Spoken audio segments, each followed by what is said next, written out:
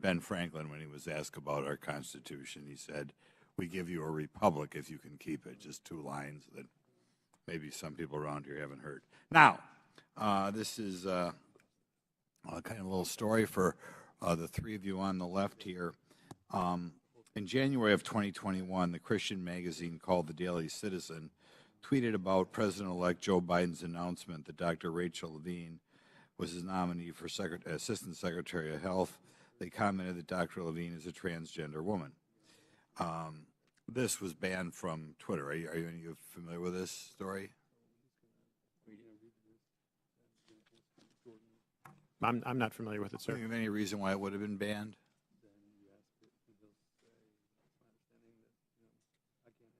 Okay.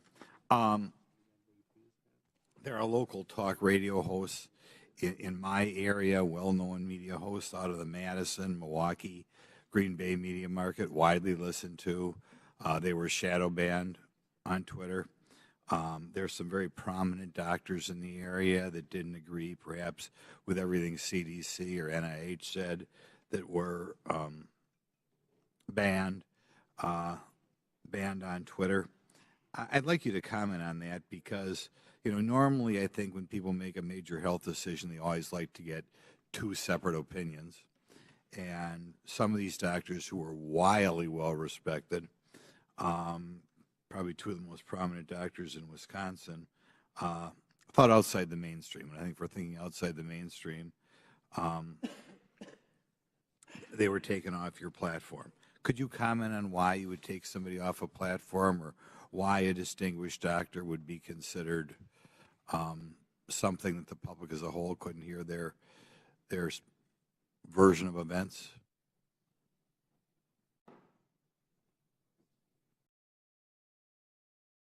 No, you're not aware that ever any doctors who commented outside the mainstream version of what was going on with COVID, going on with the vaccine, going on with treatments, that there were people who disagreed with the NIH recommendations and you took them off of Twitter? You're not familiar with that?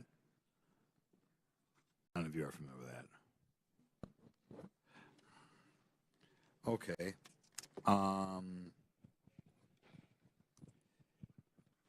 I'll yield some time to Jim Jordan then. I thank the gentleman for yielding. Mr. Baker, Mr. Roth earlier said he thought it was a waste of time for the FBI to be sending you accounts that they thought violated Twitter's terms of services and Twitter's policy. I was just curious, did you ever tell Twitter executives or FBI acquaintances that the FBI had no legitimate interest in enforcement of Twitter's policy? Sir, I'm going to give you the same answer I gave before. I think the advice that I was giving internally to folks would be covered by the attorney-client privilege. And as let me yes, stop, Mr. Baker. Although you're testified today by subpoena, you nonetheless have raised the attorney-client privilege to avoid answering this committee's question. Congress does not recognize the common law attorney-client privilege. With that, I'm going to allow Mr. Jordan to ask the question again. Well, there's been 2 questions I've asked that he's refused to answer. So let me, if I could, Mr. Chairman, I'll ask both again. I'll go back to the one asked a couple minutes ago. Top of page 2 of your testimony, you said, quote, "I did not destroy or improperly suppress any documents at Twitter regarding information important to the public dialogue." I would like to know what you're referring to that you, in your mind, properly suppressed, and when that took place, specifically if it took place during the time that the Twitter files were first being released just a few months ago. well, again, sir, as I think we've notified the committee and we've had these conversations with Twitter as well to try to resolve this issue prior to coming up here today, I don't have anything in writing that clears me in my ethical responsibilities to my former client with respect to answering questions that I think fall squarely within the attorney-client privilege. So unfortunately, I don't think I can go beyond what I've said there already, sir. Unfortunately, Mr. Baker, your assertion that the attorney-client privilege, it's overruled as to this particular question and answer. So will you please answer the question by Mr. Jordan? Point of order, Mr. Chairman. State your point. As I understand it, because we just went through this in the January 6th committee where multiple witnesses asserted attorney-client privilege, including people who weren't covered by it at all. Ultimately, that's for a court to decide. So I don't think there's anything we can do within the committee at this point, unless I'm missing something.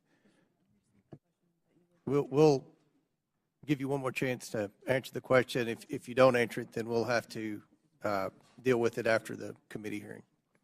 Mr. Baker, could you answer the question, I please? apologize, but I believe I have ethical responsibilities to my former client, and I don't think I can go beyond what I've said already, unfortunately. Yeah, I just said that. I just said that. All right. Mr. Baker, you did suppress documents then that, in your language, was important to the public dialogue? I'm going to give you an extra minute, Mr. Goldman. Oh, You're thank you next. very much. I'm sorry, sir. Could you repeat the question? Again, going on what your written testimony. So you did suppress documents at Twitter regarding information that was important to the public dialogue. That's a yes or no.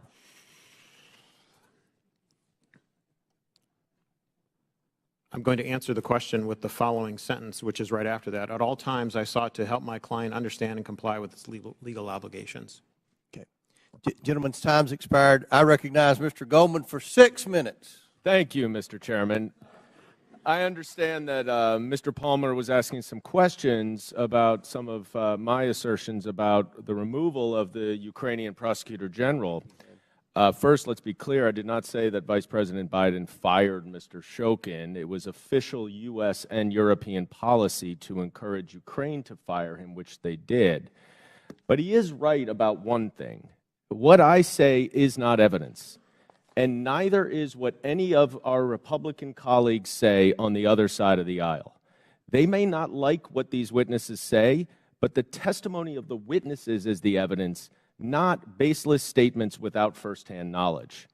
But I urge Mr. Palmer, if he wants to understand what actually happened, to read the 300-page report that we published on the first impeachment investigation. There's a lot in there about Mr. Shokin.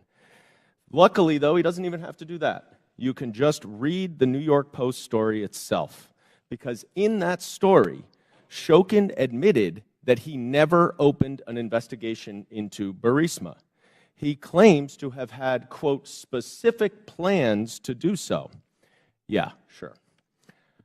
For 2 years, Rudy Giuliani had been peddling Victor Shokin's bogus story, including with agents of Russian intelligence. And Chairman Comer, if you question that, I urge you to look up Andrei Derkach. So who was the sole source of the hard drive to the New York Post? Rudy Giuliani. And for these reasons, many journalists were highly skeptical. One reporter at the New York Post itself refused to put his name on the story. Fox News' Brett Baer said, quote, "The whole thing is sketchy," unquote.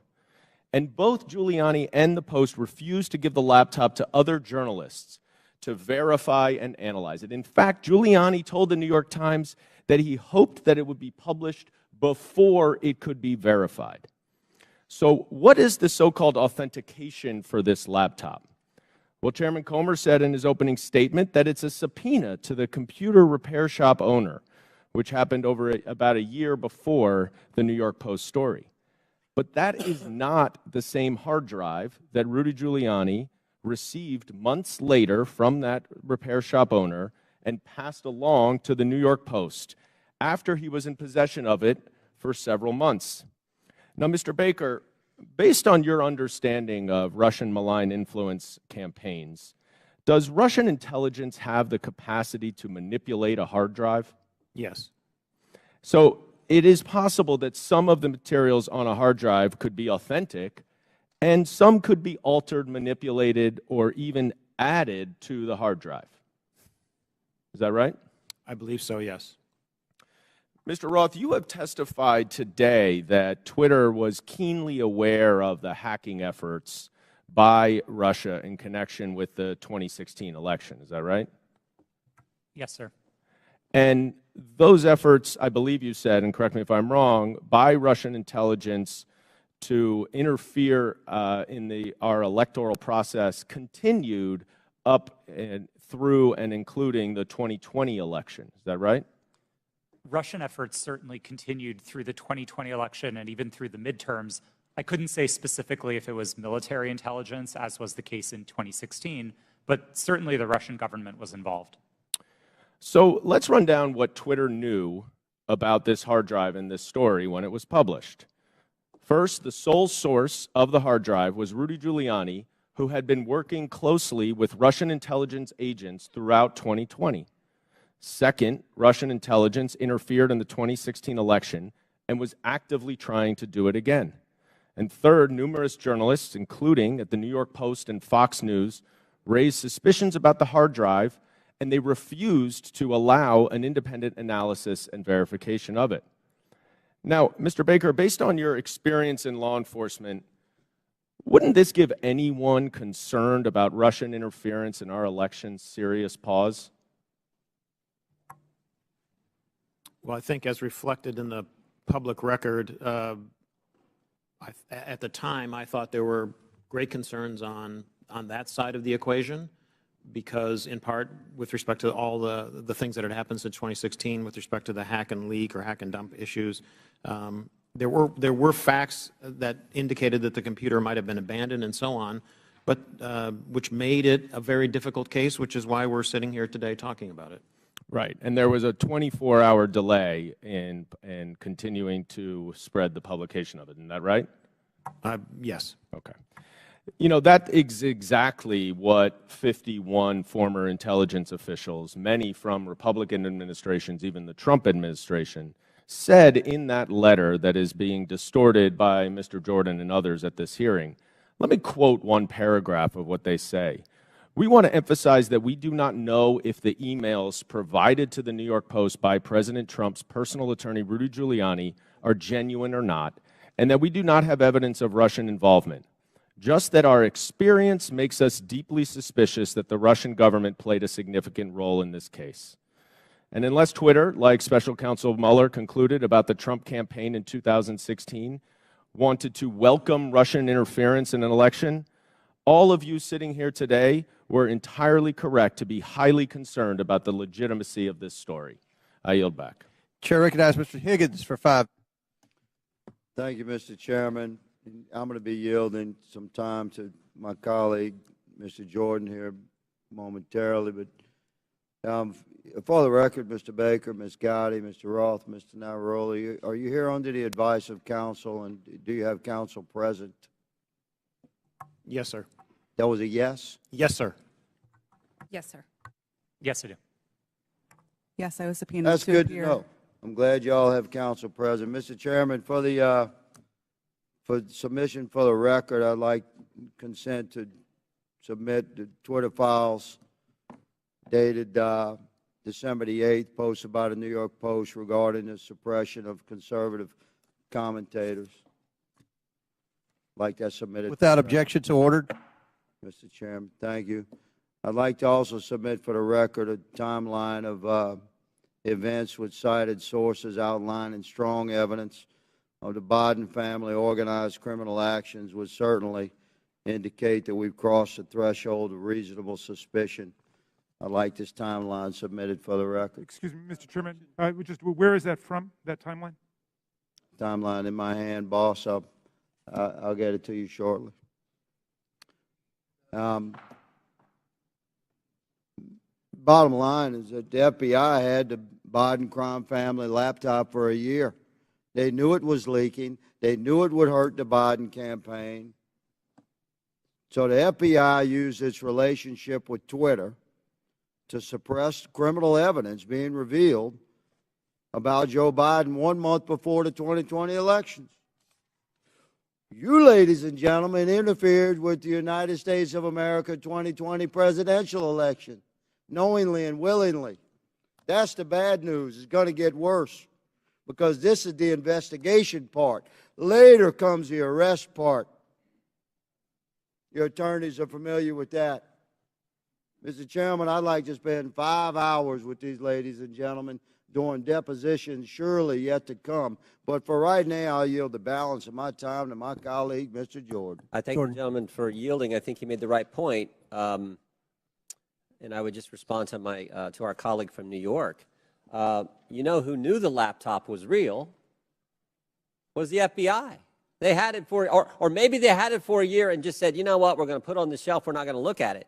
But if anyone knew it was real, it's them. That's why I asked the question, again, back to my colleague from New York, what he was talking about. That's why I asked the question earlier. I said, did anyone at the FBI or Mr. Baker know, did Mr. Baker talk to any of those 51 former intel officials who sent the letters saying this has all the classic earmarks of a Russian misinformation operation? Maybe they could have checked with the FBI because the FBI had the actual laptop in their possession. So I appreciate the gentleman from Louisiana. I think it's a great point that he made. Mr. Roth, I'm going to come back to you on something we were at a few hours ago.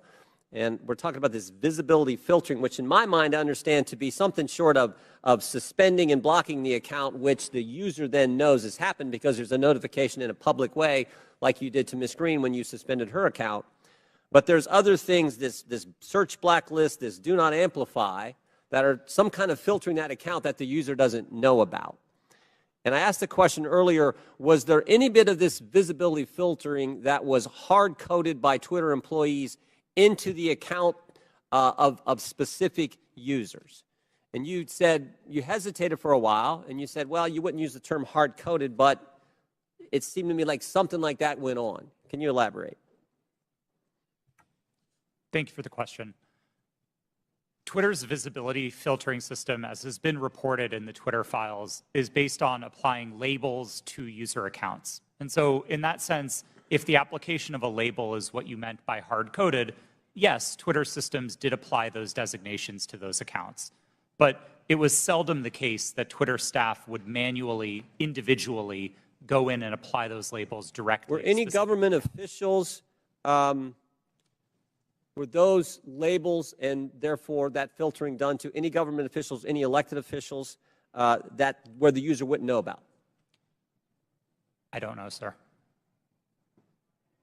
I didn't have access to my Twitter computer, to any Twitter systems to prepare me to answer that question. So I'm just talking your time there, and your experience there. Do you know if that happened? It would not surprise me to know that visibility filtering labels had been applied to the accounts of elected officials. So visibility filtered labels applied to the accounts, but the user doesn't know. Yes, it was not Twitter's practice to notify users. But you think that happened to elected officials and government officials? Again, I couldn't say for sure. I appreciate it. I yield back. Chair recognizes Mr. Mafume for 5 minutes. Well, Mr. Chairman, it's been a long morning and afternoon. And at this point in time, there's an adage that says everything that can be said has been said, except that not everyone has said it. So if you will indulge me for a few minutes, I'd just like to reflect on some observations having sat here and gone through this. And I'm hoping and praying that this is not a problem in search of a solution, because we're dedicating an awful amount of time here, and I don't want a few things to escape us. But having said that, I want to first associate myself with the remarks of Mr. Raskin, the ranking chair. His opening remarks succinctly, I think, encapsulated and put in place what many of us on this side of the aisle are feeling. And I also, as a point of personal privilege, would like to just express how many of us share the concern of the gentlewoman from South Carolina who indicated her ongoing medical condition, which she said she might have to live with the rest of her life.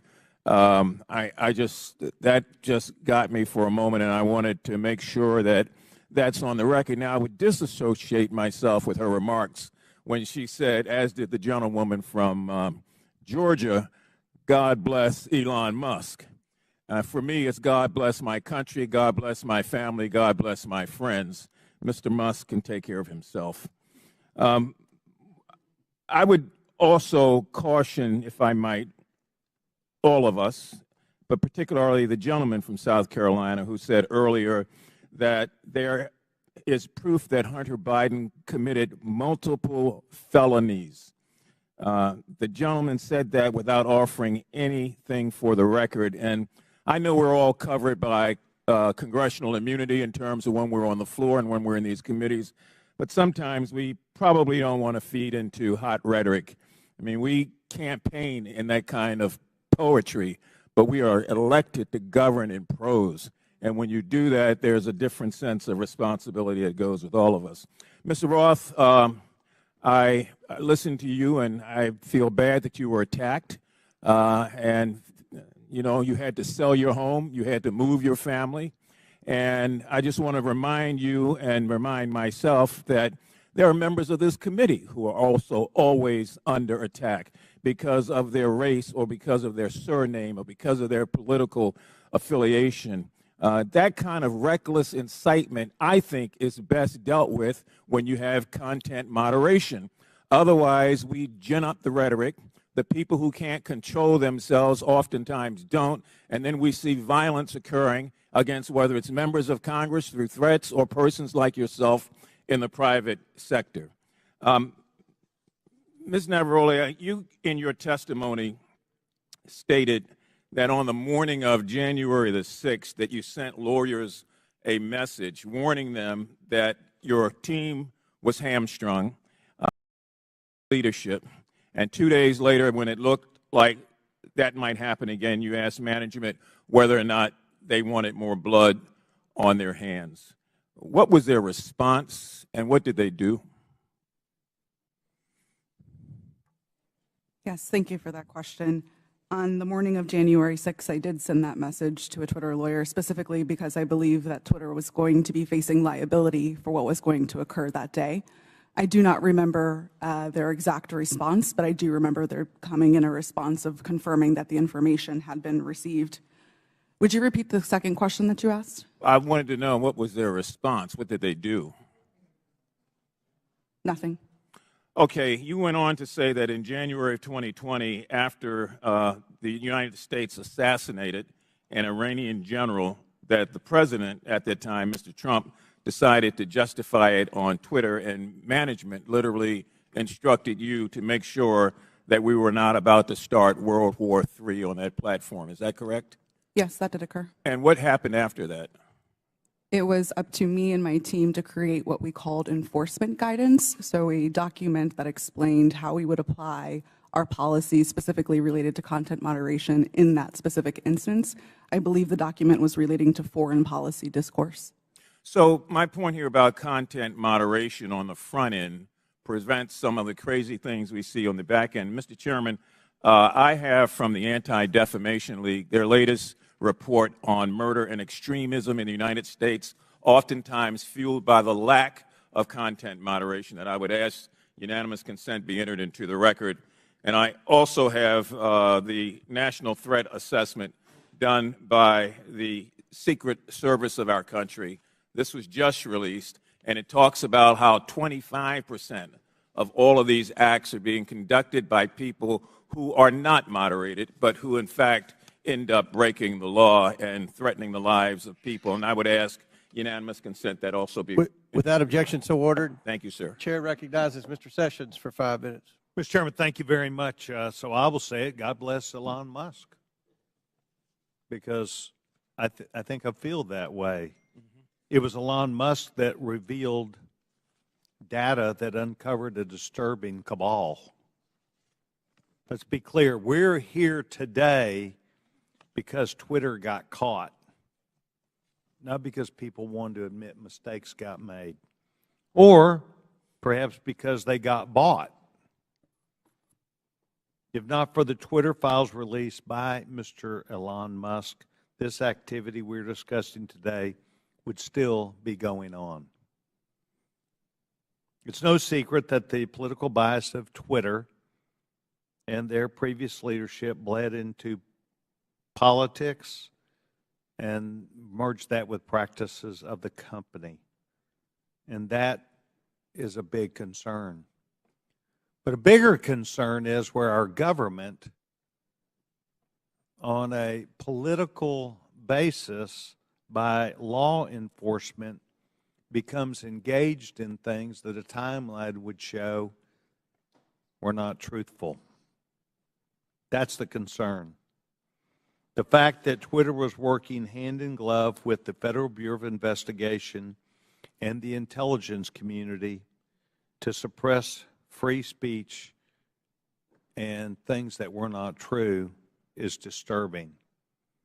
That is why we are here today. So, Mr. Roth, I would engage you, if I could, for a minute. By the way, I want to compliment all four of you. You've been here all day. This is hard to do. You've kept your cool. To the best of your ability, you're expressing honesty. I admire that. Mr. Roth, can you please tell me about the meetings with the FBI? How many? Where did they take place? How do they accomplish what they wanted? Thank you for the question. Yes, sir. Twitter met with the FBI, I would estimate, several dozen times over the course of multiple years. These meetings happened in person, in the Twitter office, in the offices of other technology companies, and at times they happened virtually. We issued press releases about these meetings. They were not happening in secret. They were not anything that the public sector or the private sector strove to hide from anybody. But in these meetings, we used it as an opportunity to discuss the shared threats of foreign malign interference, to discuss the preparations that the public and private sector were implementing, and to use that as an opportunity to make sure that we were having open channels of communication about those malign interference threats. Ms. Roth, did you at any time believe that the Bureau might not be honest about the things they knew and the information that they shared and passed to you? I would say I have a personal healthy skepticism about any type of law enforcement, but no, it was never my experience that representatives of the FBI were anything but forthright in those discussions. Do you believe that they, today, in looking back, misled you? I don't believe so, no. So you believe that the things which they told you, in looking back, are truthful even today? To the best of my recollection, yes. So the chance for FBI numerous times, dozens of times, to meet with you, did you put out information of the substance when you said you provided the public with information? Did you discuss what those meetings were about? I believe the public statements were fairly high level and talked about preparations for upcoming elections in the United States. Any internal records or meeting minutes would be on my Twitter computer, which I don't have access to. And does that reside, to the best of your knowledge, currently at Twitter? Yes, sir. I returned all Twitter property to the company when I chose to leave. Yes, and that would be a requirement, generally speaking. Yes. So you believe that the Bureau met with you, they did not mislead you, that you were as forthright as you could be to the public, and that you were playing the role that you felt like was responsible. Is that your testimony today? Yes, sir, it is. Thank you very much, Mr. Chairman. I yield back. Gentleman yields back, and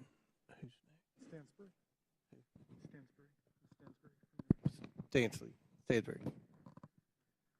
Yeah. Oh, yeah, yes. I'm sorry. Thank you, Mr. Chairman. You know, I'm beginning to feel like a little bad for the majority. Like I just feel guilty because you guys have come today to try to prove that the Biden administration in coordination with Twitter is impugning free speech. And the problem is that Donald Trump, he is just this thing that hangs around your neck. Because at every turn, he undermines whatever credibility you want to have on this subject. I mean, Donald Trump and his administration, it's been proven, reached out to Twitter to take down tweets that got under his skin, the tough guy, Donald Trump, right? He got called the B word. Let's reach out to Twitter. Let's get the tweet taken down. You guys have no credibility. You have none. Your own guy taking free speech off of Twitter. You know, I also don't understand this bipolar thing that you're doing with Joe Biden. So every day you guys tweet out, Joe Biden is boring, he's sleepy. Every day you say it on TV. Now you want to tell the American people Joe Biden is an international super mastermind along with his son Hunter.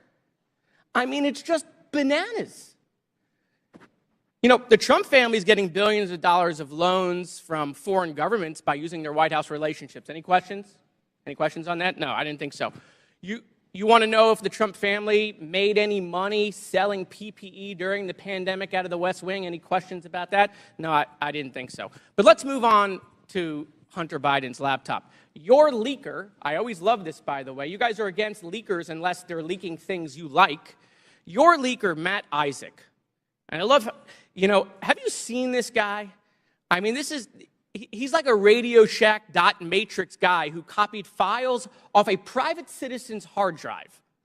Okay? That's your entire theory is based off of. But I want to use his words. This is his own words. Your guy, your leaker, the guy who gave you the information. There have been several attempts by several individuals to modify and insert fake data. I do know there has been multiple attempts over the past year and a half to insert questionable material into the laptop, to pass off information or disinformation as coming from the laptop. He continued, "This is a major concern of mine because I fought tooth and nail to protect the integrity of the drive, and to jeopardize that is going to mean everything I sacrificed will be for nothing." Your guy, your leaker, questioning the integrity of the information you guys are peddling. By the way, why isn't he here? Bring him here. Let's ask him questions. And why haven't we seen the hard drive? You guys aren't shy. Why won't you show it to the American people? Let's talk about Twitter. Let's talk about God bless Elon Musk. See these? God bless the guy who is allowing Nazis and anti-Semitism to perpetrate Twitter. There's been a 66% increase of anti-Semitism on Twitter since Elon Musk set it free. Mr. Chairman, I agree with you. It's not fair to say all conservatives are Nazis. That's preposterous. That's not true. But your Lord and Savior Donald Trump is having tea and dinner with them at Mar-a-Lago. Nick Fuentes right here, who is a picture that is tweeted at me all the time saying Jews are a virus in response to my tweets. Donald Trump's having dinner with him. Nazis at Mar-a-Lago. And so, no, not all Republicans are Nazis, but I got to tell you, Nazis seem really comfortable with Donald Trump. So I have questions about that, Mr. Chairman. Why is that? Why do I get these tweets? Let's talk about Kanye West, right? The chairman of the Judiciary Committee for 3 months praising Kanye West. We love Kanye, right?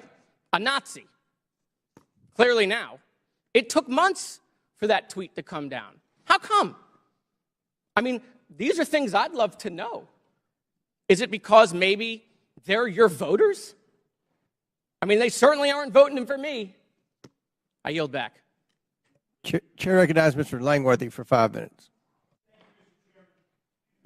The Twitter files revealed the unrestricted power and censorship regularly exercised by the three witnesses in front of us today, Mr. Roth, Ms. Gaddy, and Mr. Baker. Now, Ms. Navaroli, in your opening, you stated that too few people and companies have too much power. Well, I think you're right. The witnesses here today, they had too much power at Twitter. And they tried to play the role of God as they interfered with the natural right of the people to a free and fair election. Twitter knowingly suspended the New York Post's account, one of the most reliable conservative voices in the country, in fear that an honest story would swing the most divisive election in American history into the hands of their enemy, former President Donald Trump. Now, Mr. Roth, You were part of the secretive SIP-PES censorship team at Twitter, correct? No, sir, I'm not sure what that refers to. Mr. Roth, the Twitter files revealed that you rarely adhered to company policy in making your censorship decisions. One reporter from the Twitter files called your group a, quote, high-speed Supreme Court of moderation, issuing content rulings on the fly, often in minutes, based on guesses, gut calls, and even Google searches in cases even involving the president. Do you recall making decisions in this manner? No, I do not. Can you explain the process for these quick decisions? Thank you for the question. I think the core of content moderation, whether it's fast or slow, begins with a written set of rules and policies, and that was the primary responsibility of my group at Twitter. It wasn't about making a one-off decision in the moment. It was about having a written and codified set of, well, laws for the platform that we followed in each instance. In the vast majority of cases, content moderation decisions were not made by me or by another executive or even by a member of my direct team. They were made by hundreds of content moderators enforcing those rules again and again and again. The situations in which decisions would be escalated to senior executives were few and far between and largely related to the really hard gray area calls. So, Mr. Roth, as part of the, quote, Supreme Court of moderation at Twitter, did you have the final call over political censorship decisions? No, sir, I did not. Then who had the final call on these decisions? There was a team of people, some of whom represented on this panel today, others not, who were involved in trying to make these decisions. But a portrayal that any one person held sort of supreme or ultimate authority over these decisions would misrepresent what the process was. So your team labeled high-profile accounts as VITs, standing for very important tweeters. What was the threshold for being labeled as a VIT? That's an excellent question for which there is not a consistent answer. I don't think Twitter was particularly well put together on that definition. So was the New York Post labeled a VIT? I believe the New York Post's account is verified, and verification conferred some of that status of being a VIT. But again, the definitions here are a little squishy. Now, is it true that the Twitter comms director, Trenton Kennedy, said in regard to the Post story, I'm struggling to understand the policy basis for marking this unsafe? Yes, it's my understanding that Mr. Kennedy said that. Was the New York Post story regarding Hunter Biden's laptop marked unsafe regardless of uncertainty? It is true that Twitter marked links to that story as unsafe in a number of our systems, which resulted in restricting people's ability to tweet it. That was the decision that Twitter reversed 24 hours later. Well, it's clear from this panel that too few people had too much power. The New York Post Twitter account was suspended in an attempt by Democrats and big tech to go ahead and play God and interfere in a natural, free, and fair election and the free flow of information in this country. The censorship is unbounded. The New York Post has been a reliable source for decades, including their coverage of the nursing home scandals in New York during the pandemic. Now that you and many others are gone from the company, there is hope that this platform will once again be a place where voices can be heard and respected, and it can return to be a town hall for all points of view, no matter if you agree with them or not, sir, and that our elections will never again be controlled by big tech. I yield back. Gentleman yield? Will the gentleman yield to Jordan? Mr. Jordan. Okay, thank you. Mr. Roth, in Missouri v. Biden, your declaration to the FEC, you said, I also learned in these meetings with the government that a hack and leak operation would involve Hunter Biden. Mr. Chan has testified in his deposition in that same case. In my estimation, we never discussed Hunter Biden specifically with Twitter. Who told you about Hunter Biden in these meetings? Gentleman's time has expired, but please answer the question. My recollection is that a representative of another tech company may have mentioned it, but those meetings were several years ago. I truly don't recall. Okay. Chair recognizes Ms. Stansberry for 5 minutes. Thank you, Mr. Chairman. And I want to just start this afternoon by thanking our panelists who have been sitting here all afternoon, and many of the members of the public who are with us. I see a lot of tired faces out there, and I want to thank you all for spending your day with us. But I also want to start out by asking, what are we doing here in this committee today? Why are we here? Why is this committee devoting a day-long hearing to a political conspiracy theory that was planted in the media by Rudy Giuliani to support Donald Trump's reelection campaign? Of all the topics we could be focused on in this committee to support the American people, how people are going to put food on their table at the end of the day, how we're going to address the economy, how we're going to address critical issues that are on people's minds every day, we are devoting an entire day to this conspiracy theory involving Twitter.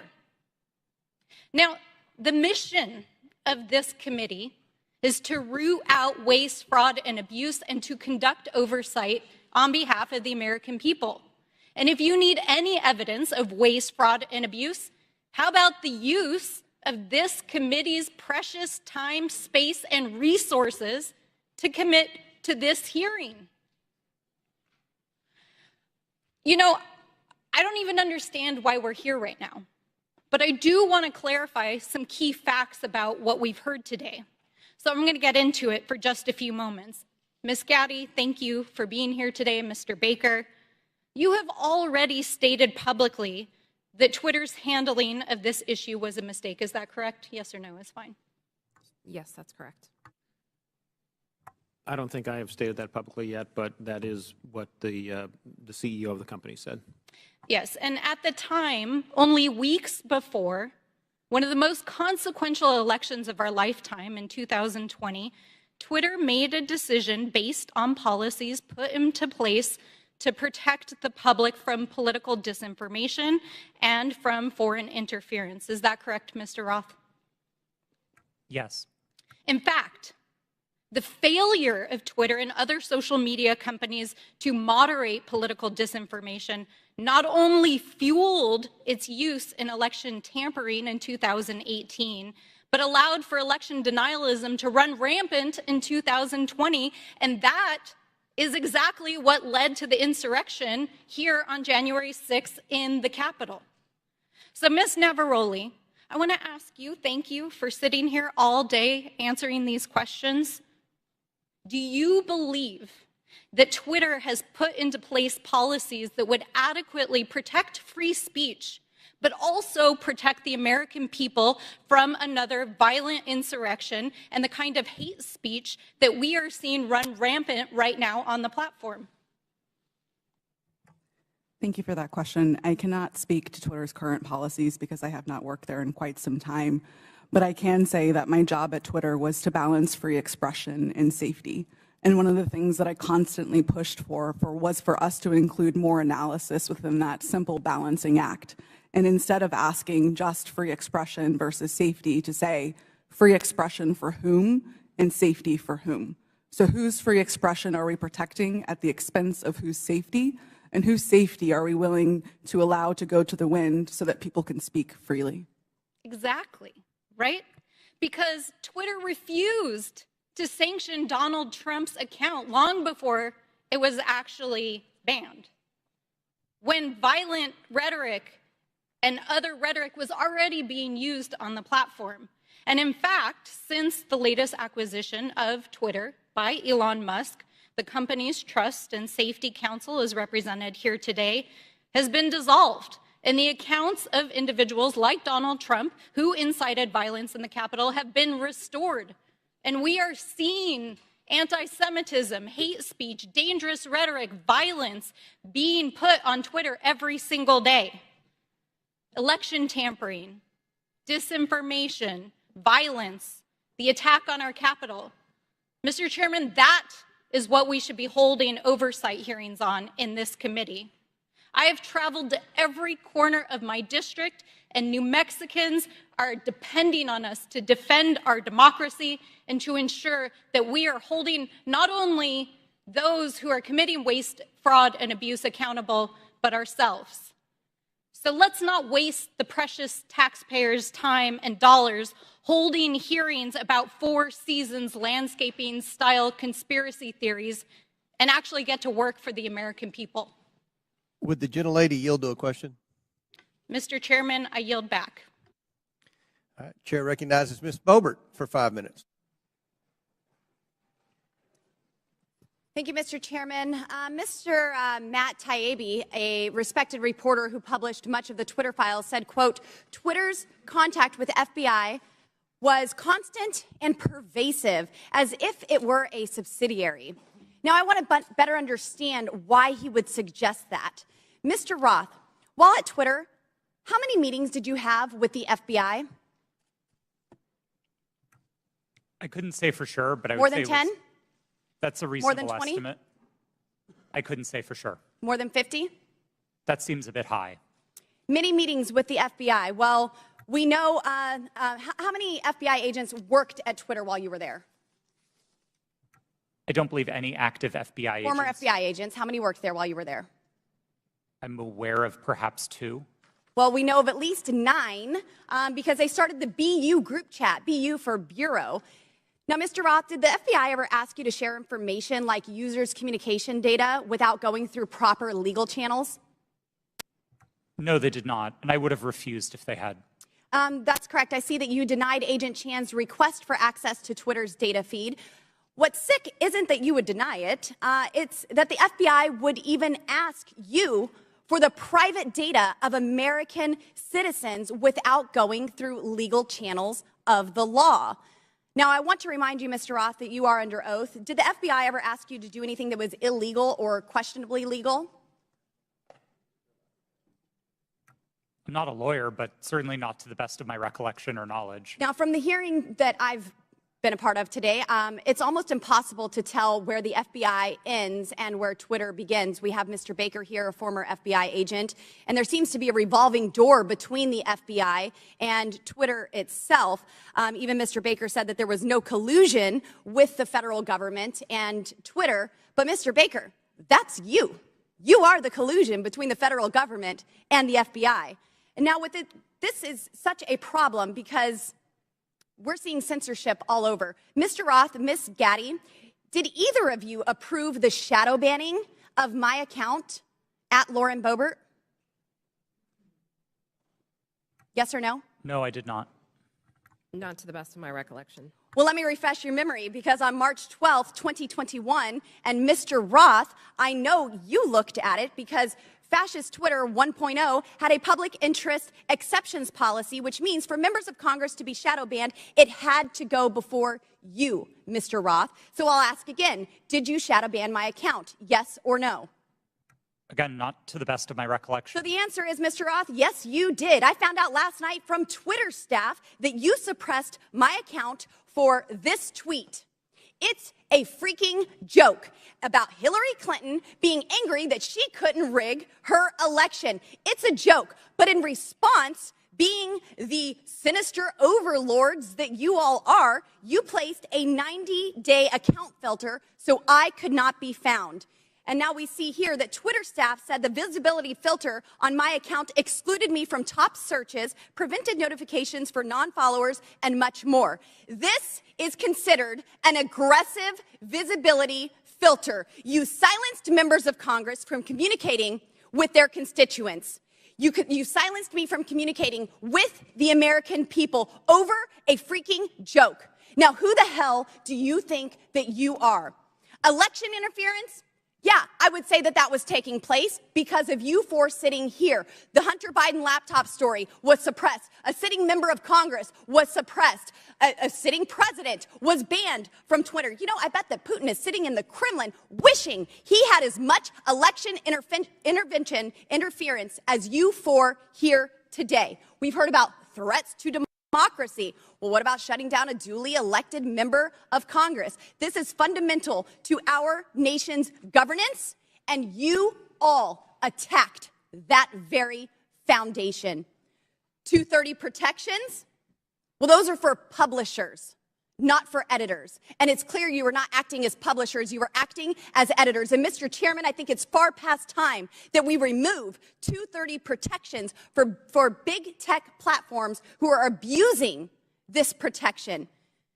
And let me just say, I'm not angry for myself. I'm not angry because I was silenced. I can reach out to Elon and to his staff, and I can see what's happened. And I can sit here today and hold you all in account.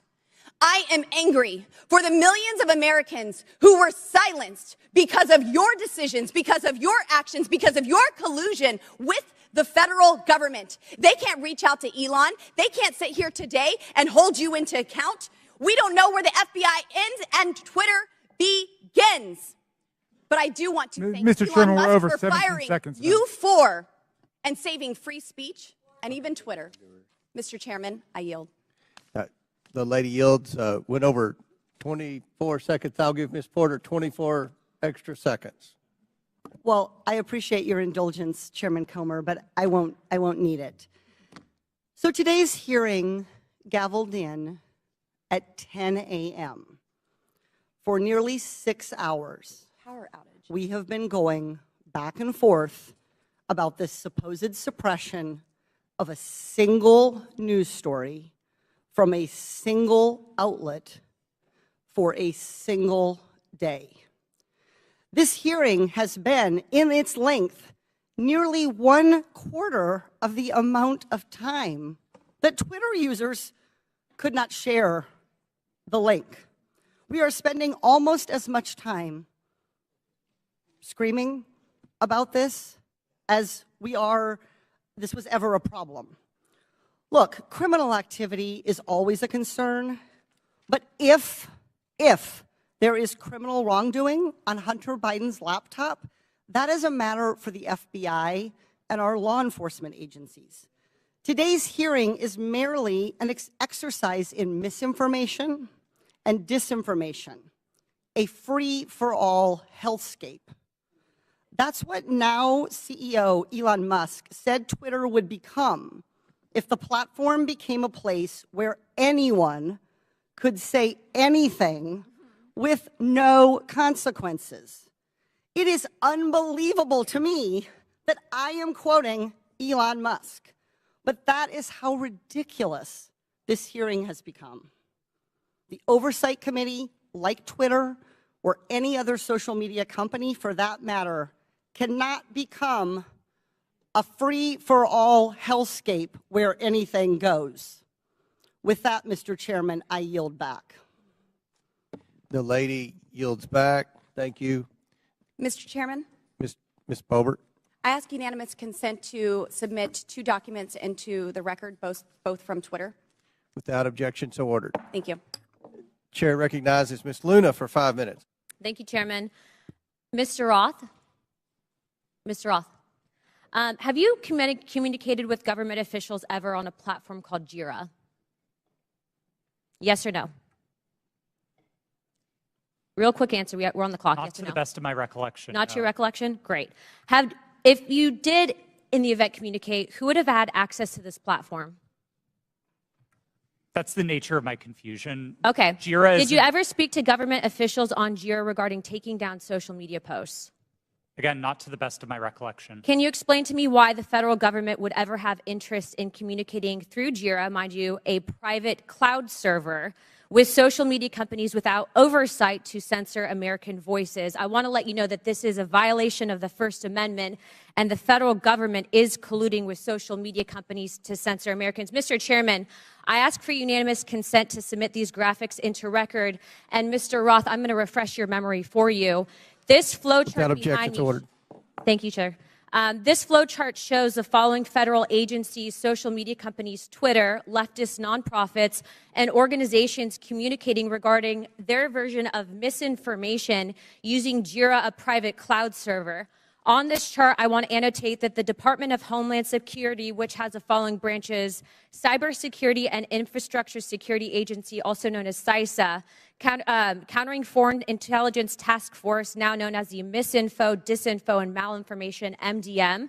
This was, again, used against the American people. The Election Partnership Institute, or Election Integrity Partnership, EIP, which includes the following: Stanford Internet Observatory, University of Washington Center for Informed Public, Graphica, and Atlantic Council's Digital Forensic Research Lab, and potentially, according to what we found on the final report by EIP, the DNC. The Center for Internet Security, CIS, a nonprofit funded by DHS, the National Association of Secretaries of State, also known as NASS, and the National Association of State Election Directors, NASED, and in this case, because there are other social media companies involved, Twitter. What do all of these groups, though, have in common? And I'm going to, again, refresh your memory. They were all communicating on a private cloud server known as Jira. Now, the screenshot behind me, which is an example of one of thousands, shows on November 3rd, 2020, that you, Mr. Roth, a Twitter employee, were exchanging communications on Jira, a private cloud server, with CISA, NASS, NASED, and Alex Stamos, who now works at Stanford and is a former security officer at Facebook, to remove a posting. Do you now remember communicating on a private cloud server to remove a posting? Yes or no? I wouldn't agree with the characterization. I don't care if you agree. This is your stuff. Yes or no, did you communicate with a private entity, the government agency, on a private cloud server, yes or no? The question was if I Yes or no? Yeah, I'm on time. Yes or no? Ma'am, I don't believe I can give you a yes or no. Well, I'm going to tell you right now that you did, and we have proof of it. This, ladies and gentlemen, is joint action between the federal government and a private company to censor and violate the First Amendment. This is also known, and I'm so glad that there's many attorneys on this panel, joint state actors. It's highly illegal. You are all engaged in this action, and I want you to know that you will be all held accountable.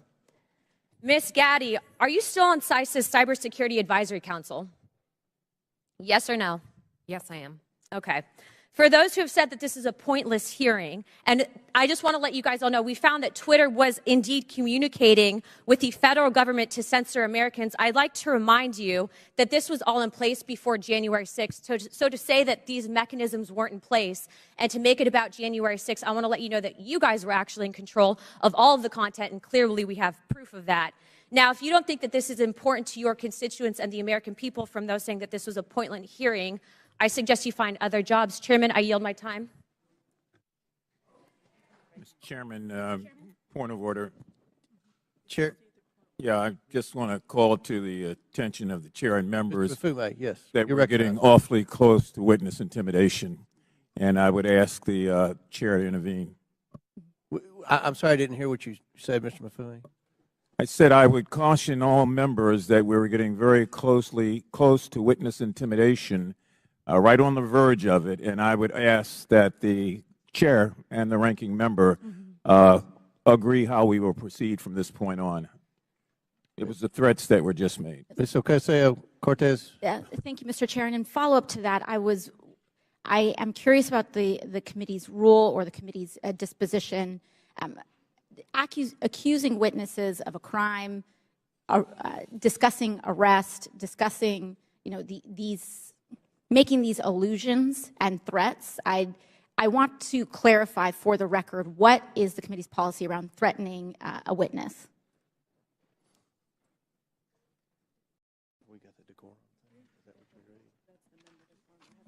We have the member decorum. Do we have a witness decorum?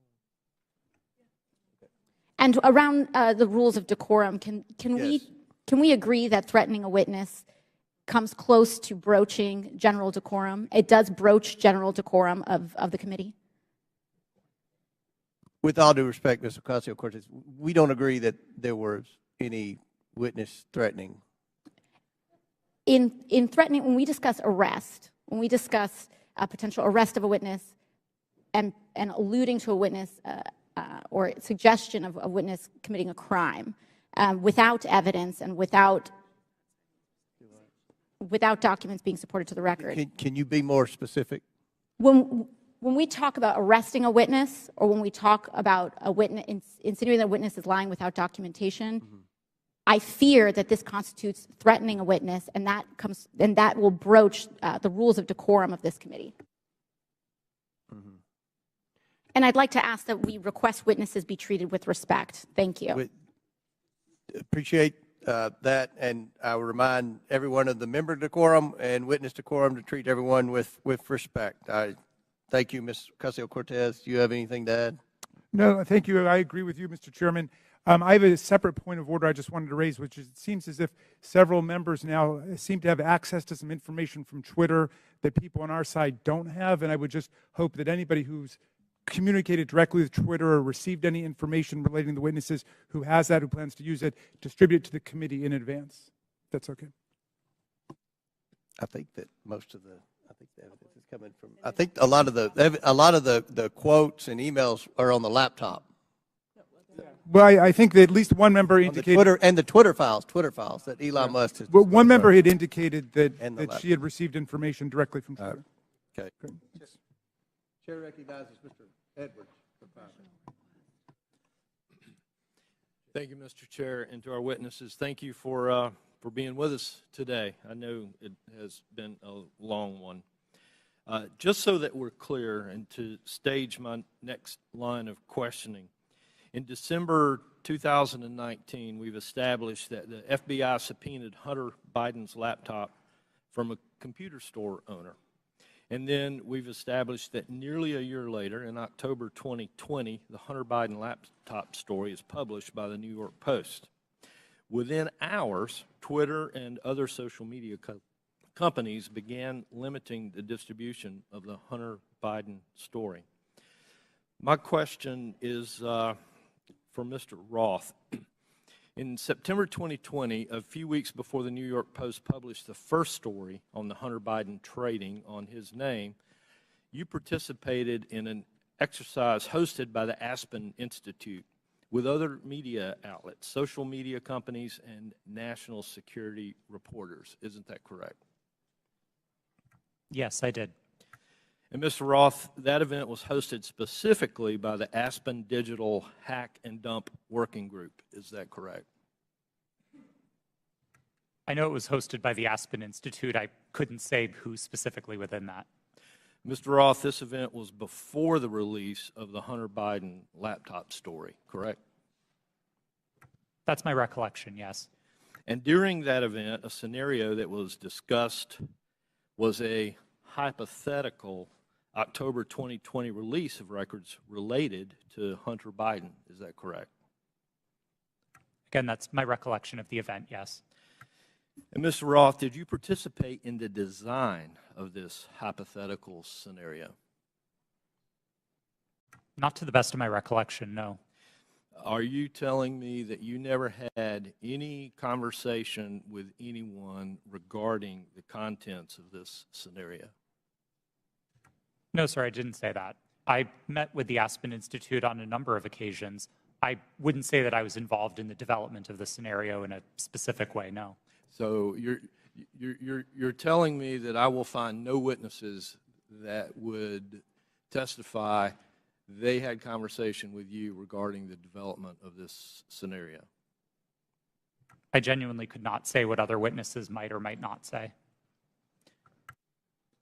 Why was Hunter Biden chosen as the subject of this scenario just weeks before the October 14th, 2020 publication of the first Hunter Biden story?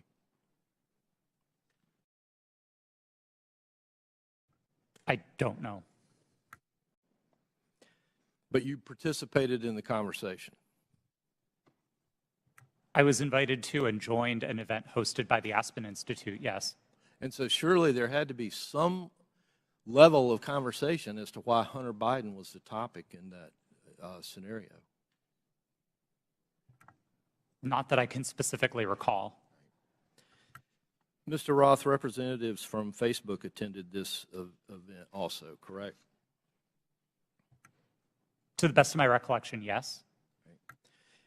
And Mr. Roth, the FBI had Hunter Biden's laptop nearly a year before it was uncovered by the New York Post and before the Aspen Institute event.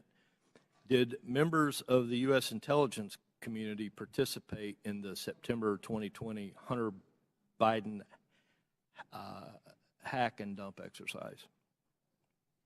I don't recall. Mr. Roth, I'd like to point you to a sworn statement that you previously made. I believe this was to the FEC.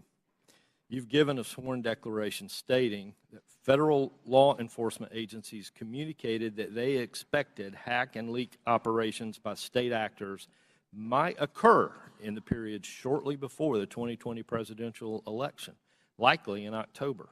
Is this your statement? Yes, it was. And Mr. Roth, you said since 2018 you had been meeting with the Office of the Director of National Intelligence, the Department of Homeland Security, the FBI, and industry peers regarding election security, correct? Yes, sir. And Mr. Roth, you were told there would likely be a hack and leak operation occurring in October. Is that correct? I believe the FBI has objected to the word likely or expected, but we certainly discussed that possibility with them. All right. Thank you. Mr. Chair, I yield back. Gentleman yields back. Chair recognizes Ms. Bush for 5 minutes.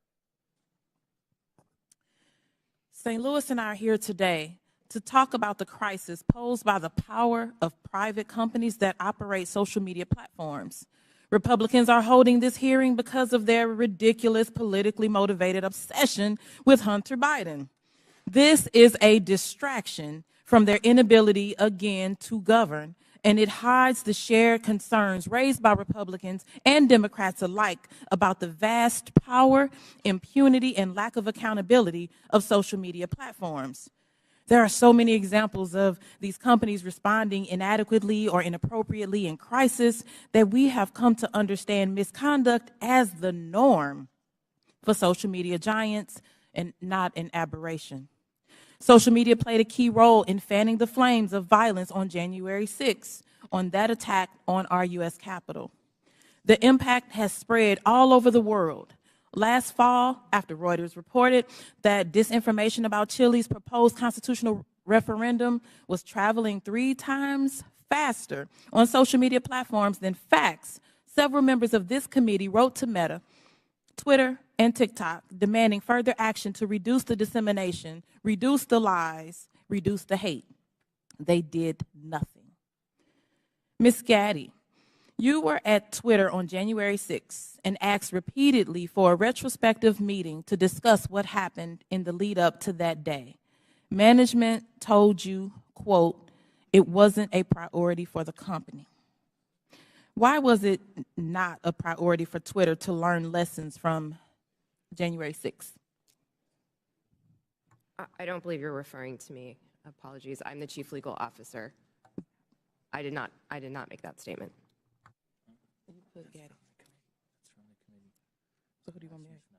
Okay, Ms. Navaroli. Would you mind repeating the question? Sure. On January 6th, you were at Twitter and asked repeatedly for a retrospective meeting to discuss what happened in the lead up to that day. Management told you, quote, it wasn't a priority for that company. Why was it not a priority for Twitter to learn the lessons from January 6th? I can't speak to leadership's motivations or why it would not have been a priority for them. What I can say is myself and individual members of my team repeatedly asked that we do a retrospective to understand not just what happened on January 6th, but leading into January 8th and the permanent suspension of the president. What can you say is Twitter's top priority? I can't speak to Twitter's top priority at this moment. I can say that, again, my team's responsibility was to balance free expression and safety and to ensure the safety and lack of harm for people on the ground. Thank you. Twitter's top priority seems to be to maximize its profit. The people on this panel were among the top experts moderating content for equity and safety at Twitter, and your concerns were consistently steamrolled by executives pursuing profit. We know this situation must change, but I would argue that the structure of these corporations ensures this malpractice will continue. These social media companies have shown themselves unfit to maintain a digital public square with almost universal usage and vast power. Their purpose is not to facilitate healthy, fact-based discourse. It is to aggressively pursue profit for their billionaire executives and shareholders. Even when they make a good decision about removing a post or a user, it is only to make a profit. This existential problem will not be solved by asking these for-profit corporations to tweak their approach around the edges. We need to re-envision what the internet can be. Digital platforms, including social media, are here to stay, but we need to make sure that they operate for the public good and not the private interests. We need to invest in better alternatives to big tech, and we need to establish public ownership and control to ensure these platforms serve everyone fairly. Thank you, and I yield back. Chair recognizes Mr. Perry for 5 minutes. Thank the chairman. I thank the witnesses. It's been a long day. Mr. Roth, going back to your statement Mr. Edwards talked about, I want to just kind of revisit that a little bit, where it was communicated to you, at least per your statement, by the FBI that there was expected hack and dump or hack and leak operations, and that they would occur before the election, and that these, at the bottom here, the meetings that were rumored, and those meetings were rumored that the hack and leak operation would involve Hunter Biden. Subsequent to that, well, first of all, who told you that? Was that, did you get that? Can you tell us where you got that information, if you know? The subject of a possible hack and leak was raised by a number of representatives of the FBI. Was one of them Mr. Chan? Elvis Chan?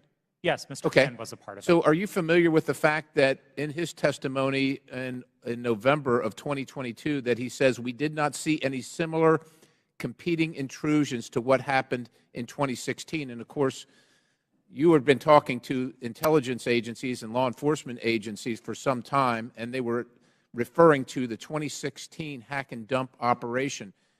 Are you familiar that he said that subsequent to you saying this? They didn't have any evidence? I was not aware of Okay, Mr. that's Chan's fair. deposition. That's fair. No. Did they ever give you any evidence of the hack and dump operation that happened in 2016? And what I think I'm referring to is the allegation that the Clinton campaign, the DNC server was hacked, and that information was spread about through WikiLeaks or other information channels. Did they ever give you any evidence of that occurrence during these discussions? That information was made public by the intelligence community in the Mueller report and by the Senate Intelligence. Yeah, evidence. Did they ever give you evidence? Because as far as we know, CrowdStrike looked at the servers. Did the FBI ever look at the servers from the DNC, to your knowledge? I think that would be a question better directed at the Fair FBI. enough, but the point is you never saw any evidence, right? You're just taking it on, and I'm not blaming you, because a lot of people want to believe the FBI. I've always wanted to believe the FBI. The question is, did they ever give you any evidence to believe that? Because they're making the case. They're making the case that there's a hack and leak operation coming, and it's going to be about Hunter Biden right before the election. Did they ever give you any evidence? It didn't come up. Okay, yeah, I didn't figure it did. And then you all set up a secret channel between Twitter and the FBI. Who did that from the FBI? Was that Roth? Or you're Roth. Was that Elvis? I'm sorry. Mr. Chan was a part of that work, yes. Yes, he was part of that. And so you set up, and you actually set up a war room as well, right? I believe the FBI operated a war Okay, room. fair enough. I didn't And you join it. participated in that? No, sir, I did not. You did not. Did Twitter participate in it? I believe Twitter may have sent a representative. Okay, fair enough. And then you did this table talk exercise about Hunter Biden and about a leak about Hunter Biden that would come out right before the election, essentially 10 days, and that happened in September, right before the election. And you participated in that, right? Yes, I did. Who facilitated that exercise? I know the Aspen Institute, but who facilitated the exercise proper? Was anybody from a government agency facilitating any part of that? Were they involved in the discussions during the exercise? No, I don't believe so, no. So they were just spectators? I wasn't aware that they were spectators either, but I don't recall exactly who was there. I know you don't recall who was there. Then who facilitated it? Do you recall that? My recollection is that the event was facilitated by Garrett Graff, who was a member of the Aspen Institute and Aspen Digital. All right. Do you find it odd now, after the fact, and I know you've already testified here, that you don't see, to Mr. Sessions, that you didn't see that you were misled or potentially duped. It sure seems highly coincidental. Would you agree? It at least seems highly coincidental. Knowing that the FBI had the laptop, that the FBI set up the war room and the channel and told you, per your statement, that this was going to happen, do you find it highly coincidental that it actually happened and it was Hunter Biden at all? I want to be clear that my statement to the FEC does not suggest that the FBI told me it would involve Hunter Biden. That's a popular reading of that declaration, but it was not my intent. I think there is a coincidence there, and I really can't speak as to how that came about. Yeah, it's really coincidental. One last question. Did the CIA or the other governmental agency ever ask Twitter to look at something that violated Twitter's policy? I don't recall specific outreach by the CIA specifically. Other government agency is what it was called in the Twitter files. Yes, Twitter regularly received reports from government requesting review under our rules. So the other government agency, that one, did they ever request information regarding violations of Twitter's policies? The CIA. Gentlemen, time's expired, but please answer the question. I thank the chairman. Again, I don't recall specific contact from the CIA, no. Okay. Chair recognizes Mr. Burleson for 5 minutes. Thank you, Mr. Chairman. I've sat here listening. I'm glad to be last in rank. I get to listen to all the testimony. And what's become clear to me, there are a few things, and that is that the censorship efforts of the big tech, the intelligence community, and the media were all working in concert to affect the 2020 election. I find it unbelievably ironic, and I hope others do too, see the irony that people who were so concerned and hell-bent and worried about the interference of outside groups on the 2016 election became willing participants to interfere in the following presidential election. These three groups worked together, and it's clear, worked hand in hand to hide the truth from the American people. The fact that the FBI had the Hunter Biden laptop, heck, it was in their possession for a year before the election, is appalling. But that didn't stop them from spreading a lie and a bogus claim about it being Russian interference again. And you know, it's clear to me why they reached out to you, because they knew you would buy the lie. They knew that an organization with 99% of its employees donating to Democratic candidates and efforts would absolutely not look at any information with a jaundiced eye. You would take it as the gospel truth. And so they knew that, because it was clear from your tweets before that you have an opinion about the president, you have an opinion about the Republican Party. And so when all of that leading up to the October 14, 2020, when the New York Post published its story, everything was already in place. So, Mr. Roth, my question to you is, when 51 intelligence officials told us that the Hunter Biden laptop was Russian disinformation, the Democrats, the mainstream media, the president, all repeated this lie. Now that you know what you know years later, do you still believe that the Hunter Biden laptop is not real? Or do you believe it's real? Sir, I never held that belief. Do you believe that the story is Russian disinformation?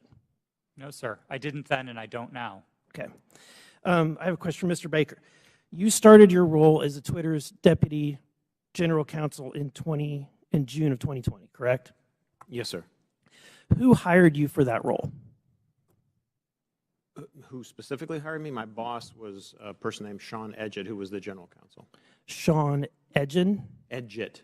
Edgett. E-G-E-T-T. And that's who you interviewed with? I interviewed with numerous people, but Sean was my boss. Anyone that comes to mind outside of Sean? Ms. Gotti I interviewed with. You're saying other people that I interviewed with at Twitter? But ultimately, the hiring agent was Sean Edgett. I'm not sure exactly who made the decision, to be frank with you, but Sean was my boss. Okay. My next question is, when you were fired from Twitter in December of 2022, after the release of the first installment of the Twitter files, did you destroy any internal communications related to that first batch of the Twitter files? As I said in my testimony, I didn't destroy any documents, period. What reason were you fired? You'll have to ask Mr. Musk about that. That was not given. You were not given any information. He made a public statement about it in a tweet, but I think you would have to ask him for the precise reason. Okay, thank you. Back to Mr. Roth. Is it true that Twitter whitelisted accounts for the Department of Defense to spread propaganda about its efforts in the Middle East? Did they give you a list of accounts that were fake accounts and asked you to whitelist those accounts? That request was made of Twitter. To be clear, when I found out about that activity, I was appalled by it. I undid the action, and my team exposed activity originating from the Department of Defense's campaign publicly. We've shared that data with the world, and research about it has been published. Was that only in efforts against foreign entities, or were there any efforts against citizens of the United States? I think the nature of public social media activity means that anybody might have seen it, but my understanding was the activity was predominantly focused outside of the United States. Okay, thank you. And Mr. Chairman, I want to just say thank you for this hearing. I would hope that we would be asking for documents in communications, whether it's on personal devices or private devices, between these individuals and government officials. So noted. Very good. Thank you. Chair recognizes Ms. McClain for 5 minutes. Thank you, Mr. Chairman, and thank you all for being here today. It is a long day. I'm going to try and make this quick and easy. Mr. Roth, part of your job at Twitter dealt with assessing dis and misinformation, correct? Yes. Here today. It is a long day. I'm going to try and make this quick and easy. Mr. Roth, part of your job at Twitter dealt with assessing dis and misinformation, correct? Yes. Wonderful. How did you determine what disinformation and misinformation was? What's your criteria for making that decision? Twitter had established policies covering each of those areas, and I'll take them in turn. We used the term we actually generally didn't use the term disinformation, but we focused on platform manipulation. So behaviors like running inauthentic accounts out of a Russian troll farm, we would address as the behaviors that they are, and we would look for technical signs of that type of manipulation, and we would remove those accounts. So technical, it was all technical? On that side of things, yes. Okay. When it comes to misinformation, which broadly is a question of the content of tweets, Twitter would establish written policies. Which was? I'm sorry? Which was? Which policies did Twitter maintain? Yeah. I mean, I think what the problem with America is we have one set of rules for this team and another set of rules for this team. So we're trying to look at what is the equal playing field. I'm under the assumption that when we use disinformation and we use criteria, the criteria is the same for both sides. So I'm trying to figure out what is the criteria that you had in place to determine which information was misinformation, and did you apply that equitably, inclusively, so to speak, to all sides? So what is the criteria? Thank you for the question. We used a three-part test across all of our misinformation policies. Okay. The first is whether the tweet advances a claim of fact stated definitively. Not an opinion, not a viewpoint, but a claim of fact stated definitively. Okay. The second part of that test is whether the claim of fact is provably false. Not iffy, not maybe, not gray area, definitely provably by multiple expert sources false. And then finally, and this is a really important part, we looked for evidence that those claims of fact could cause harm. So if a tweet met all three parts of that test, that it's a claim of fact, that it's provably false, and that it's dangerous, Twitter might intervene under its policies. No part of that test is viewpoint-based. And in your opinion, was that applied to all tweets? No. Thank you. Mr. Roth, you're familiar with the reports that the Biden administration was considering establishing a disinformation governance board under the Department of Homeland Security. I am aware of public reporting about that, yes. Thank you. And that board was never established, correct? That's my understanding. That is correct. It seems to me that the federal government had far more powerful disinformation governance board in its relationship with Twitter. Again, Mr. Roth, question: how often were you meeting with people from the federal government while you were at Twitter? Weekly, daily, monthly? I would estimate somewhere between weekly and monthly. Okay. And were you aware that Mr. Baker was also taking these meetings with the federal government as well? I was not aware of Mr. Baker's calendar, no. So you had no idea that he was meeting, there was no you just worked in silos? I mean, Mr. Baker and I were in some of the same meetings together, but no, I did not know the ins and outs of what he was doing. Okay. What did you understand Mr. Baker's role to be at Twitter besides offering general legal advice? Mr. Baker supervised the primary legal team that advised the trust and safety team. He was the supervisor of the attorneys who advised my team. Okay. And how about Ms. Gaddy's role at Twitter besides offering general legal advice? For the final, I believe, year and a half of my tenure at Twitter, Ms. Gaddy was my direct supervisor. Oh, okay. What was her role? Just to supervise you, to make sure you followed those 3 claims? Ms. Gaddy supervised what my team's goals and objectives were. She made sure I was doing my job. She made sure that if there was conflict in the workplace, she guided me on how to address that. She did the job of a manager. Okay. And she oversaw you and the trust to make sure that your 3 claims of fact, provable, false, and would cause harm, she oversaw that?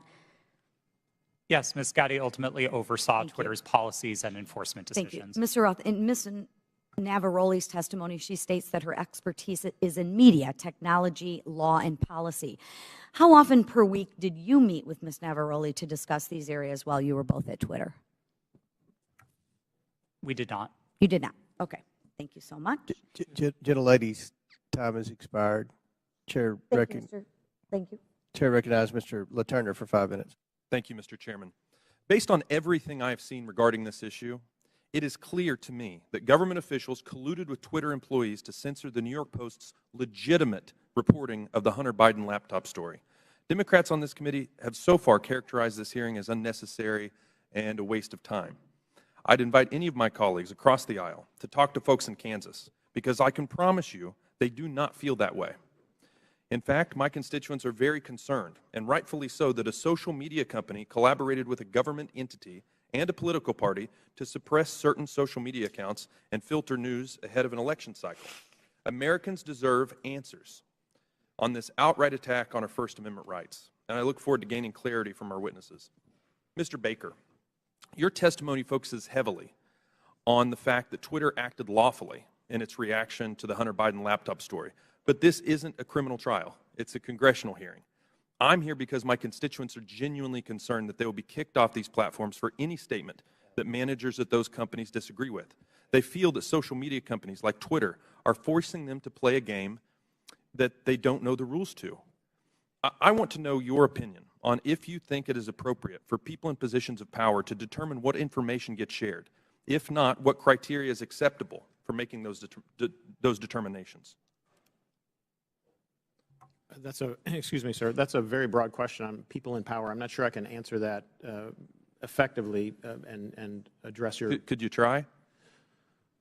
Well, I mean, the Congress is in power. Congress is restricted by the Constitution of the United States. Congress passes laws. Those laws impact how, for example, private sector actors exercise their power or spend their money, that type of thing.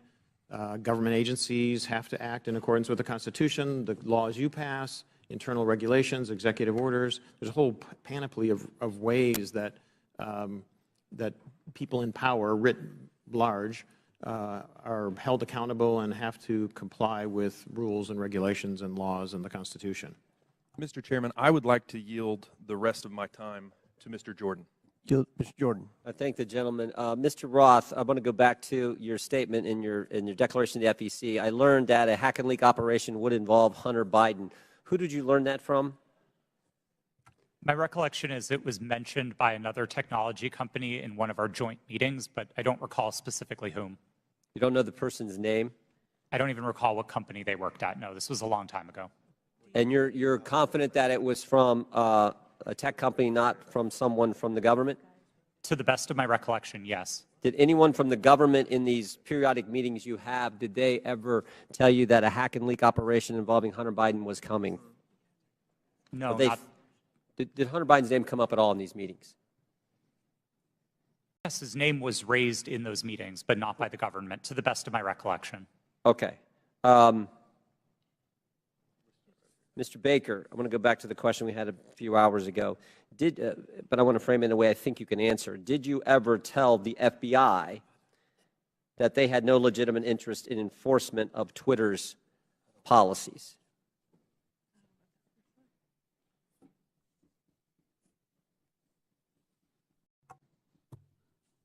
I don't think I understand. I think I understand the question. I don't recall ever having such a conversation with the FBI. Okay. Did you think there was a problem with the FBI sending you a list of names and accounts and saying, hey, these violate your policies? Did you see that as as some kind of potential concern? I was always concerned that the FBI adhered to the Constitution and laws of the United States, period. And you didn't think that crossed the line?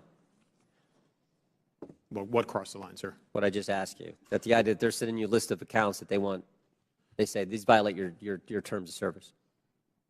Again, I'm making sure that I can answer the question.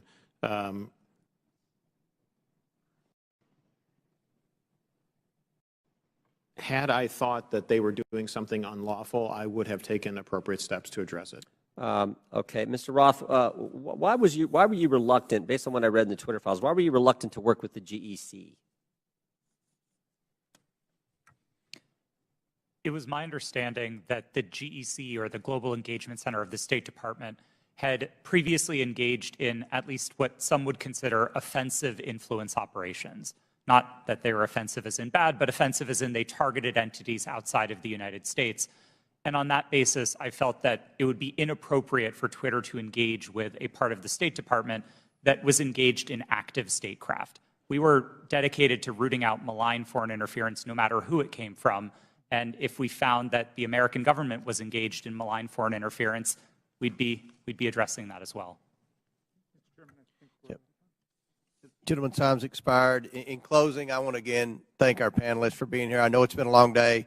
We apologize for the electricity going out. That's never happened in my 6 years in Congress. But before we close, the ranking member and I are going to have very brief closing statements. I yield to the ranking member.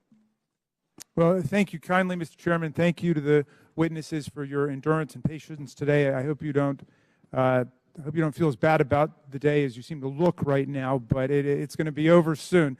I want to start with a simple point that I hope will be sympathetic to you, and I began the long day with this. It's even more important now that we have members who are actually threatening witnesses with arrest and prosecution for clearly imaginary offenses, or at least offenses that might make sense in their minds, but I don't quite know what they would be. But Twitter is a private First Amendment protected media entity, and you make your own decisions like Fox News makes its decisions. And I might get kicked off of Fox News, or they might not cover me, or Wall Street Journal, or MSNBC. I've got no constitutional right to go there. So I think there's just a fundamental legal fallacy and logical fallacy that pervades most of the questioning today.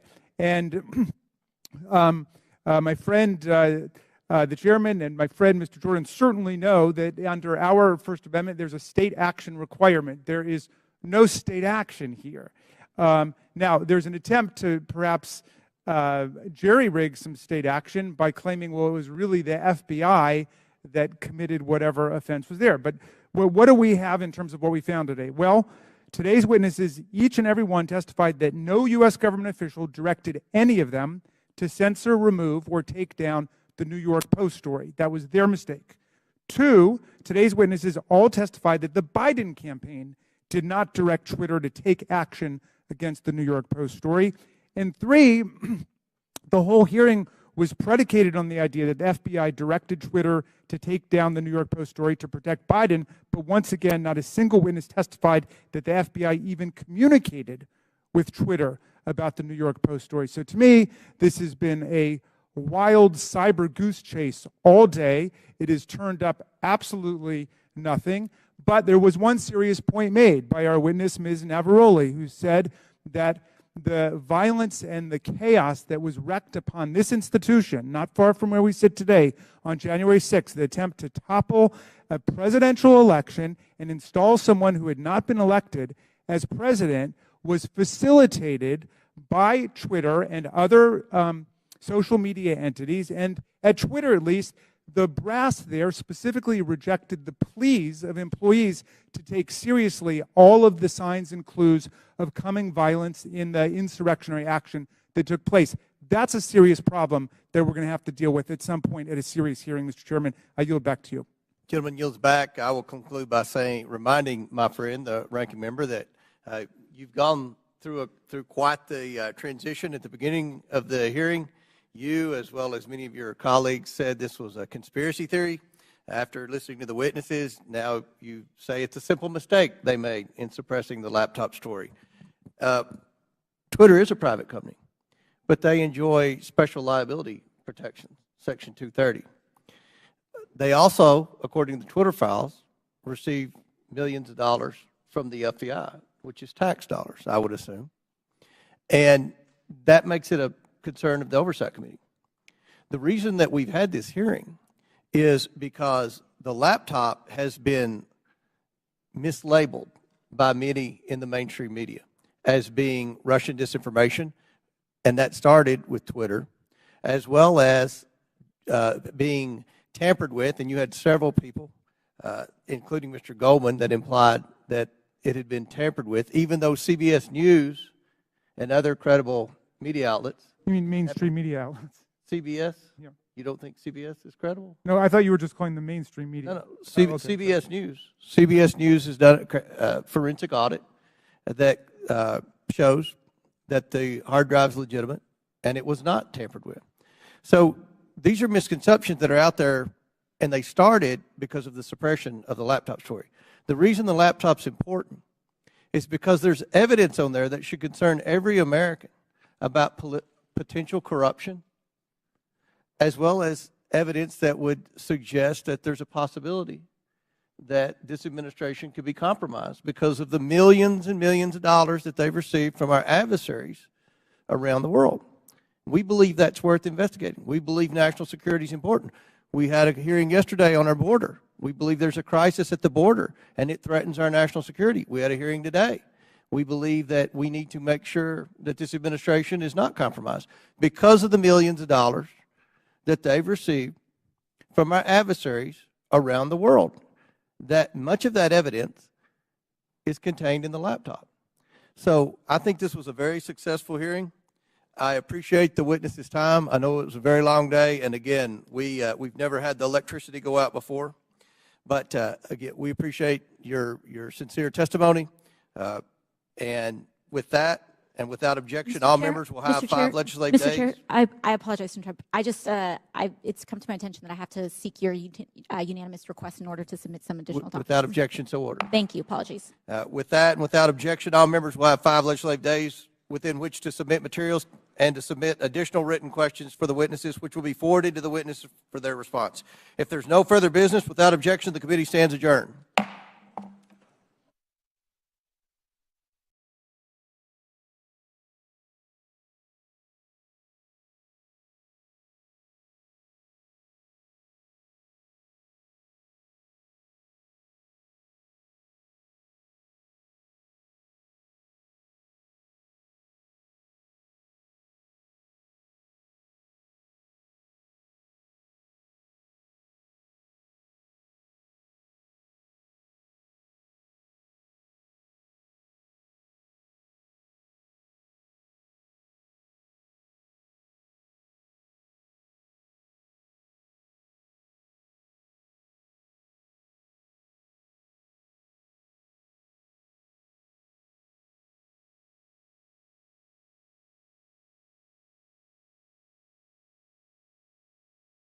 Other big tech companies and reporters attended as well. This exercise prepared them for their future collusion to suppress and delegitimize information contained in Hunter Biden's laptop about the Biden's family business schemes. On October 14, 2020, the New York Post published its first story based on information contained in Hunter Biden's laptop story. The Post provided proof of the laptop's legitimacy by releasing a computer repair store's signed receipt for the laptop and the federal subpoena used by the FBI to retrieve it in 2019. The article revealed that a top executive at Burisma, who was paying Hunter Biden $50,000 a month, had spent time with then Vice President Biden in Washington, D.C. Throughout his presidential campaign, Joe Biden assured the American people that he had never spoken to his son about his overseas business dealing. However, the details exposed in the Post article indicate that Joe Biden lied to the American people. Immediately following the story's publication, America witnessed a coordinated campaign by social media companies, mainstream news, and the intelligence community to suppress and delegitimize the existence of Hunter Biden's laptop and its contents. That morning,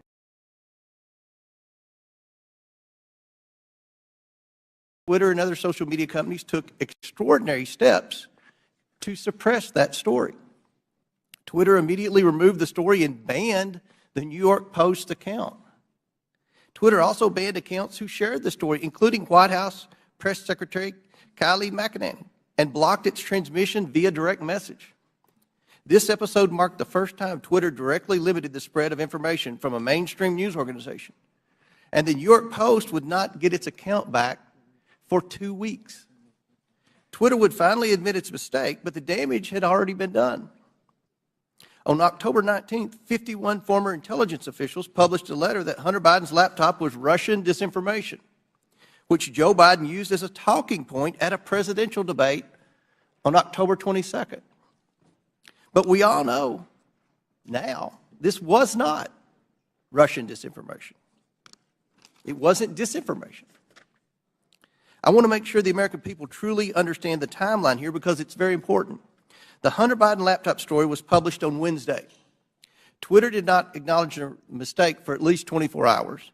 Then on Monday morning, 51 former intelligence officials published their letter. That letter was then wholeheartedly accepted by mainstream news as proof that the laptop was fake.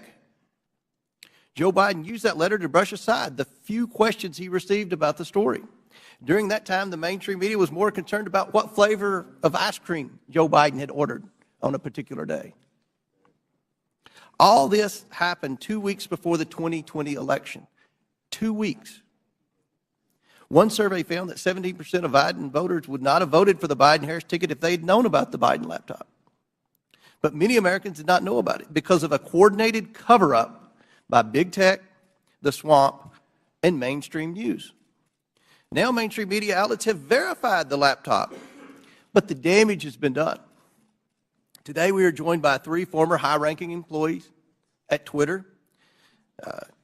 Vijaya Gadde, Twitter's former top lawyer, James Baker, Twitter's former deputy general counsel, and Yoel Roth, Twitter's former head of trust and safety. We are also joined by Annika Collier-Navaroli, Twitter's former head of trust and safety. A former Twitter member of U.S. safety policy team. Let me get that right. I would like to thank you all for your participation in today's hearing. We owe it to the American people to provide answers about this collusion to censor information about Joe Biden's involvement in his family's business schemes. With that, I yield to the ranking member for his opening statement. Thank you kindly, Mr. Chairman. Last night in his State of the Union address, over all the heckling, President Biden reviewed significant achievements his administration and congressional Democrats are delivering for the American people. The lowest unemployment rate in over 50 years, a manufacturing boom in clean energy, semiconductors, and infrastructure, expanding health care for veterans and lowering prescription drug costs for seniors and people with diabetes, beating the opioid epidemic and addressing our national mental health crisis, historic action on climate change. But this morning, we return not to focus on advancing this robust agenda of progress, but instead to take up an authentically trivial pursuit, all based on the obsessive victimology of right-wing politics in America. The majority has called a hearing to revisit a 2-year-old story about a private editorial decision by Twitter not to allow links to a single New York Post article made for a 2-day period that had no discernible influence on anyone or anything. The New York Post published the article on its own pages, and it was carried by lots of other media outlets. It was widely discussed, including on Twitter itself, even during the brief moment in time when links weren't provided, and it was a fixture in right-wing media for the next 3 weeks before the election. I think even the chairman and other members of this committee were out on TV and social media talking about it. But instead of letting this trivial pursuit go, my colleagues have tried to whip up a faux scandal about this 2-day lapse in their ability to spread Hunter Biden propaganda on a private media platform. Silly does not even begin to capture this obsession. What's more, Twitter's editorial decision has been analyzed and debated ad nauseum. Some people think it was the right decision. Some people think it was the wrong decision. But the key point here is that it was Twitter's decision. Twitter is a private media company. In America, private media companies can decide what to publish or how to curate content however they want. If Twitter wants to have nothing but tweets commenting on New York Post articles run all day, it can do that. If it makes such tweets mentioning the New York Post never see the light of day, they can do that too. That's what the First Amendment means. Twitter can ban Donald Trump for inciting violent insurrection against the Union, as he was impeached by the House of Representatives, and as 57 of 100 senators found he did. And it can also try to resurrect his political career. Elon Musk just purchased Twitter and therefore controls its editorial content. And among the first things he did was to fire some people, hire some people, denounce some prior decisions, and reinstate an unrepentant and still clearly lying Donald Trump to the platform. Those decisions, however heroic or imbecilic you think they might be, are protected by the First Amendment in the United States of America. Officially, Twitter happens to think they got it wrong about that day or two period. In hindsight, Twitter's former CEO, Jack Dorsey, called it a mistake. This apology might be a statement of regret about the company being overly cautious about the risks of publishing contents of potentially hacked or stolen materials, or it may reflect craven surrender to a right-wing pressure campaign. But however you interpret it, the apology just makes the premise of this hearing all the more absurd. The professional conspiracy theorists who are heckling and haranguing this private company have already gotten exactly what they want, an apology. What more do they want? And why does the U.S. Congress have to be involved in this nonsense when we have serious work to do for the American people? But what makes this hearing tragic is that if our colleagues really wanted to examine a serious problem involving American democracy and social media, my friends, it is staring us in the face right now.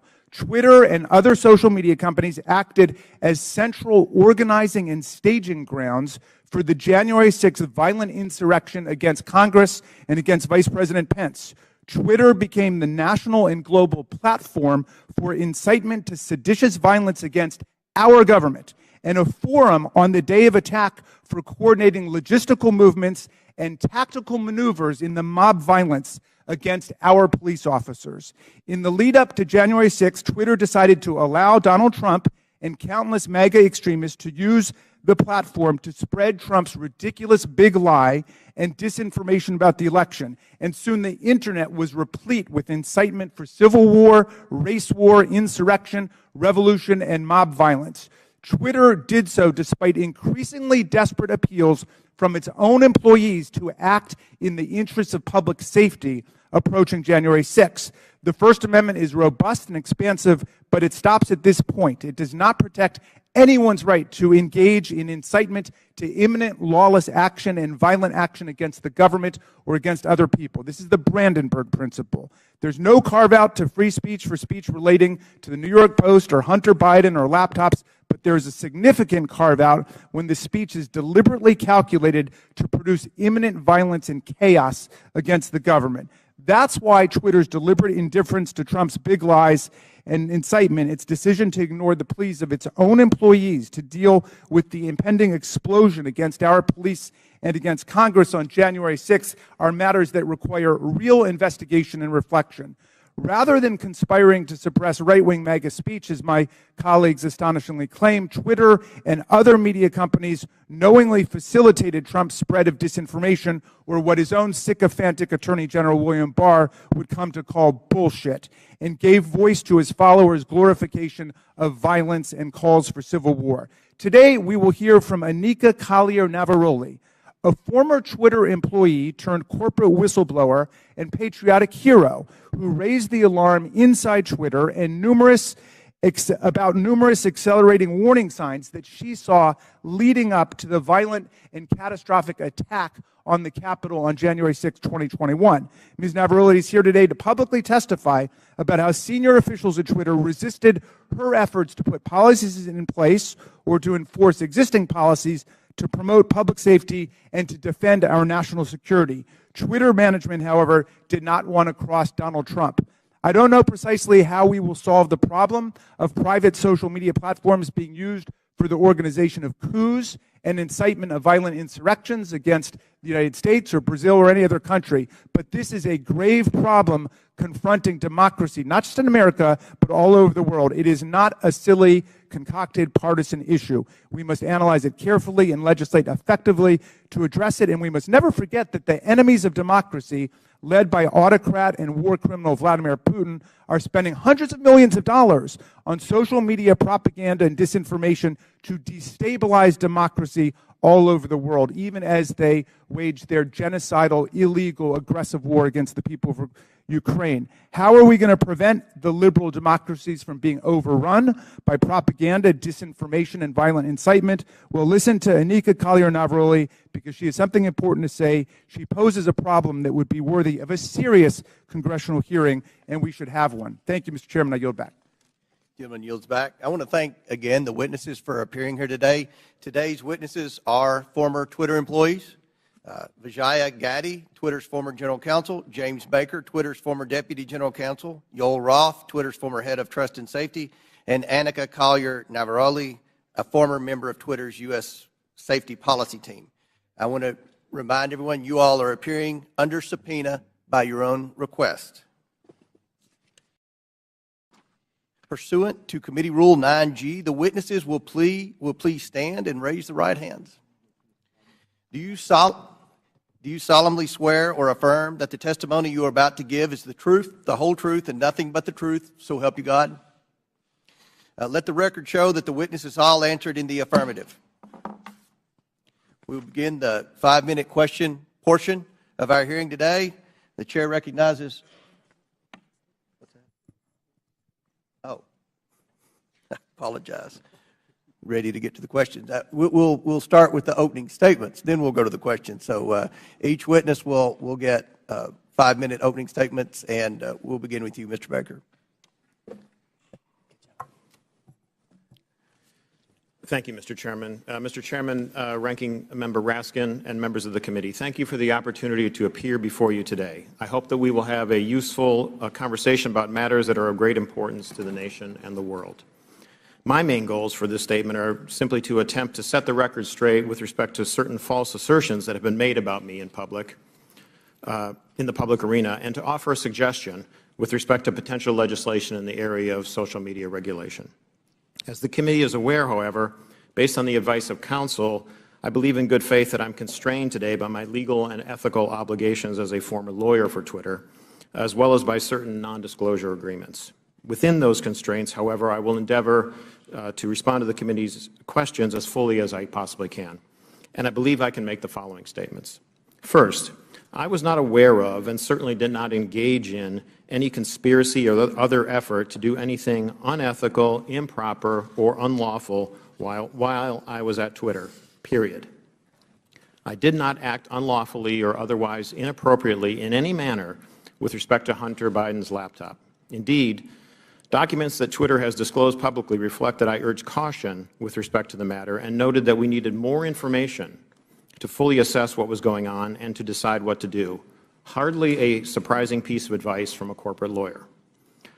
Moreover, I'm aware of no unlawful collusion with or direction from any government agency or political campaign on how Twitter should have handled the Hunter Biden laptop situation.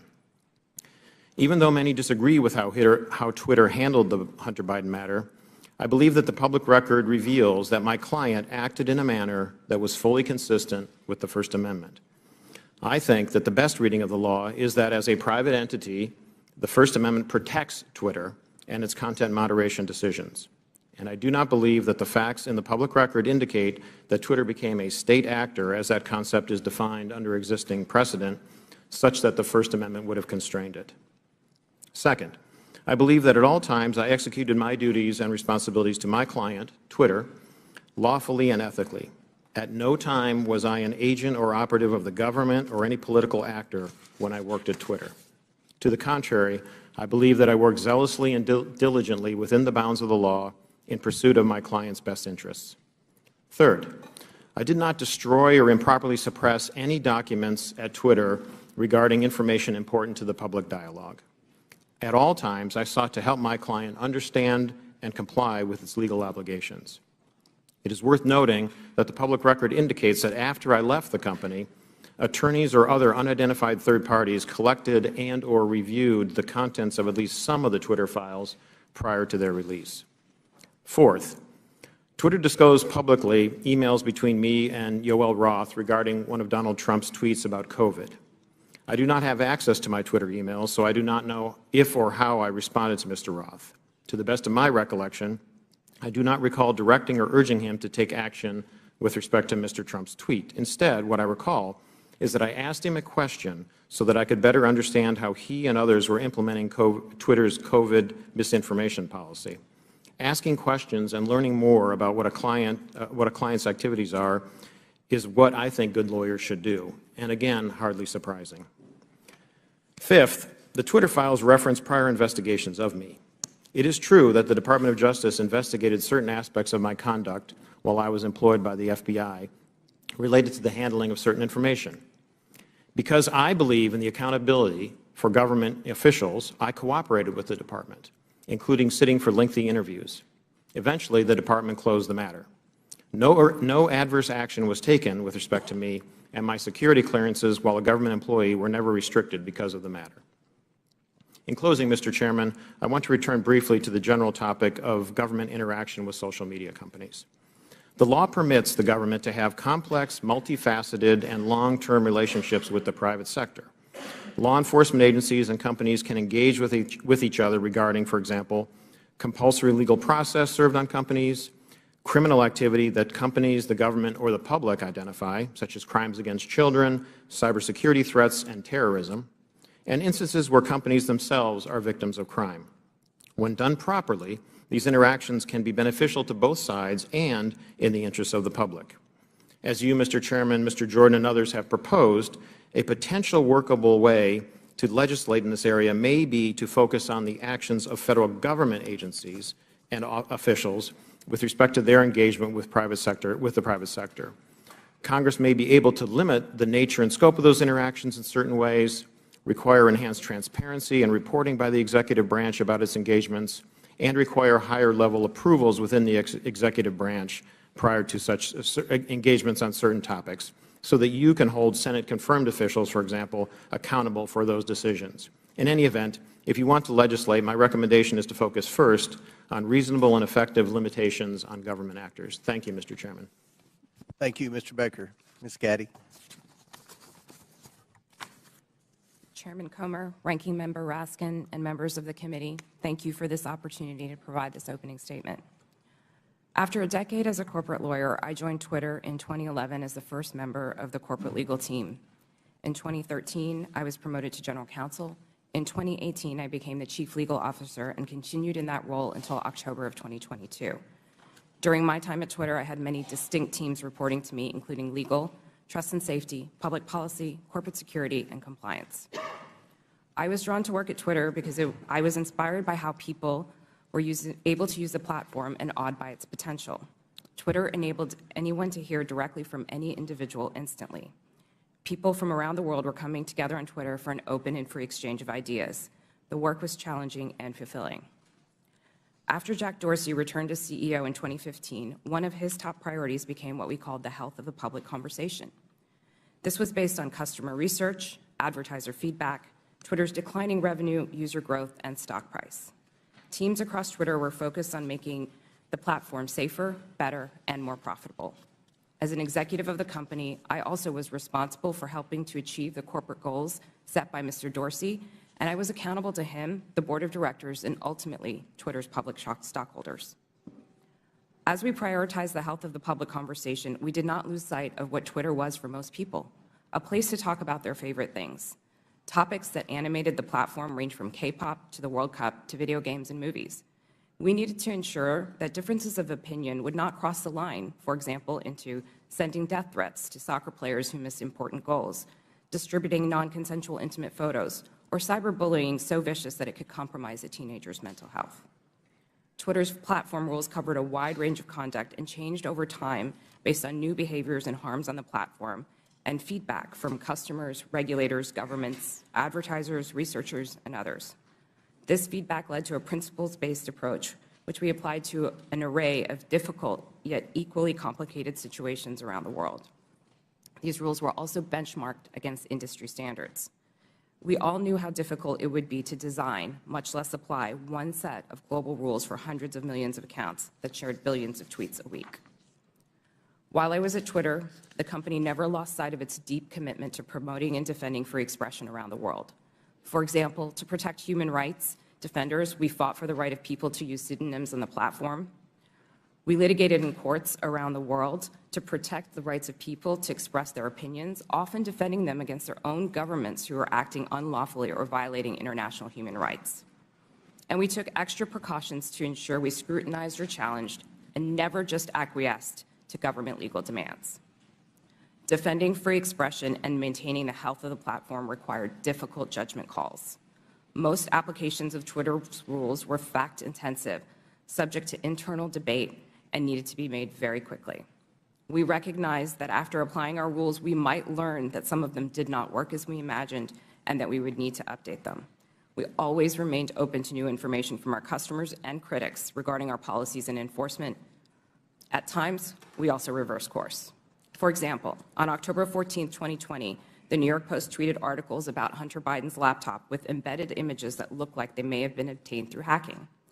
In 2018, we had developed a policy intended to prevent Twitter from becoming a dumping ground for hacked materials. We applied this policy to the New York Post tweets and blocked links to the articles embedding those source materials. At no point did Twitter otherwise prevent tweeting, reporting, discussing, or describing the contents of Mr. Biden's laptop. People could and did talk about the contents of the laptop on Twitter or anywhere else, including other much larger platforms, but they were prevented from sharing the primary documents on Twitter. Still, over the course of that day, it became clear that Twitter had not fully appreciated the impact of that policy on free press and others. As Mr. Dorsey testified before Congress on multiple occasions, Twitter changed its policy within 24 hours and admitted its initial action was wrong. This policy revision immediately allowed people to tweet the original articles with the embedded source materials. Relying on its long-standing practice not to retroactively apply new policies, Twitter informed the New York Post that it could immediately begin tweeting when it deleted the original tweets, which would have freed them to retweet the same content again.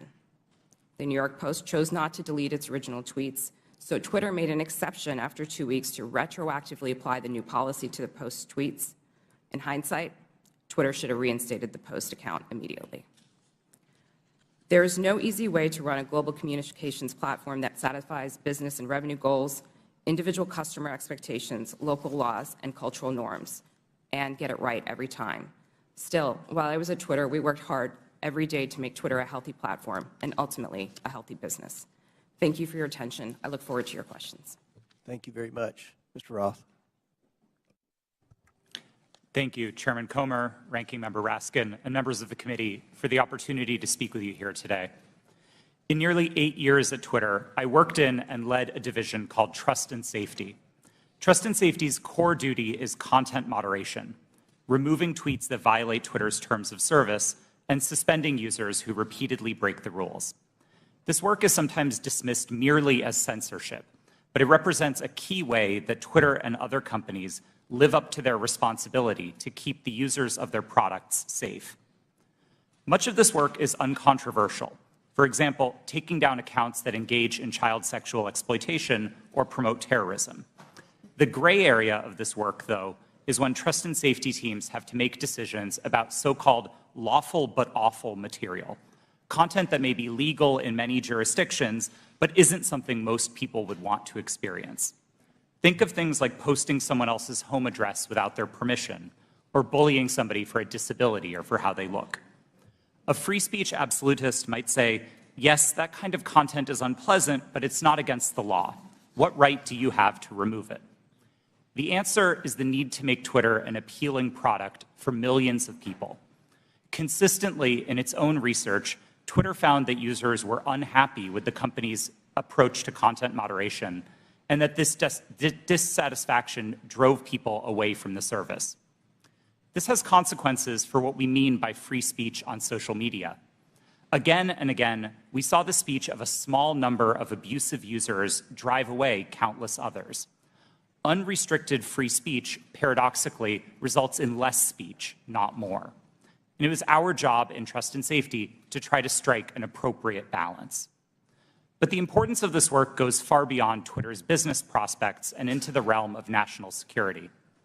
In 2017, I led the team at Twitter that uncovered significant interference in an American election by agents of the Russian government. Their mission was to stoke culture war issues on social media to try to further divide Americans. My team and I exposed hundreds of thousands of these accounts from Russia, but also from Iran, China, and beyond. It's a concern with these foreign interference campaigns that informed Twitter's approach to the Hunter Biden laptop story. In 2020, Twitter noticed activity related to the laptop that, at first glance, bore a lot of similarities to the 2016 Russian hack and leak operation targeting the DNC. And we had to decide what to do. And in that moment, with limited information, Twitter made a mistake. Under the distribution of hacked material policy, the company decided to prevent links to the New York Post stories about the laptop from being shared across the service. I've been clear that in my judgment at the time, Twitter should not have taken action to block the New York Post's reporting. And just 24 hours after doing so, the company acknowledged its error. But the decisions here aren't straightforward, and hindsight is 2020. It isn't obvious what the right response is to a suspected but not confirmed cyber attack by another government on a presidential election. I believe Twitter erred in this case because we wanted to avoid repeating the mistakes of 2016. And so the basic job of trust and safety is to try to strike this balance between the harms of restricting too much speech and the dangers of doing too little. I'll be the first to admit that we didn't always get it right. Even rare mistakes add up when you're carrying out content moderation at the scale of hundreds of millions of unique posts per day. While I was head of trust and safety at Twitter, I strove to do this work with impartiality and with a commitment to the fair enforcement of Twitter's written rules. But whether it's me or Elon Musk or someone else in the future, someone will have to make choices about the governance of online spaces. Those decisions should not be made behind closed doors or based on personal whims. I hope that we can work together to find ways to bring greater trust and transparency to social media, and I look forward to answering the committee's questions about any of these topics to the best of my ability. Thank you. Ms. Navaroli. Good morning, Chairman Comer, Ranking Member Raskin, and members of the committee. Thank you so much for the opportunity to speak with you all today. I'm here because there is an urgent need for us to understand the impact that social media companies are having on our democracy. I will be very clear. I was not involved in the decision around Hunter Biden's laptop, but I was involved in decisions that were made leading up to, during, and after the January 6th attack on the Capitol. If we are going to talk about social media in the government, we need to talk about Twitter's failure to act before January 6th. I am here to tell you that doing nothing is not an option. If we continue to do nothing, violence is going to happen again. My background is as a trained lawyer and journalist, and my expertise over the past decade has been in the areas of media, technology, law, and policy, with a particular focus on social media and free expression. I joined Twitter in 2019, and by 2020, I was the most senior expert on Twitter's US safety policy team. My team's mission was to protect free speech and public safety by writing and enforcing content moderation policies around the world. These policies included things like abuse, harassment, hate speech, violence, and privacy. So if no other algorithm or no other human could decide if a tweet violated my team's policies, the safety team policy acted as the final moderators. If a high-profile individual like any member of this committee or President Trump tweeted something controversial, it was sent to my team's desk. Every day, we had to decide whether a particular piece of content equated to yelling fire in a crowded theater. My work at Twitter and subsequently at Twitch put me in the middle of key events in history. What I've learned from them is that social media played and continues to play a role in these events. And 2 years after January 6th, we still need to better understand the role that Twitter played in order to prevent it from happening again. So what do we need to understand? First, Twitter's leadership bent and broke their own rules in order to protect some of the most dangerous speech on the platform. I'm going to talk a little bit about what happened in the months leading up to January 6th. During this time, my team worked to try to minimize the threat of violence that we saw coming. After President Trump instructed the Proud Boys to stand back and stand by in a debate, we considered the danger that that statement would have if it was tweeted. So we crafted what we called a coded incitement to violence policy to address dog whistles like this. Instead of approving it, management bent over backwards to find ways to not approve it.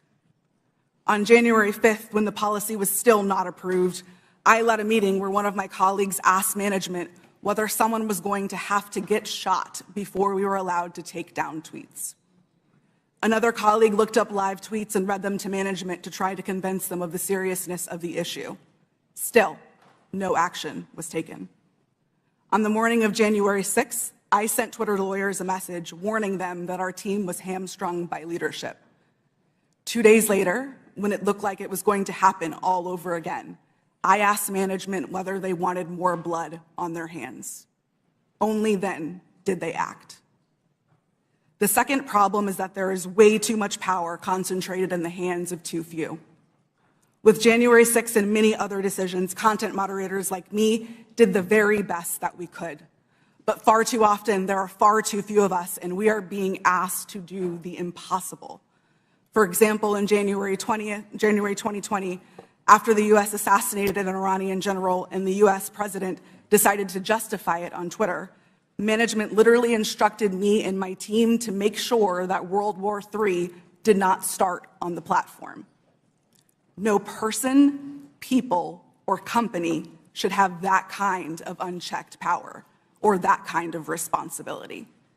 The modern-day public conversation should not be susceptible to the whims of any one individual or any one company. Fixing the systemic issues that lead to bad decisions is not going to be easy, but people like me who have been in the trenches can help lead the way. But I must say, coming forward and offering this information is risky and it is difficult. Doxing and harassment are real, and people are afraid to tell what they know. So we need to make sure that there are protections for those who speak the truth. We need to create space to hear from people on the front lines. We need to give them protection so they can share their experiences. Only then can we begin to understand the full scope of the problem and to find solutions. There is far too much at stake for us to do nothing. Thank you. Thank you all. Excellent opening statements. Now we'll begin with the question portion. We'll begin by recognizing Mr. Biggs for 5 minutes. Thank you, Mr. Chairman. Mr. Roth, within just mere minutes or hours after the New York Post published its story on the Hunter Biden laptop, at 8:51 a.m., you sent a message to a team, part of your team, I assume, and you said it isn't clearly violative of our hacked materials policy, referring to the story, nor is it clearly in violation of anything else. Do you remember sending that message? Thank you for the question, Congressman. I don't recall that message specifically, but that does sound like my judgment on that day, yes. Okay, so that was early on in the day, and yet shortly thereafter, Kayleigh McEnany, White House press secretary's, her account was locked. So an inquiry was made the next day by a person named Carolyn Strom. You know Carolyn Strom? Yes, sir, I do. Yeah, and Carolyn Strom asked what's going on here, and somebody named Elaine Ong Soto said the user was bounced by site integrity for violating our hacked materials policy. Do you remember that incident? Yes, sir, I do. And somebody named Trenton Kennedy said, I'm struggling to understand the policy basis for marking this as unsafe. And I think the best explainability argument, now that may be a technical term for you, but for me it looks like we're trying to create a narrative here to cover our butt. The best explainability argument for this externally will be that we're waiting to understand if this story is the result of hacked materials. Do you remember Mr. Kennedy's communication? Yes, I do. Yeah. And so then we get into a whole series of things written by Mr. Baker going back and forth. And he says on that same day, now at 9:26, which is about a half an hour after your statement that you don't think that anything's been violated here, he says, I've seen some reliable cybersecurity folks question the authenticity of the emails in another way. And then you seem to later, but by the way, that's almost inconceivable. I mean, it just seems inconceivable that would have happened so quickly that he would have that. And then you sent out something right after that said, the key factor informing our approach is consensus from experts monitoring election security and disinformation that this looks a lot like a hack and leak that learned from the 2016 WikiLeaks approach. I'm wondering if you can name for me today any of the experts that seem to have a consensus at 10:12 a.m. on the morning of October 14th that you put out saying that we're going to rely on some group of experts. Who were they? Thank you for the question. Twitter did not give me access to any of my documents or emails to prepare for this hearing, and so unfortunately I can't give you a direct answer. Were there, Mr. Roth, were there experts? Were there people that you consulted that were cybersecurity experts between 9 a.m. and 10:15 a.m. on that day?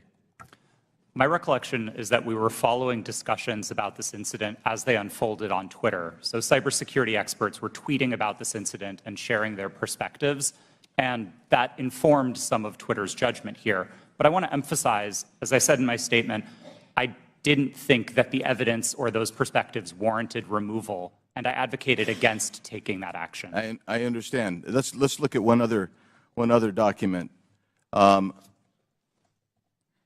Our teams made the determination that the materials fall under our hacked materials policy. It's my understanding from reports and internal sources that normally a hacked material policy would require a government official or law enforcement determination that there had actually been a hacked account before that hacked policy were to be in place or imposed. Is that accurate? No, sir, it's not. So the policy did not require that there be any kind of official finding by the government, by a government source? No, there were a number of different types of evidence that we considered under the policy. Certainly government attribution would be a powerful one, but we also looked. So you weren't looking, that wasn't determinative is what we're saying? In that instance, we did not have any specific information from any government source, no. I'm going to read something that applies to this and several other things from the Twitter stack that you guys had. This might be an unpopular opinion, but one-off ad hoc decisions like this that don't appear rooted in policy are, in my humble opinion, a slippery slope and reflect an alternatively equally dictatorial problem. Quite frankly, that's what the essence of all four of your testimony. I realize you're trying to fight against it, but you exercised an amazing amount of clout and power over the entire American electorate by even holding them hostage for 24 hours, reversing your policy, and then they're like, well, we want to go back with the originals. That's 24 hours, or 2 weeks, that you imposed your will on the American electorate. I'll yield back, Mr. Chairman. Gentleman's time's expired. He went 30 seconds over. I'll give the ranking member an extra 30 seconds. You're very fair-minded, Mr. Chairman. Mr. Roth, let me start with you. Did I hear you correctly to say that there were thousands or even hundreds of thousands of counterfeit Twitter accounts set up by Russian propaganda and disinformation for Vladimir Putin to pump his poison into the bloodstream of American social media? Is that right? That's right, sir. And that's not just past tense. Those accounts are active on social media today. This is an ongoing campaign. Well, we should be having a hearing about that. I appreciate your alerting to us what's taken place. Ms. Navaroli, so you've testified that in the months leading up to the November 2020 election and then in the weeks before January 6th, you were growing increasingly anxious about the violent rhetoric and incitement that you saw posted on Twitter. Can you describe specifically what made you so concerned during that period? And did you raise your concerns with people at Twitter? Thank you for that question. As I said in my opening statement, after former President Trump in his debate said the statement, stand back, stand by to the Proud Boys, my team, in discussion with other teams at Twitter, realized that we had a gap in our policies and that could not be said on the platform because it would have gone too far. What we did see continue to happen was those statements, in addition to other coded incitement to violence or dog whistles, began to spring up on the platform. And so what was once fringe ideology or fringe statements that were calling for the overthrow of the government became a loud roar. And so we heard individuals beginning to say that they were locked and loaded, that they were ready for Civil War Part 2, that they were ready for another revolution, that they were ready for the day of the rope in very clear English on Twitter. And on the January 6th committee, we have tens of thousands of statements like that being made on Twitter and other parts of social media. So we got a little taste of what you were experiencing on a daily basis. Now, there was this meeting on January 5th at Twitter. I don't think it was called specifically to look at what was going to happen the next day. That just happened to be a regular meeting. But at that meeting, you and other employees raised urgently the problem of what you saw coming on January 6th. How did Twitter management respond to the concerns that you raised? That's a great question. And yes, that meeting was a regularly scheduled meeting. Within the meeting, I believe I referred to it in my testimony to the January 6th committee as I was at my wit's end. I had argued, I had asked questions, I had asked for clarification. We had found dangerous tweets within the meeting, and yet the individual who is the most senior leader within the team in that meeting told us that we were not allowed to take that content down and that we were not allowed to use the coded incitement to violence policy.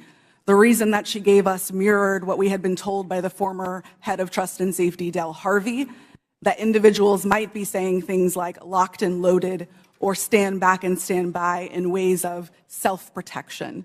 That was not what we were seeing on the platform. So when you were seeing things like locked and loaded and Civil War Part 2 and race war and so on, were you warning your superiors at Twitter that you thought there was going to be real violence, that this was not hyperbole that was being spoken at that point? Absolutely. I specifically told Del Harvey herself that someone was going to get shot, as I testified to to the January 6th committee. You stated that Donald Trump described his own tweets as little missiles. Why did that stick in your mind? Yes, the quote that you're referring to, I don't remember exactly what news article that it was in, but it was a news article that I had read in which the former president said that he liked to send out his tweets like little missiles. To me, that sounded exactly like weaponization of a platform in his own words, and yet Twitter was not concerned. All right. Well, again, this bears a complete hearing on its own. This is a real issue, unlike something that happened a couple of years ago for 24 hours that has already disappeared in the sands of time. But this is facing us today. As you say, those right-wing violent forces are still out there, and the social media can still be used as a channel for incitement to violent action against state legislatures, school boards, the Capitol of the United States, Congress, and so on.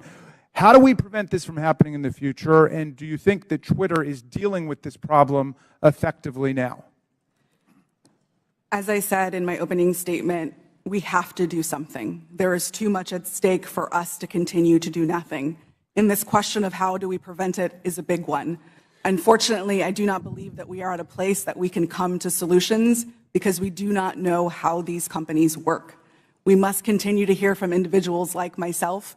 We must have a seat at the table to be able to share our experiences, because our experiences and the ways that we have succeeded, the ways that we have failed, hold the key to our futures and the key to our democracies. All right, thank you, Mr. Chairman. I would just say I was skeptical about revisiting the whole New York Post thing, where there have already been congressional hearings and they've already apologized for their little lapse, but this is a serious issue, and so I'm glad we at least have the opportunity to begin to talk about it in public. And I yield back to you. Thank you.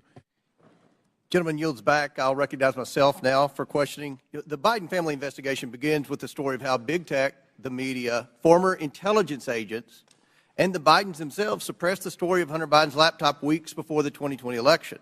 Today, we're hearing from Twitter executives who buried the New York Post laptop story, claiming it violated the platform's hacked materials policy. In reality, the Twitter executives were hostile towards conservatives and biased towards anyone who opposed their points of view. For example, Mr. Roth, did you write this tweet?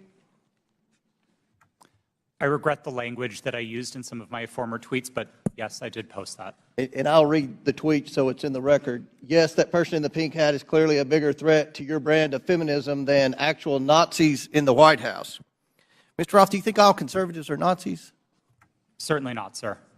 What about the hundreds of people who worked in the Trump administration? Certainly not. Did Ms. Gaddy or any other lawyer at Twitter ever tell you to take down that tweet? No, Twitter did not have a practice of restricting employees sharing their personal viewpoints on the service. Okay. Turning back to the laptop, Ms. Gaddy, are you aware that Hunter Biden's lawyers, as recently as last week, wrote the Department of Justice about Hunter Biden's laptop? I've seen some articles about that. Yes, they did. And it appears that Hunter Biden's attorney is admitting that the laptop and emails on it are authentic. So, Ms. Gaddy, on October 14, 2020, did Hunter Biden report to Twitter that he was the victim of a hack? No, I don't believe he did. Ms. Gaddy, when the New York Post initially broke the story about the laptop, did you call Hunter Biden's lawyer to ask if it was authentic? No, I did not. Isn't it correct that the Biden campaign had contact with Twitter in the run-up to the 2020 election? Not to my knowledge. And you're telling this committee that you didn't ask any Biden representative if the laptop was real or for Hunter Biden's attorney's phone number to confirm its authenticity? We did not speak to anybody related to that. Mr. Baker, are you aware that the FBI had Hunter Biden's laptop since December of 2019? I'm sorry, am I aware of that now? Well, were you aware then? Then, no. I don't believe, sir, that to the best of my recollection, I don't think I knew But that. you're aware now? I've heard that now, yes. Mr. Baker, did you call any of your contacts at the FBI to ask whether or not they knew if the material had been hacked? I don't recall contacting them about that on that day. Mr. Roth, Ms. Gaddy, and Mr. Baker, it appears to me that you failed at your jobs. You were entrusted with the highest level of power at Twitter, but when you were faced with the New York Post story, instead of allowing people to judge the information for themselves, you rushed to find a reason why the American people shouldn't see it. In a matter of hours, you were deciding on the truth of a story that spans years and dozens of complex international transactions. You did this because you were terrified of Joe Biden not winning the election in 2020. That's what it appeared. I can assure you this committee will succeed in holding the Bidens accountable. So much of the evidence of wrongdoing from this family is located in that hard drive that you all led the American people to believe was Russian disinformation, when in fact it was not. Now, I agree with Mr. Baker's opening statement. The concern for me is the level of involvement the FBI had with not just Twitter, but all of our social media platform companies. And I think it kind of goes in the opposite direction of where my friend, the ranking member, was trying to take this in his opening statement. This is something this committee should be concerned about. The government doesn't have any role in suppressing speech. And that's something the media should be very concerned about. What if there's a conservative president that somehow cleans out our FBI and they put in conservatives to suppress liberal speech? That's something that should never happen. So I look forward to more questions, and at this time I yield to the gentleman from I think Ohio. the chair for yielding. Mr. Baker, you said you didn't talk with the FBI that day. Did you talk to the FBI about the Hunter Biden laptop story prior to then or after that day?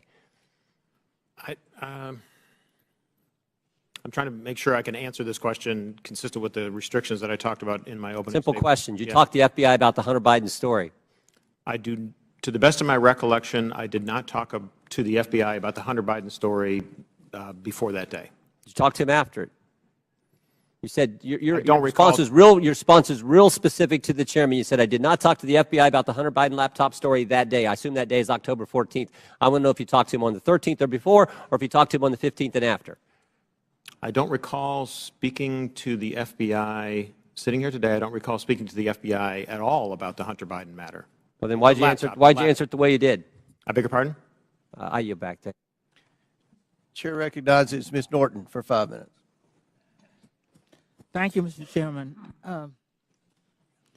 Like Benghazi before, Republicans are on a taxpayer-funded expedition to attack their political rivals, and they're feeding the flames of conspiracy in the process.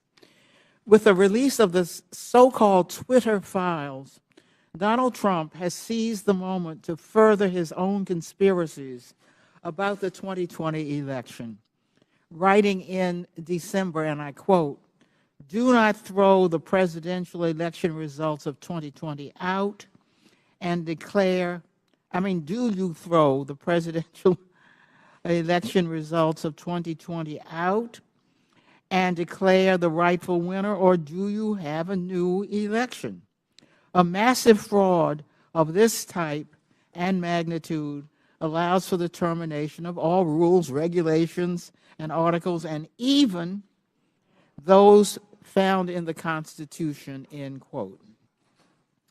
Now, it bears repeating that this is the same man who incited an insurrection on January 6th, and just last week reposted a message on Truth Social that suggested his supporters will, quote, and I'm quoting him now, physically fight for him this time, and added, "They got my 6 and we are loaded, and I mean loaded." This is a question for Ms.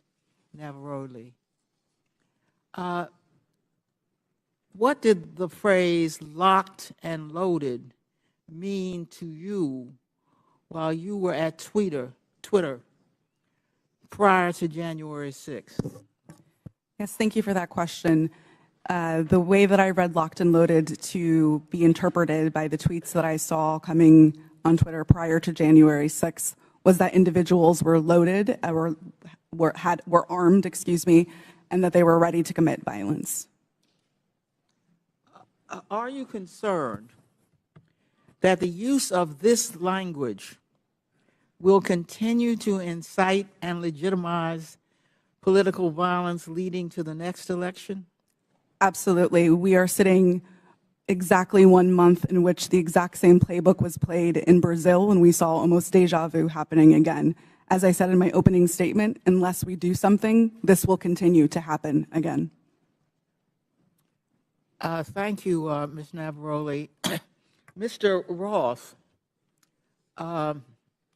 you are no stranger to conspiracies and their real-world consequences. If you don't mind, can you please describe for the committee how the release of the so-called Twitter files has affected your personal safety? Thank you for the question, Congresswoman. The Twitter files, I would note first and foremost, didn't just affect me, but affected much more junior employees at Twitter. Employees as far away as Manila in the Philippines were doxxed, had their families threatened, and experienced harm equal to or greater than what I've experienced. But concurrent with the Twitter files, Elon Musk also made the decision to share a defamatory allegation that I support or condone pedophilia. And this lie led directly to a wave of homophobic and anti-Semitic threats and harassment against me, of which Twitter has removed vanishingly little. And following the Daily Mail's decision to publish where I live, ultimately I had to leave my home and sell it. Those are the consequences for this type of online harassment and speech. Well, I must say, those are very real consequences. By legitimizing unsubstantiated conspiracy theories about the deep state, big tech, and government censorship for political gain, committee Republicans are holding a match to a powder keg. We all saw the consequences of this kind of rhetoric on January 6th, and we continue to see it play out as political violence and hate crimes grip communities around the country. And I yield back, Mr. Chairman. That lady yields back. Chair recognizes Ms. Mace for 5 minutes. Thank you, Mr. Chairman. The Twitter files were not just about Hunter Biden's laptop. Twitter files make it apparent Twitter worked overtime to suppress accurate COVID information. Dr. Jay Bhattacharya is a professor of medicine at Stanford who once tweeted an article he wrote about natural immunity. Thanks to Elon Musk's release of the Twitter files, we learned some of his tweets were tagged with the label of Trends Blacklist. Apparently, the views of a Stanford doctor are disinformation to you people. I, along with many Americans, have long-term effects from COVID. Not only was I a long hauler, but I have effects from the vaccine. It wasn't the first shot, but it was the second shot that I now developed asthma that has never gone away since I had the second shot. I have tremors in my left hand, and I have the occasional heart pain that no doctor can explain, and I've had a battery of tests. I find it extremely alarming Twitter's unfettered censorship spread into medical fields and affected millions of Americans by suppressing expert opinions from doctors and censoring those who disagree with the CDC. I have great regrets about getting the shot because of the health issues that I now have that I don't think are ever going to go away. And I know that I'm not the only American who has those kinds of concerns. Another example of what Twitter has done to censor folks is from Dr. Martin Koldorf, a Harvard-educated epidemiologist, who once tweeted, COVID vaccines are important for high-risk people and their caretakers. Those with prior natural infection do not need it, nor children. The Twitter files reveal this tweet was deemed false information because it ran contrary to the CDC. So my first question this morning of Ms. Gaddy, may I ask of you, where did you go to medical school? I did not go to medical school. I'm sorry? I did not go to medical school. That's what I thought. Why do you think you or anyone else at Twitter had the medical expertise to censor a doctor's expert opinion? Our policies regarding COVID were designed to protect individuals. We were seeing... You guys censored Harvard-educated doctors, Stanford-educated doctors, doctors that are educated in the best places in the world, and you silenced those voices. My next question is, did the U.S. government, I have another chart I want to show you, Ms. Gaddy.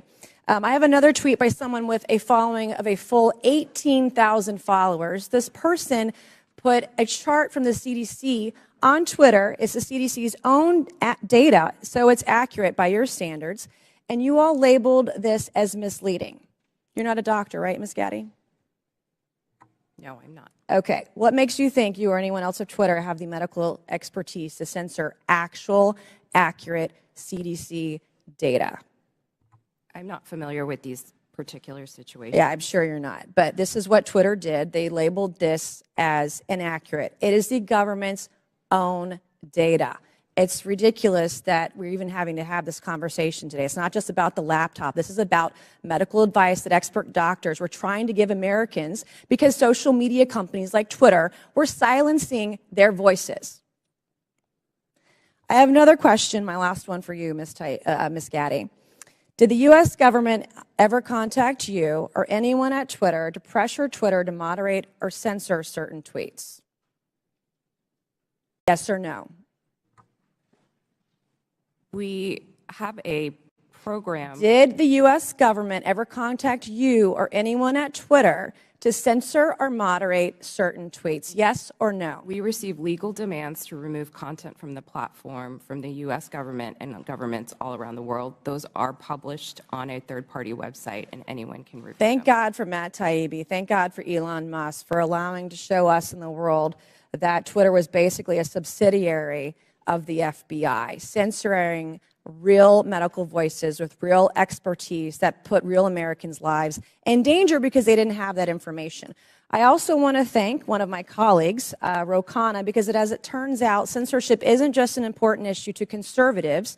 Some of my colleagues on the other side of the aisle, like Ro, found this censorship very concerning, and even wrote to you and to folks at Twitter that he was concerned about the First Amendment being censored. So I want to thank him for speaking up and speaking out about this issue, because this should not be a partisan issue. This should be an issue that's an American issue.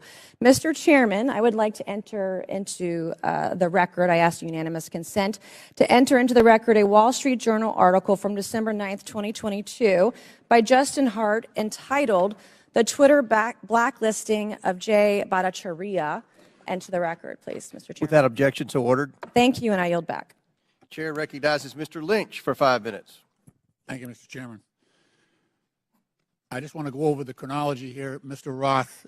Back in 2016, Russia and Vladimir Putin engaged in what bipartisan Senate Intelligence Committee investigators called a, and I quote, aggressive, multifaceted effort to influence the outcome of that year's presidential election. The campaign included hacking of the systems of a major political party and leaking illegally obtained information,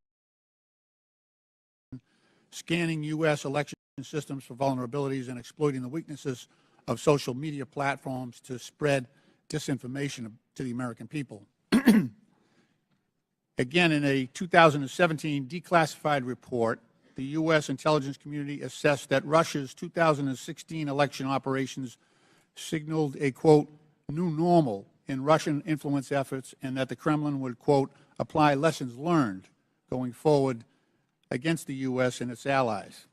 Mr. Roth, in a December interview with journalist Kara Swisher, you state that this declassified assessment was, quote, and I'm quoting you, a watershed moment in the history of content moderation and the Internet, close quote.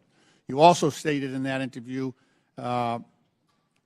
that Twitter discussed potential threats to the integrity of the 2020 elections, and it was, quote, and I'm quoting you again, obvious to think about the most influential thing that impacted the 2016 election, which was the hack and leak campaign organized by the Russian government, and that, quote, we would have been stupid not to think about that risk. Mr. Roth, why would Twitter have been stupid to ignore that risk?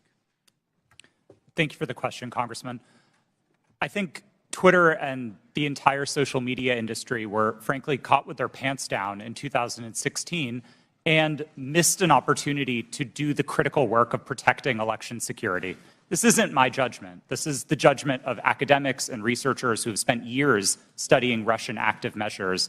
And most of their conclusions suggest that the #1 most influential part of the Russian active measures campaign in 2016 was the hack and leak targeting John Podesta. It would have been foolish not to consider the possibility that they would run that play again. Right. And so let me ask, was that top of mind for Twitter? You're trying to measure the credibility of incoming intelligence. Was that top of mind in regard to your decision, the company's decision to temporarily limit the distribution of the October 14th New York Post story that was delivered by Mayor Giuliani? Yes, that was one of the animating concerns for us. For nearly 2 years, we had engaged in scenario planning exercises for potential risks tied to the elections, and one of them appeared to be happening that day. Now, again, I think the facts were complicated, and I do believe Twitter made a mistake then, but our judgment was colored by the experience of 2016 and by the very real Russian activities that we saw play out that year. Mr. Roth, in a December 2020 sworn declaration to the FEC, you said that starting in 2018, you had, quote, regular meetings with the Office of the Director of National Intelligence, the Department of Homeland Security, the FBI, and industry peers regarding election security. Is that correct? Yes, sir, it is. You stated that during these meetings, quote, federal law enforcement agencies communicated that they expected hack and leak operations by state actors that might occur in the period shortly before the 2020 presidential election, likely in October, and that there were, quote, rumors that a hack and leak operation would involve Hunter Biden, close quote. Is that your recollection today? It is, but I want to clarify that sentence slightly. I think it actually should have been two separate sentences. It is true that in meetings between industry and law enforcement discussed the possibility of a hack and leak campaign in the lead up to the election. And in one of those meetings, it was discussed, I believe by another company, that there was a possibility that that hack and leak could relate to Hunter Biden and Burisma. I don't believe that perspective was shared by law enforcement. They didn't endorse it. They didn't provide that information in that meeting. Okay. Just to fast forward here, and in fact, in March 2021, 4 months after the election, the U.S. intelligence community assessed that Russian President Putin authorized a range of government organizations conducted influence operations aimed at denigrating President Biden's candidacy and the Democratic Party, supporting former President Trump, and undermining public confidence in the electoral process and exacerbating socio-political divisions in the U.S. that obviously reared their head on January 6th. Mr. Chairman, my time has expired, and I yield back. Gentleman yields back. Chair recognizes Mr. Jordan for 5 minutes. Thank you, Mr. Chairman. Mr. Roth, did the government tell you that the Biden laptop story was fake? No, sir, they did not. Did they tell you it was hacked? No, sir, they did not. On October 14, 2020, Twitter blocks the New York Post story on the Hunter Biden, the New York Post story on Hunter Biden, and suspends their account. The night before, FBI Special Agent Elvis Chan sends you an email. The email says this: heads up, I will be sending a teleporter link for you to download 10 documents. It's not spam. Please confirm receipt when you get it. 2 minutes later, 6:24 p.m., you respond back, received and downloaded, thanks. What were those 10 documents? Twitter didn't give me access to my laptop, but Special Agent Chan has said publicly, and the FBI has confirmed that those documents did not relate to Hunter Biden, and that's my recollection of them. What did they relate to? My interactions with Agent Chan and with the FBI almost entirely focused on what the FBI called malign foreign interference, things like Russian troll farms and Iranian involvement in the elections, not on any type of domestic Any of the activity. information on there classified? No, sir, I do not hold a security clearance, and so I would not have received any classified information. Who does hold a security clearance? I'll just go to the second email here. I'm just curious about this. What I propose is that 30 days out from the election, this is another email to you from Mr. Chan. 30 days, we get temporary clearances. You pick who they are. Who were the people at Twitter who had a security clearance? To be honest, sir, I'm not sure, and we never ultimately followed through on this plan to get temporary clearances. Did anyone at Twitter have a security clearance? It's my understanding that at least some current or former employees did hold clearances, but I wasn't certain about that. Ms. Gaddy, do you know if anyone took up Mr. Chan's offer to hand out security clearances 30 days before the 2020 election? Not that I'm aware. So we don't know how many people had security clearances. Twitter, do we know? Mr. Baker, Mr. Gaddy, Ms. Gaddy, anyone know how many people at Twitter had a security clearance in the 30 days prior to the election? I don't know the answer to that question, Ms. sir. Gaddy? I do not know. Mr. Roth, you don't know? No, sir. Well, how about the last one? Ms. Navaroli, do you know? No. I mean, it seemed like the offer was to sort of just hand them out like candy. I just wondered who had them. No one knows? Okay. So the FBI didn't tell you that it was fake, didn't tell you that it was hacked. And Mr. Roth, did the story violate your policies? In my judgment at the time, no, it did not. Yeah, that's what you said. Said what I would propose, is you said it isn't clearly a violation of our hack materials policy, nor is it clearly a violation of anything else. So I think what a lot of people are wondering is if it didn't violate your policies and they didn't tell you it was fake, didn't tell you it was hacked, why'd you take it down? the company made a decision that found that it did violate the policy. It wasn't my personal judgment at the time that it did, but the decision was communicated to me by my direct supervisor, and ultimately I didn't disagree with it enough to object to You know what I think happened, Mr. Roth? I think you guys got played. I think you guys wanted to take it deep down. We saw what the chairman put up where you said, everyone in the White House is a fascist. I think you guys wanted it to be taken down. I think you meet with these guys every week. We know that's been established in the Twitter files. You had weekly meetings with Mr. Chan in the run-up to the election. They send you all kinds of emails. They send you documents on the super secret James Bond teleporter. You get information on that. I think you guys wanted to take it down. I think you guys got played by the FBI. And that's the scary part. Because we had 50, this to me is the real takeaway. 51 former intelligence officials 5 days after you guys take down the Hunter Biden story and block the New York Post account. 5 days later, 51 former intel officials send a letter and they say, the Hunter Biden story has all the classic earmarks of a Russian information operation. The information operation was run on you guys. And then by extension, run on the American people.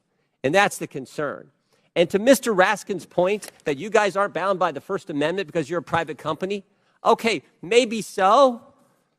But your terms of service don't have to comply with the First Amendment. Would that be right, Mr. Roth? They don't have to. You've said that as much in your testimony.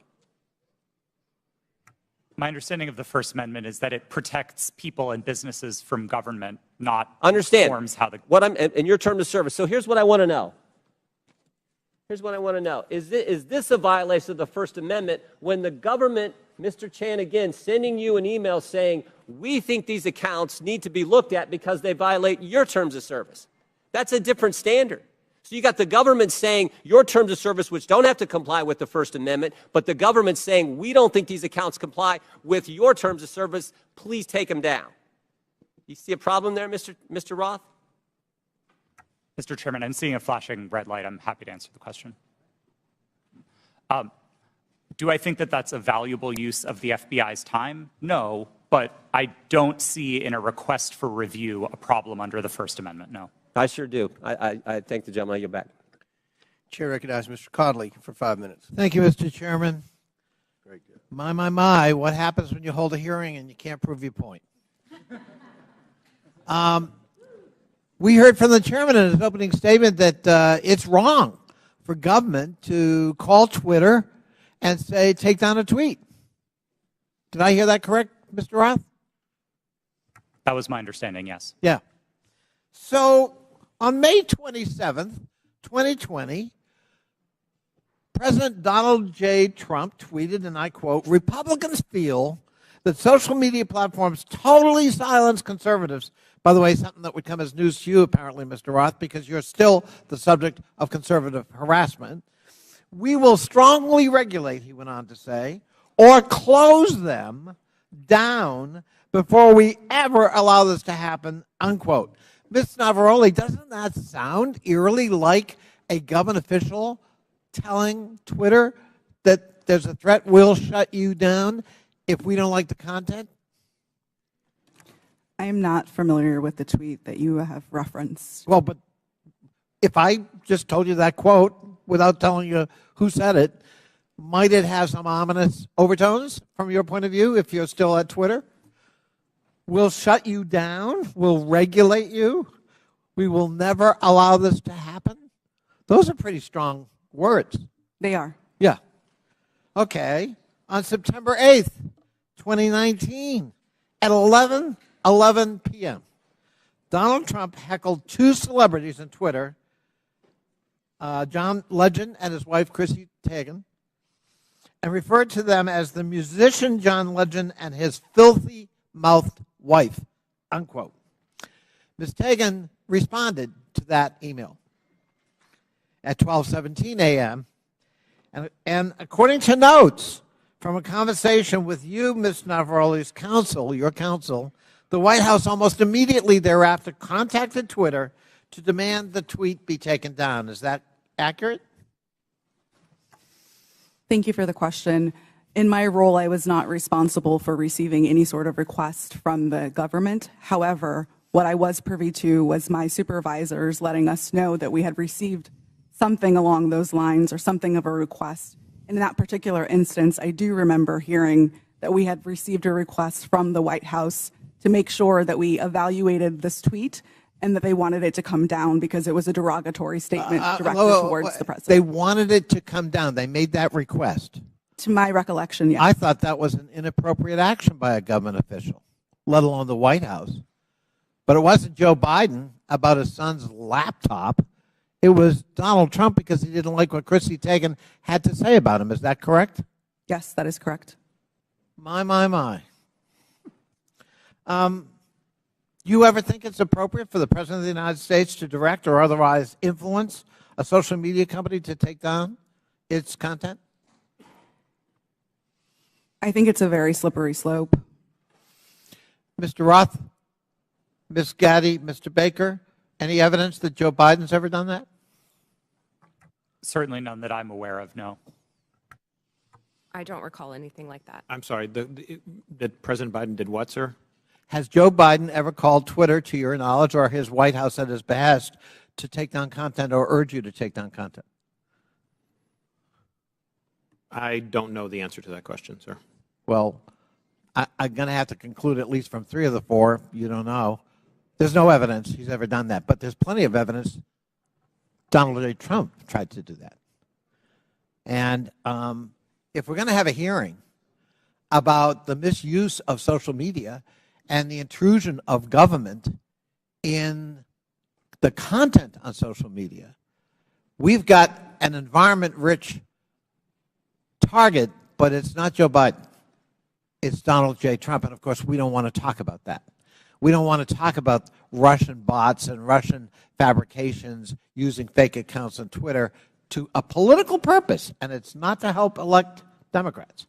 And we don't want to talk about 4 years of Donald Trump manipulating the truth and trying to manipulate social media and threaten it, or directly to try to shape it by taking down content because it was critical of him personally. And that's what we ought to be talking about as we move forward, not the subject of today's hearing. I yield back. Gentleman yields back. Chair recognizes Mr. Donalds for 5 minutes.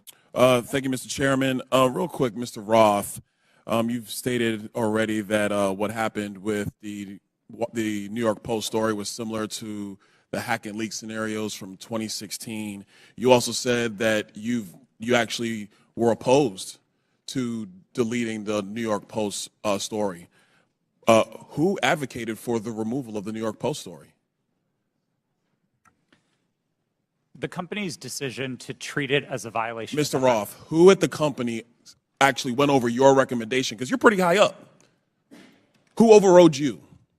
The decision was communicated to me by my direct supervisor. Who was that person? Her name was Del Harvey. She was Okay. the vice president of trust and safety at the time. All right, thank you so much. Ms. Gaddy, real quick, you said to the chairman earlier, and I want to paraphrase what I heard earlier, is that Twitter had no contact with anybody from the Biden team. Is that correct to your knowledge? Not to my knowledge. Put that up for me. Okay, over my right shoulder, we have an email. Reference, this is Saturday, October 24th, 5:39 p.m., referencing 5 different tweets. This is with a Twitter email chain. Under the line, it's more to review from the Biden team. Does anybody have a comment on how much interaction was happening with the Biden team at Twitter with respect to tweets that they wanted Twitter to review? Ms. Gaddy, Mr. Roth? I'm not familiar with this email. So you're not familiar with this email, Mr. Roth? Are you familiar with this email? Only from what's been reported in the Twitter files. Did you ever have contact with anybody from the Biden team? No, sir, I did not. We explicitly separated the teams that would interact with campaigns from teams like mine that were responsible for content moderation. How big was the organization in Twitter that was actually working with campaigns? I couldn't say for sure. Did you ever have any contact with the DNC? Directly? No, I did not. Did anybody at Twitter have any contact with anybody at the DNC? I think it's likely that somebody at Twitter did, yes. In these emails, it's listed these are tweets that had to be flagged from the Biden team. That's what's in the files. You have no idea how many people actually engaged with the Twitter team or how frequently that engagement happened. No, and again, that was by design. We kept those functions separate from content moderation so that we could impartially assess reports like this. Do you know how many tweets were actually flagged and taken down at the behest of the Biden team? I wouldn't agree with the characterization of it as being at the behest of them. These tweets were reported, and Twitter independently evaluated them under its rules. But the email is very clear. More to review from Biden team. The response 3 hours later at the bottom, hold this up real quick so we can see. The request at the bottom, it says, handled these. What does handled these mean? My understanding is that these tweets contained non-consensual nude photos of Hunter Biden, and they were removed by the company under. Hold on, real quick, Mr. Roth. How could you know so much about the content of these tweets? I mean, as far as I'm concerned, these are just web addresses. I don't know what's in these tweets. You have these things committed to memory that you know the content, but you don't know who you talk to at the Biden team? Sir, I didn't meet with the Biden team, but there was extensive public reporting about these tweets specifically that uncovered what they were. You know the contents of the tweets. It was obviously at Twitter, but you have no idea how often people who worked in your organization had with the Biden team during the end of the 2020 presidential elections. I would emphasize that the people who interfaced with the campaigns were not part of my team or organization. I would know what the interactions were if they were on my team. It was a different part of the organization, not mine. Let me ask you a separate question, and I'll ask it of you too, Mr. Baker. Have you guys been able to quantify the amount of in-kind contributions associated with taking down the New York Post story? Because the New York Post story was down for 2 weeks, give or take.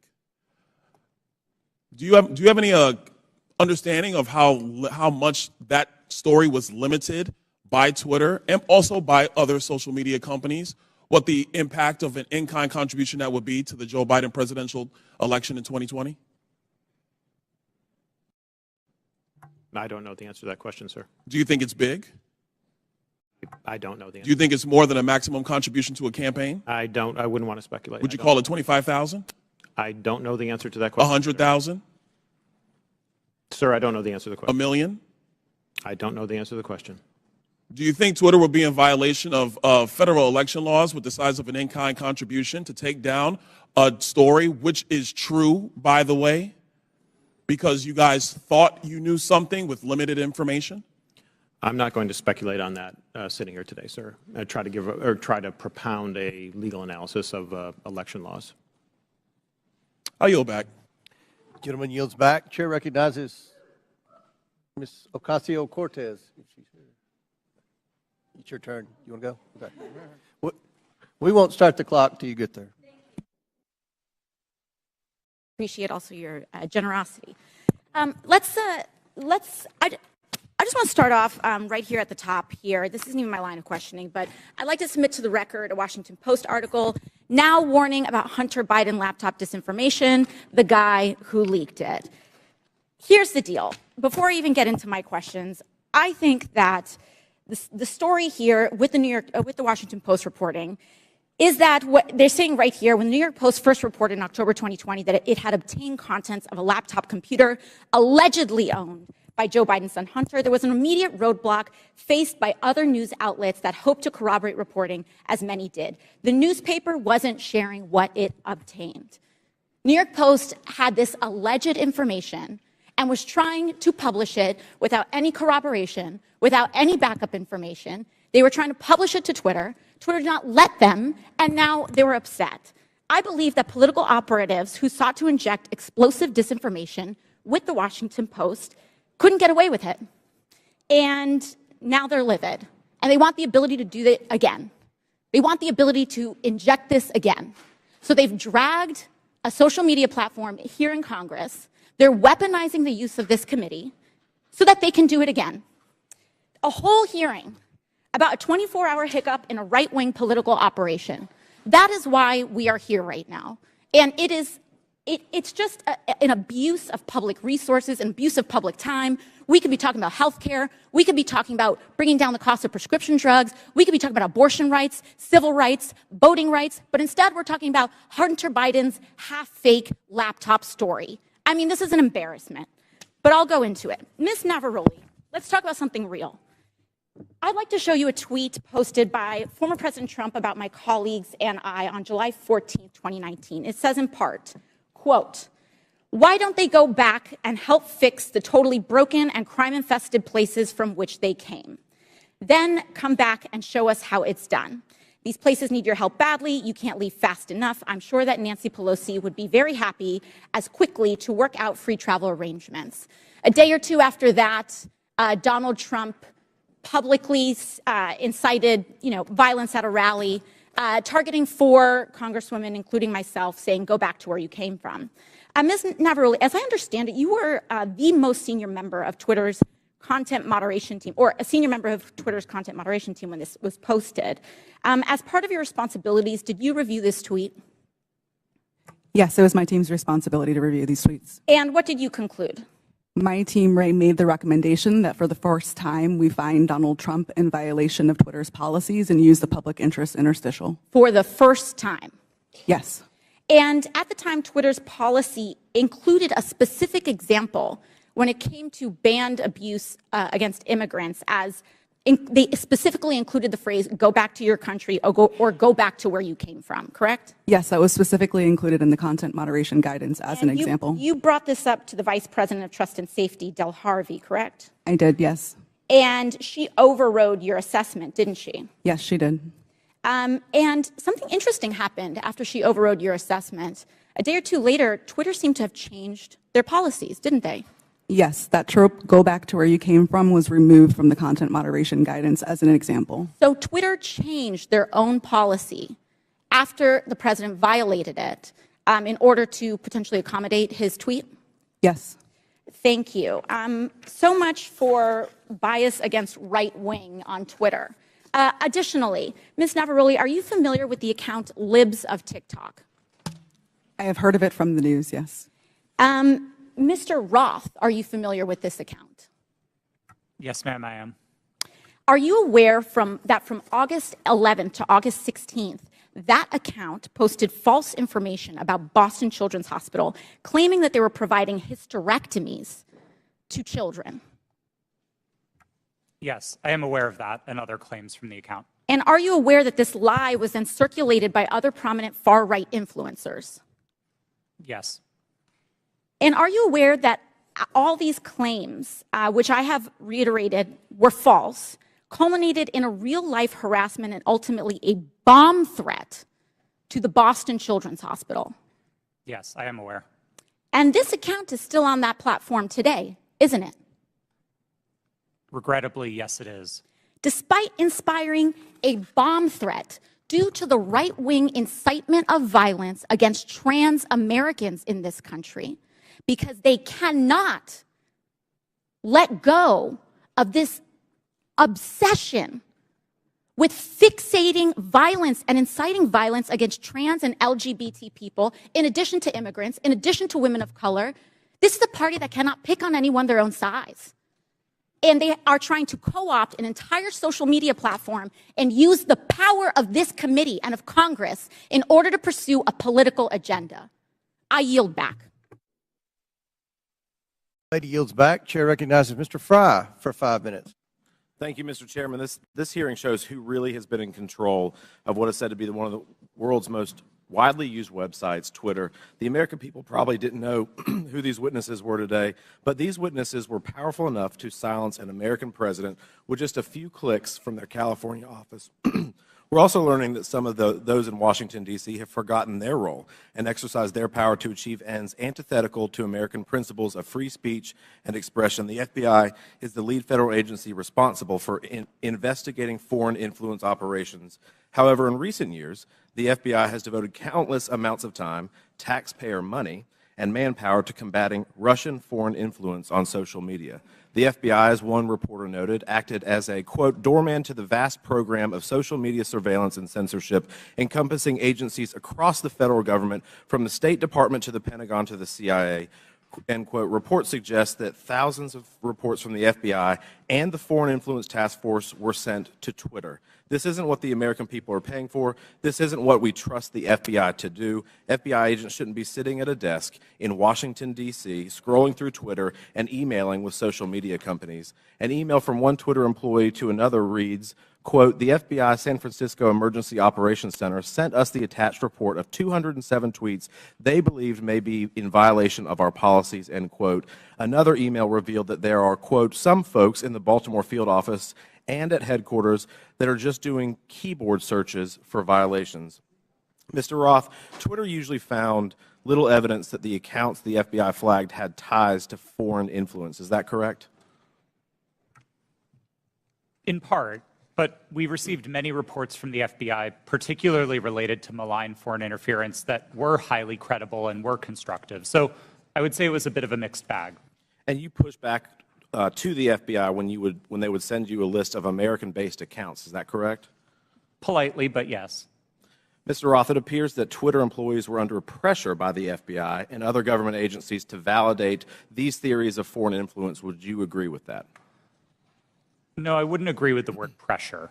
The FBI was quite careful and quite consistent to request review of the accounts, but not to cross the line into advocating for Twitter to take any particular action. So flagging American accounts, in your view, is not foreign or theories of foreign influence.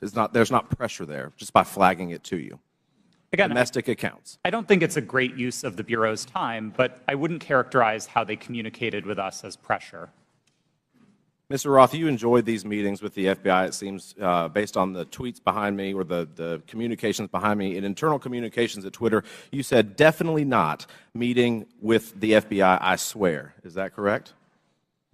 I believe I was joking with a colleague at the time, but yes. But I can assume that you were meeting with the FBI when you were communicating with your colleague. Is that correct? Yes, one of my job responsibilities was meeting with law enforcement about election security. And just so I'm clear, the person you're communicating with here says, very boring business meeting that is definitely not about Trump. I assume that's also sarcasm. Yes, that's my assumption. And we can assume that Twitter was having these meetings with the FBI about President Trump, correct? No, sir. The meetings that I was a part of with the FBI were almost entirely and exclusively focused on malign foreign interference, so accounts being operated outside of the United States by other governments, not on the accounts of Americans. So what is the basis of this communication then where you talk about not meeting with Trump or not meeting about Trump? Again, I think those comments are sarcasm, but the context for this interaction was the need to mark my calendar private after another Twitter employee joined one of those meetings with the FBI unexpectedly. And so I had to implement additional security measures around my calendar. This was a fairly banal interaction with a colleague. Mr. Chairman, I yield the rest of my time to Mr. Jordan. Can I ask Mr. Jordan? I thank the gentleman for yielding. Mr. Roth, was there ever any visibility filtering that was hard-coded by Twitter employees into accounts of specific users?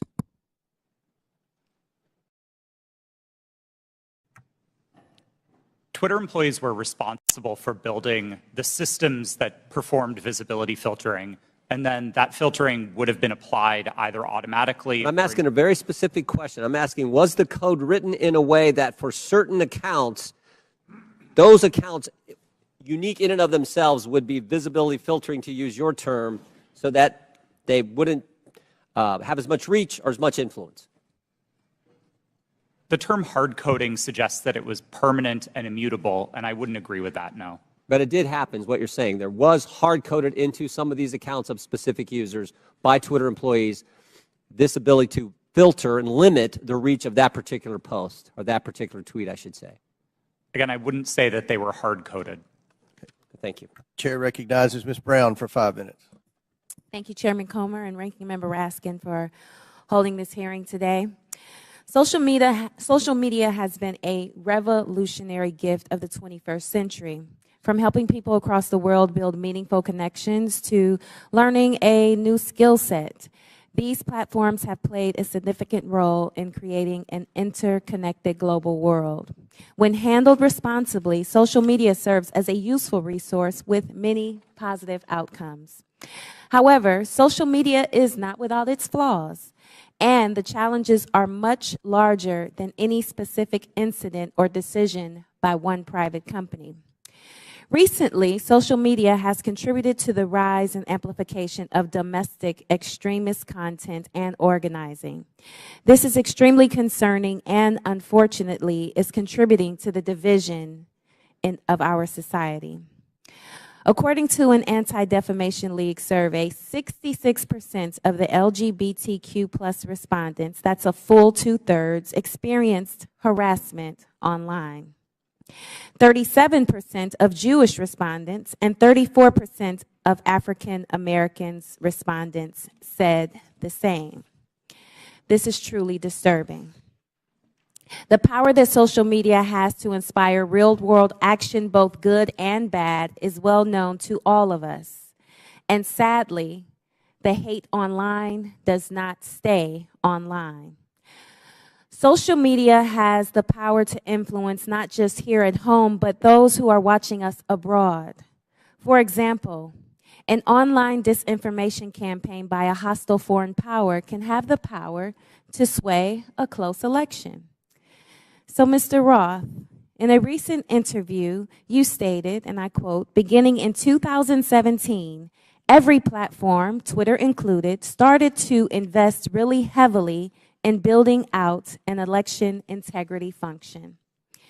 So I ask, were those investments driven in part by bipartisan concerns raised by Congress and the U.S. government after the Russian influence operation in the 2016 presidential election? Thank you for the question. Yes, those concerns were fundamentally bipartisan. The Senate's investigation of Russian active measures was a bipartisan effort. The report was bipartisan. And I think we all share concerns with what Russia is doing to meddle in our elections. Thank you so much. Did those investments include better information sharing mechanisms with the federal government? Yes. I think one of the key failures that we identified after 2016 was that there was very little information coming from the government and from intelligence services to the private sector. The private sector had the power to remove bots and to take down foreign disinformation campaigns, but we didn't always know where to look without leads supplied by the intelligence community. That was one of the failures highlighted in the Senate Intelligence Committee's report and in the Mueller investigation, and that was one of the things we set out to fix in 2017. Thank you for that. And Mr. Roth, were those communication channels useful to Twitter as it worked to combat foreign influence operations? Absolutely. I would say they were one of the most essential pieces of how Twitter prepared for future elections. Thank you so much. So clearly, we must come together as a committee to stand up and protect our country from foreign election interference and disinformation. I sincerely look forward to spending more time with this committee, working to understand how to fight back against our adversaries and strengthen our democracy. And with that, Mr. Chairman, I yield back. Thank you very much. Chair recognizes Ms. Green for 5 minutes. Thank you, Mr. Chairman. Mr. Baker, Ms. Gaddy, Mr. Roth, and Ms. Navaroli, you can consider your speech canceled during my time because you canceled mine. You see, you permanently banned my personal Twitter account, and it was my campaign account also. So let's talk about election interference, shall we? January 2nd, 2002, you permanently banned my Twitter account. This was the account that I would put my campaign ads on, raise money on, fight back when attacked with lies, and be able to talk to my voters in my district. But you banned it. And then let me explain. My account was not reinstated until November 21st, 2022. That was after my election on November 8th. You know, at your company or your former company where you worked, Twitter employees, over 98% of them donate to Democrats. So while you coordinated with DHS, the FBI, the CIA, our government, and outside groups to permanently shadow ban conservative Americans and candidates like me and the former president of the United States, President Donald J. Trump, you were censoring and wrongfully violating our First Amendment free speech rights. Guess what? none of you hold security clearances, none of you are elected, and none of you represent 750,000 people like I do. Let's explain. 52 United States Law 10101. No person shall intimidate, threaten, coerce, or attempt to stop any other person for the purpose of interfering with their rights to vote or to vote as he may choose. You didn't shadow ban or permanently ban my Democrat opponent. No, you did that to me. And that was wrong, and it was against the law. You see, not only that, was it me that you violated my First Amendment rights, you violated countless conservative Americans. These were doctors that were trying to tell the truth about COVID, doctors that were having success treating people with ivermectin that you all would not allow to be talked about on your platform.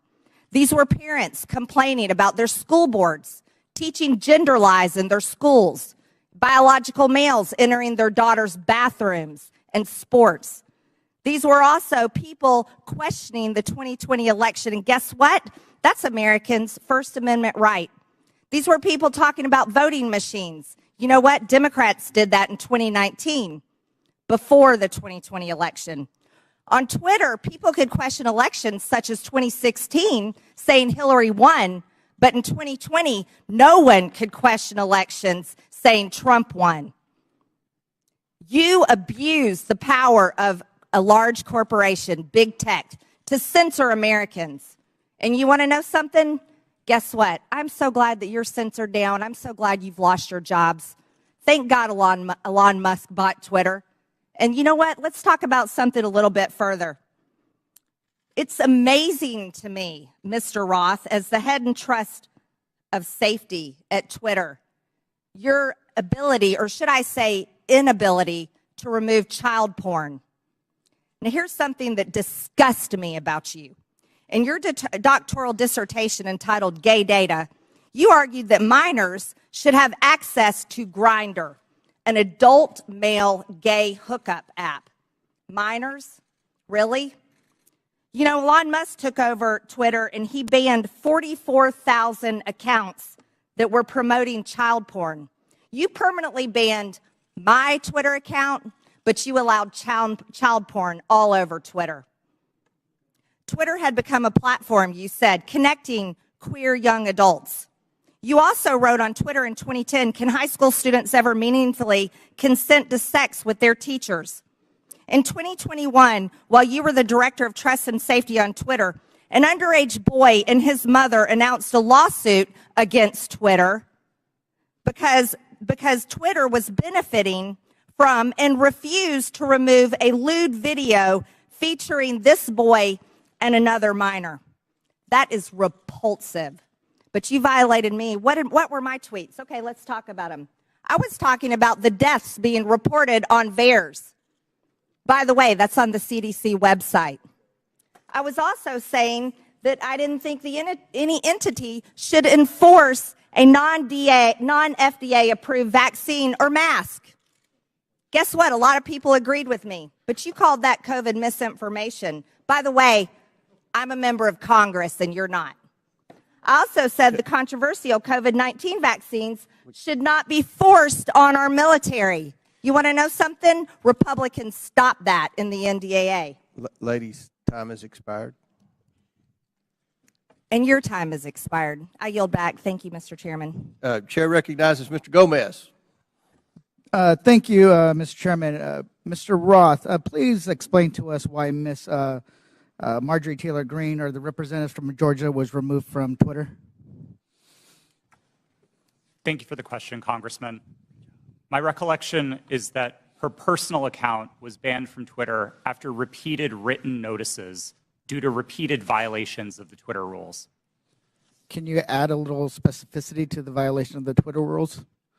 Yes. Again, I didn't have access to my Twitter email, documents, anything that would have let me prepare to answer that in more detail, but my recollection is that the Congresswoman repeatedly violated Twitter's policies about sharing misinformation about COVID-19. She received multiple written warnings about that conduct. She received multiple timeouts related to that conduct. And then ultimately, consistent with the written and published policy, those repeated violations resulted in her account being permanently suspended. Mr. Chairman, so in essence, I'd like to make a point of personal privilege. It's still my time. We'll stop. We'll stop. Still my clock. It's still my time. Mr. Chairman. Point of order by Mr. Raskins. Yeah, I don't believe that members of this committee have the right to interrupt someone's testimony because their Point name of was personal mentioned. privilege. And- You were mentioning my name, Mr. Raskin. You know, I understand, but that's not the rule, Ms. Green. I don't think a member. That is the rule in Congress. Well, then I'd like we can take a point I'd like of the personal parliamentarian privilege. to rule on whether any member of this committee has the right to interrupt a witness's testimony because they mentioned the name of a member of Congress. You mentioned my name, Mr. Raskin. Yeah, I'm not testifying. Chair recognizes Ms. Green. Thank you, Mr. For your Chairman. point of privilege, very briefly. Thank you. For Mr. Roth, who made you in charge of what is true and what's not true? Does she get to reopen her question? No, we'll go back to Mr. Gomez, and Mr. Gomez, please remember the decorum of the committee. The clock. We'll restart the clock now. You didn't lose any time. Chair recognizes Mr. Gomez. Thank you so much. The gentle lady from Georgia was suspended from Twitter for knowingly and consistently spreading conspiracy theories about COVID-19 vaccine, right? Which is shameful, especially in a pandemic where a million people have lost their lives. With that, I yield my rest of my time to the gentleman from New York, Mr. Goldman. Thank you, Mr. Gomez. Let's talk about the so-called Twitter files, which my Republican colleagues seem to think are God's gift to journalism. In one about the Hunter Biden laptop, the author says that every single fact in the New York Post story was accurate. And Chairman Comer, I notice you blew up the cover of that New York Post story, which I appreciate you doing that because I'd like to dig into this article. The very first paragraph says Hunter Biden introduced his father to a top executive at a Ukrainian energy firm less than a year before the elder Biden pressured government officials in Ukraine into firing a prosecutor who was investigating the company. That is false. 100% false. Is the gentleman sure about that? Yes. In fact, I am sure about that. And as the lead counsel in the first impeachment investigation, we proved that he was actually fired because he was not prosecuting corruption, not that he was fired because he was prosecuting corruption. Corruption of the president's son's company. I'm sorry, would the gentleman yield corruption of the president's son's company? I'd like to reclaim my time. Gentleman's recognized. The fact that Joe Biden fired, consistent with U.S. policy and every single European country, the prosecutor general in Ukraine because he did not prosecute corruption, including at companies like Burisma, has been proven over and over and over. And if you want to know who actually prosecuted Burisma, Chairman Comer, you should talk to the British authorities, because they were the ones who were prosecuting Burisma, and they couldn't get any cooperation from the Ukrainian prosecutor general. So that's why he was fired. So right off the top, the very first paragraph of this so-called bombshell story is completely false. Now, what is the allegation that we are hearing from our Republican colleagues about the connection to Joe Biden and Burisma? It is an email from a Burisma employee thanking Hunter Biden for organizing a meeting with the Vice President Biden. We know nothing about the substance of that meeting. We know nothing about how long they met. It was not on Vice President Biden's schedule. And in fact, I would ask my Republican colleagues, do you meet with foreign businessmen? Do you meet with foreign diplomats? If we were to say to you every single time you met with somebody that you discussed something that you're voting on, how would you react? It's preposterous. And Chairman Comer, you have said in your opening statement that Joe Biden lied to the American people. That is a bold, bold accusation. And so far, we've seen no actual evidence of any lies or any support for Joe Biden being involved in anything having to do with Ukraine other than promoting U.S. foreign policy. And I hope that you are not abusing the power as chairman of this committee, and that you are not wasting taxpayer dollars on a fishing expedition into a civilian child of a president for political purposes. I yield back. The gentleman yield to a quick question. You don't have to. It's your choice. You yield. Yeah, please. So I would love to discuss this. are you admitting that Joe Biden did get the prosecutor in Ukraine fired? I think it's very clear that Vice President Biden, along with all of our allies in Europe, pressured Ukraine to fire a corrupt prosecutor general who was not charging corruption cases that would have included potentially Burisma. Corruption with his son's company? Yes. In fact, if what he wanted was the prosecutor general to prosecute corruption, and the allegations that you are making and that the Russians are making, because this is all part of Russian propaganda, is that Burisma was corrupt and Joe Biden was trying to stop an investigation into Burisma. That is categorically false, and there is no evidence of it. Mr. Chairman, we're going to recognize one more speaker. We've been requested by the presenters for a brief bathroom break. If you'll allow us, we have one more questioner, and then we'll take that break. Chair recognizes Mr. Timmons for 5 minutes, and then we'll have a 5 to 10 minute break. Mr. Timmons. Thank you, Mr. Chairman.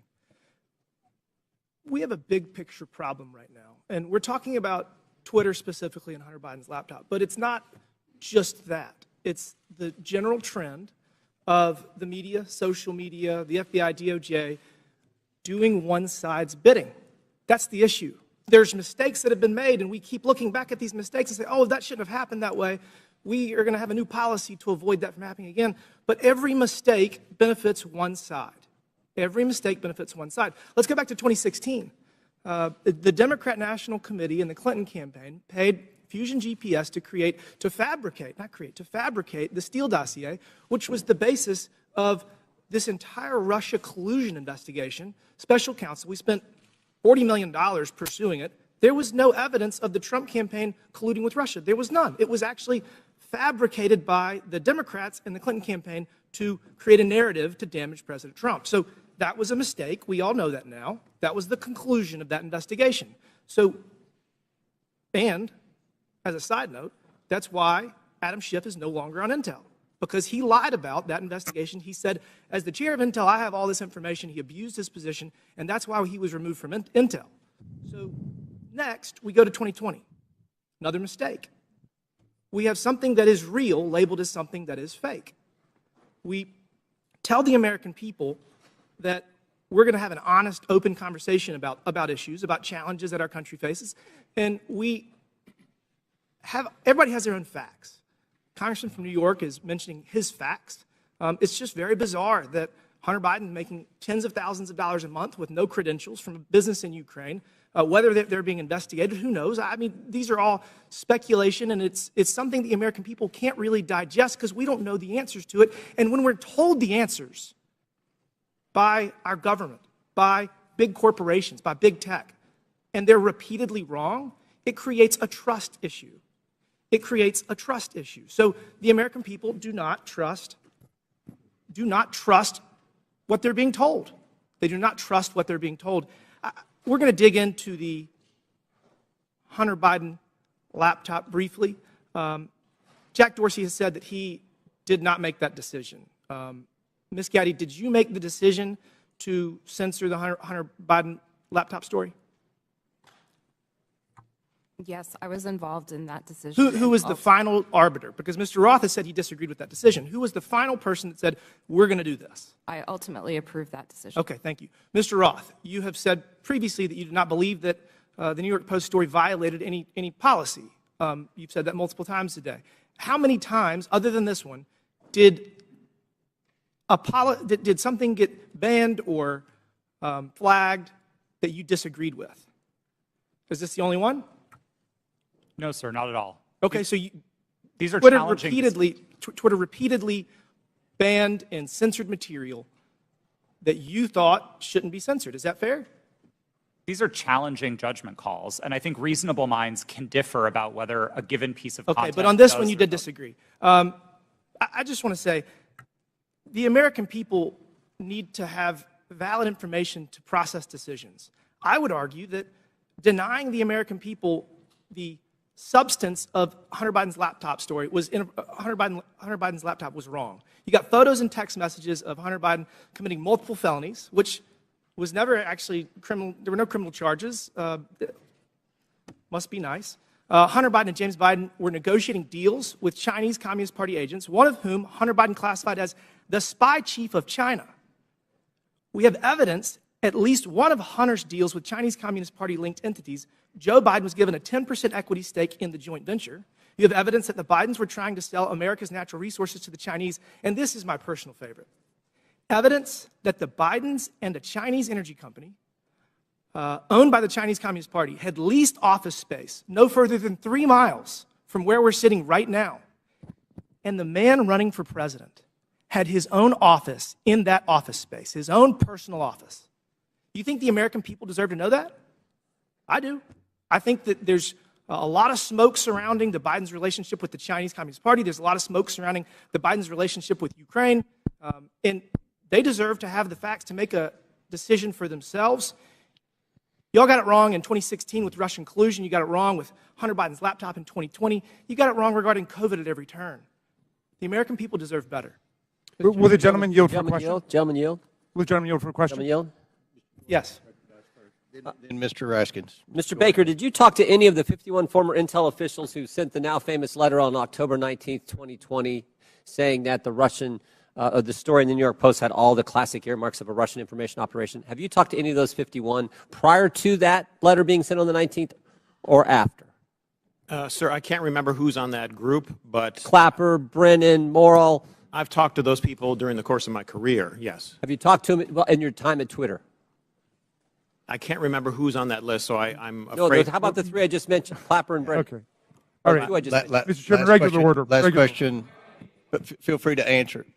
Then we'll recognize Mr. Raskins. Well, I was going to ask the gentleman before he left whether he's denying the Russian disinformation propaganda campaign that we've heard about from witnesses, or he's just denying Russian collusion, which was something that Mr. Mueller specifically did not address in his final report. He said collusion is not a legal concept. He was looking just at conspiracy, and he said there wasn't substantial enough evidence to charge conspiracy, but there were dozens of contacts between Donald Trump and the Russians that were documented in that report. That's all I wanted to say. Chairman, if I Chair recognizes Mr. Jordan, then we'll recess for... Just to restate the question that's on the table to Mr. Baker.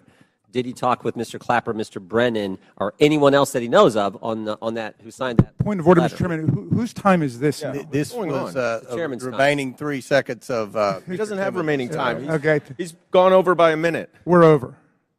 Mr. Baker, feel free to answer the question if you want, and then we'll take a recess.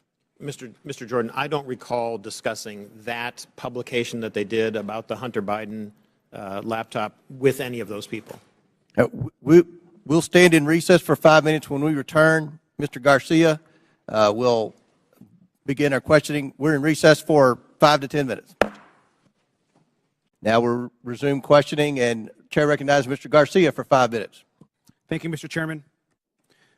Thank you, Mr. Chairman. I want to thank our witnesses, and I just want to start off also by just apologizing to our witnesses, in particular Mr. Roth, for just the homophobic rant and comments that were recently just made from the gentle lady from Georgia. That was really shameful. And I know that we're here to talk about serious issues, and we're having conversations about Grindr and other issues, which is not really what this hearing is about. So apologize to all of our witnesses.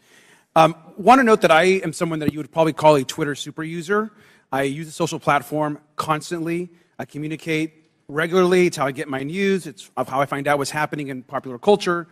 And I admire what Jack Dorsey, Evan Williams, and Christopher Stone actually tried to build as a company. I wish I could say the same for what the platform is today. I think to me and to many other users, we've seen the site currently degraded. We've seen Mr. Musk more interested in attacking journalists and uplifting conspiracy theories and actually running a company. And I think we can all agree that just overall the service has substantially degraded. I think just an example is the forced For You page mess that I personally don't like, and I think most folks don't as well. But I want to know more seriously that Mr. Musk and the current team has also done damage as far as trust and safety on the platform. He's gutted the trust and safety teams that have been described. He's eliminated content management systems and the human rights team, which, as we know, has ceased to operate. I do want to just take a minute to thank Mr. Roth and particularly Ms. Navaroli and your teams. I know that you were trying your best. I want to thank all of the folks that worked at Twitter because they believed in its mission, a mission I'm not sure holds true today completely, but it's one that I know a lot of folks worked on. And so just thank you for that work. And mistakes were made, and clearly you have actually lived up to those mistakes and the issues that have existed. But I especially want to thank you for your work around the pandemic.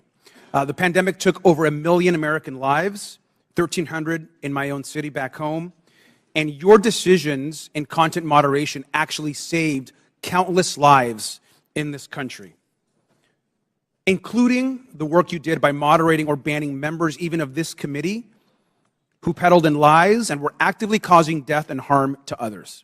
And so for that work on content moderation, I want to thank you. And I want to go back to something that Mr. Roth said briefly. You had mentioned earlier in this hearing that you thought that currently there's still systemic election interference and interference happening. How serious do you think the current threat from Russia and other countries is to current election interference? I think we can look to the evidence from the midterms to know that these campaigns are ongoing and they are serious. And it's not just Russia, Iran, and China, though they are the big players. There's now a playbook for how election interference works. And it's unfortunately all too cheap and all too easy for countries to try to carry this out. Thank you. And I think it's pretty clear what we've learned today. One thing we've learned, which hasn't been much, by the way, is that there's current election interference happening today by Russia and other actors. And so that is something that's serious. That's which the focus of this hearing should actually be about, versus all of this kind of nonsense and lies and conspiracy theories that this committee is actually focused on today. I want to take the remaining balance of my time and yield to Ms. Ocasio-Cortez. I thank the gentleman from California. I'd like to raise and follow up on a point that the opposition and the other side of the aisle is making, which is trying to insinuate that there is something scandalous or unusual about federal agency outreach to social media platforms and other organizations such as Twitter. The insinuation here is that in the FBI and other agencies reaching out to Twitter, that there's something nefarious about this, that this was some sort of partisan weaponization or attempt to intimidate. But we actually have quite a documented history of representatives from the Trump administration hailing the progress that the government had made in working with companies like Twitter to counter foreign influence operations and other areas of concern. In early March 2020, right before the Super Tuesday primary election, several Trump administration officials, including Mike Pompeo, Bill Barr, Chad Wolf, and acting director of national intelligence Richard Grenell issued a statement praising the government's cooperation with the private sector to fend off foreign interference and said that relationship was, quote, stronger than it's ever been. This was around this whole time where there's this grievance around this. And listen to what DHS Secretary Chad Wolf had to say just weeks before the 2020 presidential election. We now have direct lines of communication with tech and social media companies and election officials so that both parties can seamlessly take action against false information spreading online. I would argue that this information from the Trump administration would say that they would support your decision in temporarily suspending this disinformation that seemed to be coming out from the New York Post. So with that, I yield back to the chair. Gentlelady yields back. Chair recognizes Mr. Burchett for 5 minutes. Thank you, Mr. Chairman. Ms. Gaddy, Charlie Kirk and Dan Bongino are conservative commentators. Is that a fair characteristic? Just yes or no would be fine. I believe so, but I'm not familiar with them. Okay. The posters behind me show the side of Twitter that is not available to users. Is that correct? This appears to be a view of some of our agent tooling, but I do not have access to that, so I'm not very familiar with that. Well, Ms. Gaddy, the labels identify status that have been assigned to these accounts. Is that correct? I don't know. Ma'am, these are your internal things. You're telling me you don't receive these, you don't know what they mean? Representative, I did not have access to these tools, and so I don't know. They look familiar to me. As an executive, you did not have access to inside information at Twitter. Okay. Ms. Gaddy, Mr. Bongino's account, there's a few words under the verified and active. Can you read the first two labels under verified and active? They're the yellow ones. Notification spikes, search blacklist. All right, thank you. Ms. Bongino, ma'am, Mr. Bongino has more than 3.5 million Twitter followers. Is that correct, would you say? I'm sorry, I don't know the answer to that question. Okay, well, that is correct. Let's look at Mr. Kirk's account. Ms. Gaddy, can I get you to read the yellow labels on Mr. Kirk's account? Can you see those? I'm sorry, I can't see them from right here. All right. Do you know that Mr. Kirk has almost 2 million followers? I was not aware of that. Okay. Let me ask you, what is a search blacklist? I do not know specifically what that is, but I could make a guess if that would be helpful. Why don't you make a guess for me, please? We do, when I was at Twitter, there was an ability to prevent something from appearing in one of the tabs of search results. Okay, thank you. What does do not amplify mean? To the best of my recollection, when I was at Twitter, it would mean that we would not recommend or amplify that content in the parts of Twitter where Twitter was making recommendations. Thank you, ma'am. In 2018, you said that Twitter does not shadow ban. Twitter did, however, engage in what is called visibility filtering. One Twitter employee described visibility filtering as a way for us to suppress what people see to different levels. Do you agree with that characterization? I'm sorry, can you please repeat the question? I said Twitter, okay, they engaged in what is called visibility filtering. One Twitter employee described visibility filtering as a way for us to suppress what people see to different levels. Do you agree with that characterization? I agree that visibility filtering does give an ability to change. Okay. Shadow banning, ma'am, is understood that the practice is limiting the visibility of a user's post without their knowledge. How is visibility filtering any different? Representative, I believe there are different definitions of shadow banning. Okay. But you said that Twitter in 2018 does not shadow ban. Was that a truthful statement, ma'am? Was that a lie? At that time, I had specifically defined shadow banning to mean something different than visibility filtering. You also said that Twitter does not shadow ban based on political viewpoints or ideology. Do you stand by those comments? While I was at Twitter, to the best of my knowledge, we did not do that. Okay. Mr. Roth, on January 22nd, 2017, you tweeted that there were actual Nazis living in the White House. Do you still stand by that comment? Yes or no? Sir, I regret the language I used. No, I do not. Okay. Mr. Roth, earlier in your testimony, you said you regretted tweeting that, quote, actual Nazis are living in the White House. However, Iran's Ayatollah sent anti-Semitic tweets, one stating, quote, Israel is a malignant, cancerous tumor that has to be removed and eradicated. Yes or no, did Twitter ever ban the Ayatollah or remove this hateful anti-Semitic tweet? Yes or no? To the best of my knowledge, Twitter did not remove that tweet. The answer is no.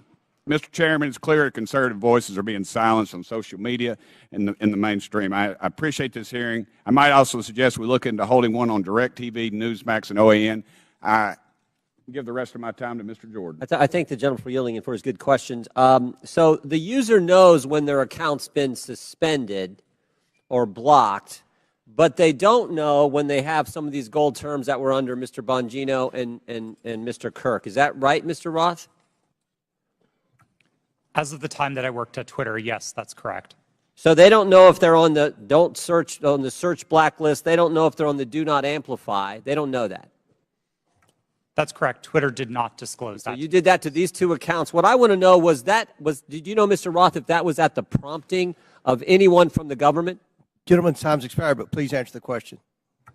No, sir, I'm not aware of any requests or orders or demands or anything from the government requesting that visibility filtering be applied to those accounts or any others. Chair recognizes Mr. Frost for 5 minutes. Thank you, Mr. Chairman. Look, I mean, I've been sitting here for over 2 hours, and I'm still not really seeing the point of this hearing. Is it to solve the problems of the American people, what people are struggling with? No. We get it. My Republican colleagues wish that the Hunter Biden story would have helped them win the 2020 election, and that didn't happen. And so they're angry about it, and that's the point of this hearing. You know, it was actually the foundation of the chairman's opening statement. It's why he brought up that poll on the 2020 election. That's what this is all about. And so I want to say to my colleagues, don't worry. There's still many platforms you can spread disinformation on, Parler, Truth Social, that have questionable editorial policies but aren't here today. There was no collusion, as the witnesses have said, under oath. There was no pressuring from the United States government, as we heard under oath. We're wasting our time here bullying former Twitter employees. So that way, it's calling the refs. So that way, in the future, when they want disinformation to be put on the internet, social platforms will be scared to call them out down the road. It's called calling the ref. But let's talk about the root of this hearing. My Republican colleagues would have folks believe that Democrats are preparing for some sort of major culture war. And there's a difference between a culture war and how culture naturally changes, culture change.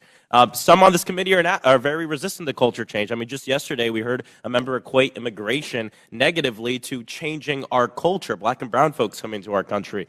The reality is that culture changes, it adopts, it welcomes more people, it becomes more understanding, and it also decides to reassess what's acceptable behavior and rhetoric. It could be different now than it was in, say, the 1950s.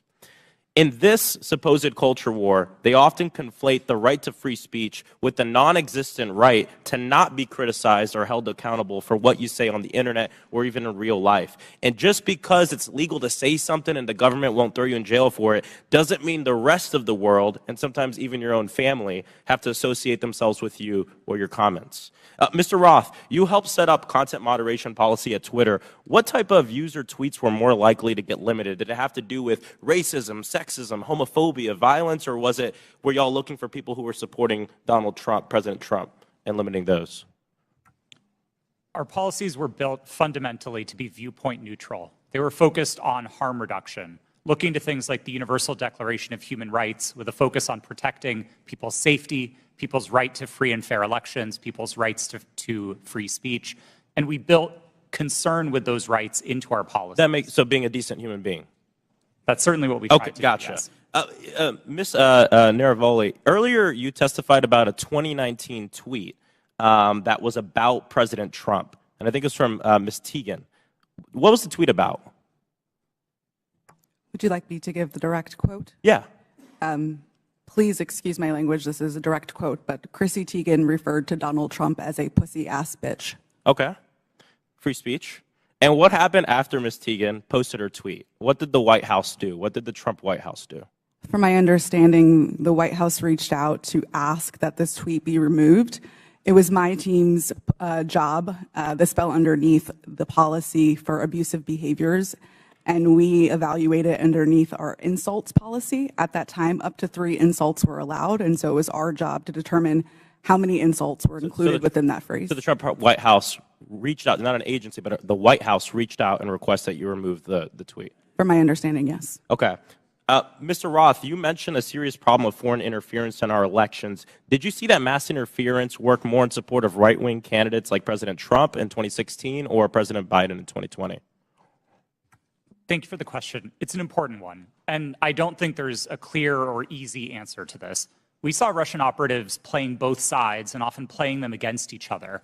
One of the most enraging interactions that my team saw were accounts operated out of the same Russian troll farm arguing with each other. And they were manufacturing drama both on Democratic sides and on the Republican So it's still a huge issue. Absolutely. 100%. Well, there you have it. There's issues of big tech. There are serious issues we need to litigate. Hunter Biden's laptop is not one of them. And like many of my colleagues have said, we need to talk about these issues, how January 6th maybe could have been prevented if Twitter had taken action due to the hateful speech, and how we have foreign interference in our elections. Why are folks on this committee so obsessed with Twitter's editorial decision on Hunter Biden's laptop? Would they hold the same hearings of the editorial decisions of Fox News and Newsmax? Free speech is about the government limiting speech around about the public. My governor, Ron DeSantis, is doing that right now. I have a venue in my district that he's revoking the liquor license of, trying to close because they had a drag show. We have teachers who are not able to teach the curriculum that they want because they disagree with Ron DeSantis and his view of the world. That is limiting free speech. And I'd love to see this committee bring in some of these governors who are abusing their power, like Governor DeSantis in my state of Florida, to limit the free speech of people. I yield back. Gentleman yields back. Chair now recognizes Mr. Gosar for 5 minutes. Thank you, Mr. Chairman, for this important hearing, and thank you for our witnesses for appearing as well. I want to be clear. Despite claims in witness testimonies, government cannot deputize the private sector for actions that would be otherwise be restricted by the Constitution. In this case, the censorship of lawful speech. Now I want to direct you to a tweet over my shoulder sent by President Trump on October 5th, 2020, before Twitter banned him from the platform. This was after President Trump had become infected with COVID and received treatment at Walter Reed Medical Center. It says in part, "Don't be afraid of COVID. Don't let it dominate your life," end of quote. Do you see that, Mr. Roth? Yes, sir, I do. Less than an hour later, you received an email from James Baker at Twitter, reproduced behind me as well, saying, quote, "Why isn't this POTUS tweet a violation of our COVID-19 policy, especially the don't be afraid COVID statement," end of quote. Isn't that correct, Mr. Roth? Yes, I believe that's the email displayed. Now, Mr. Baker, was it your understanding that the Twitter COVID-19 policy was people should be afraid of COVID? Sir, my recollection. Yes or no? Could you repeat the question, sir?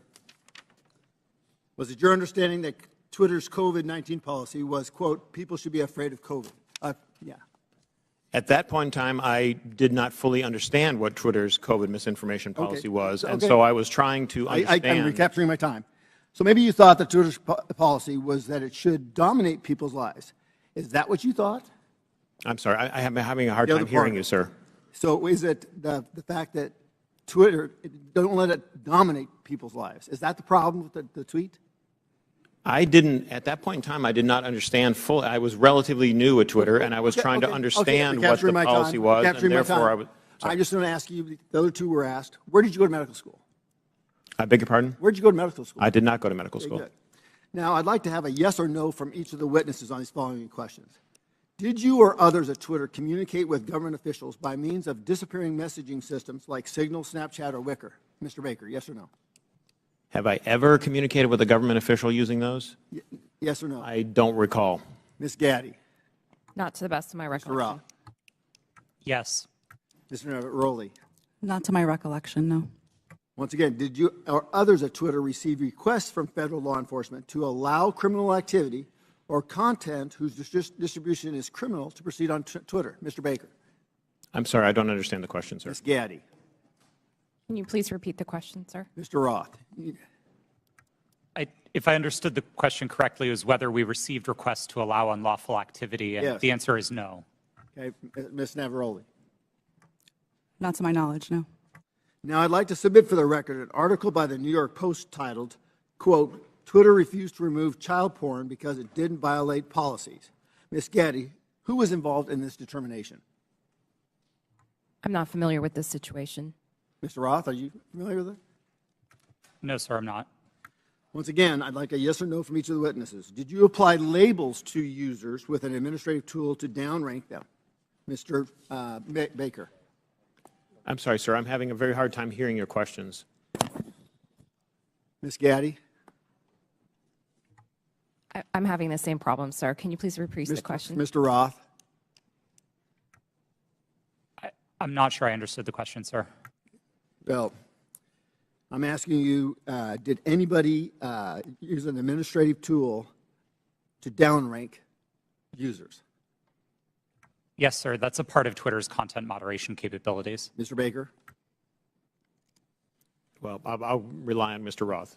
Okay, Ms. Gaddy? Yes, we're very public about our recommendation systems and how they work. Mr. Chairman, today's witnesses played a central, powerful, and disturbing role in limiting not only free speech, but even people's good faith inquiries and research regarding their own health. The Internet is increasingly where my constituents go to engage in civic discourse.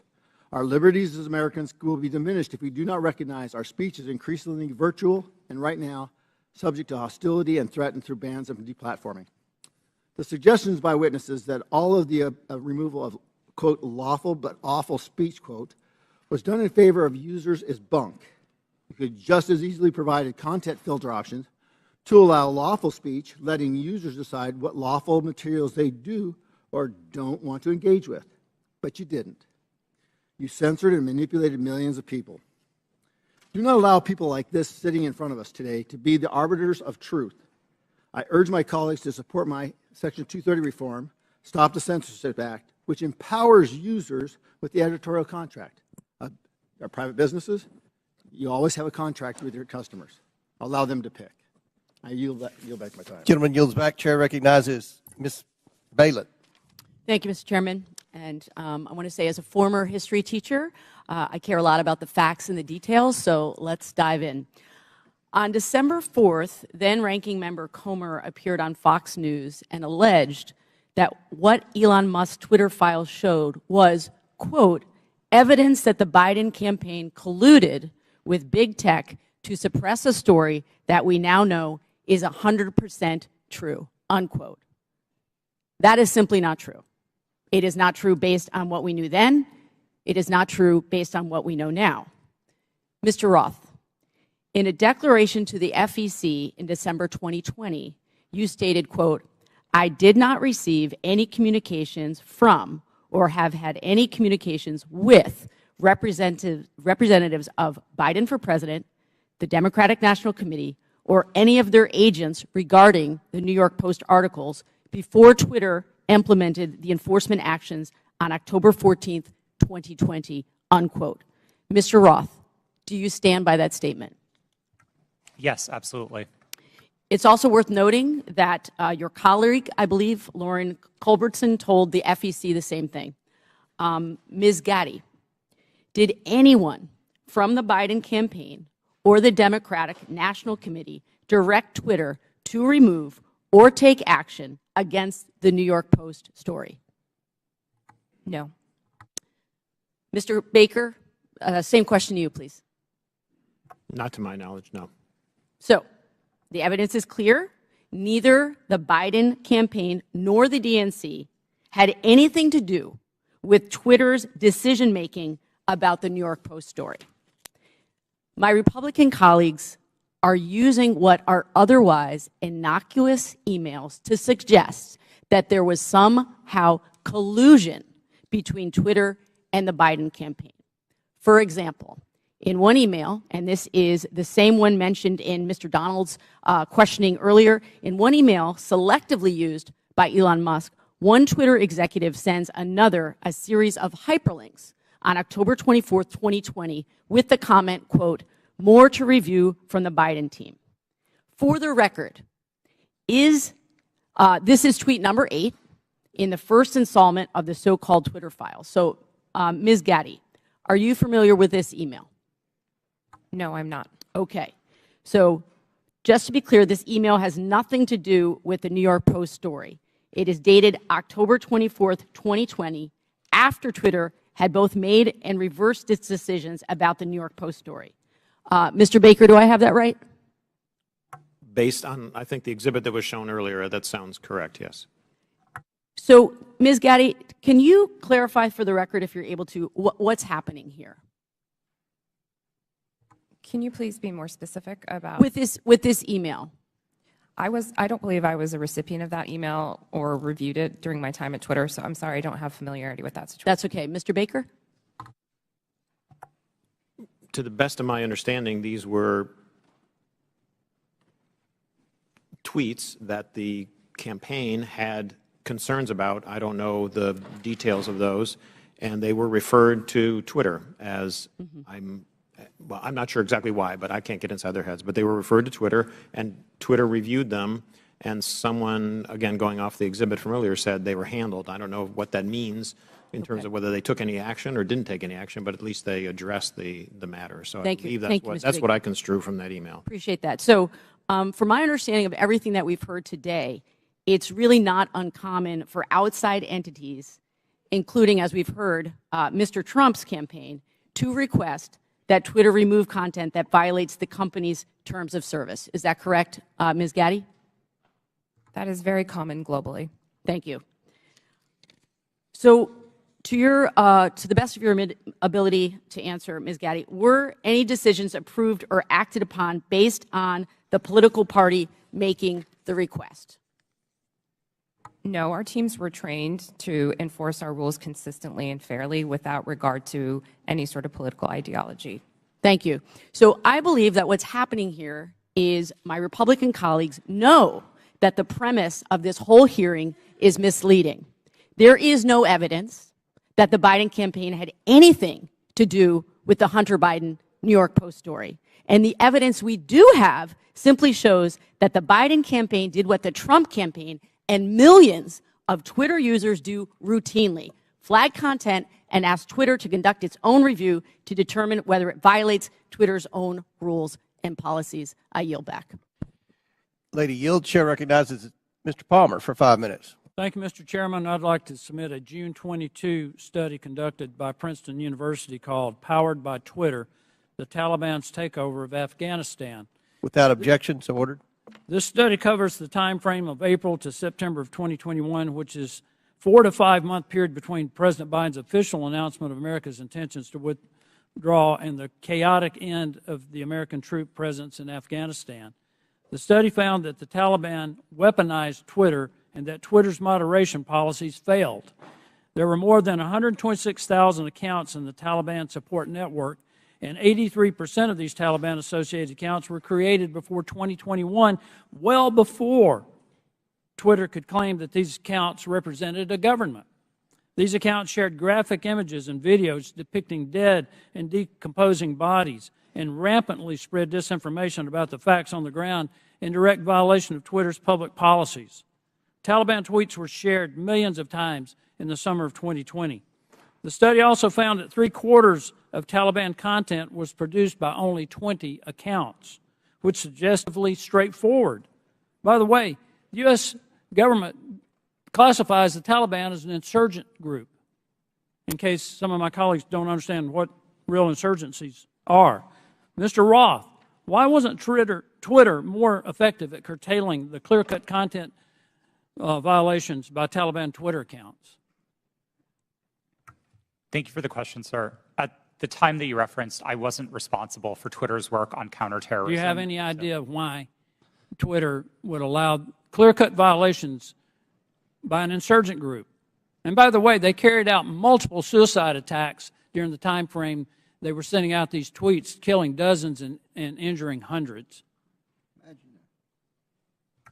It's my understanding that Twitter's policies at the time distinguished between some of the more violent portions of the Taliban and some of the more political portions of it. I'm not rendering judgment on it. That stuff's still up on Twitter, and I just wonder how many content moderators were assigned, if any, to check on these accounts.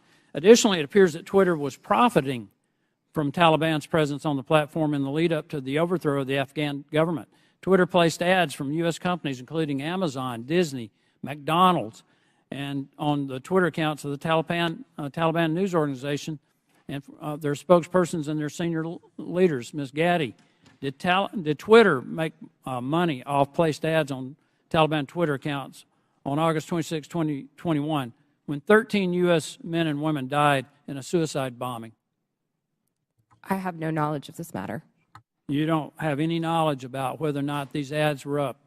I do not. According to Twitter, the decision to ban President Trump was after a close review of his tweets and the context around them, specifically how they are being received and interpreted on and off Twitter. On June 3rd, 2018, the Iranian Ayatollah Khomeini. Now, did Twitter do that?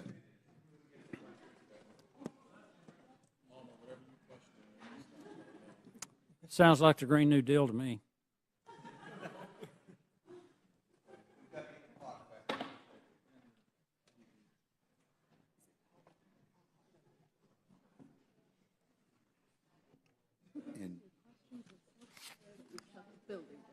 It's your fault, Coach.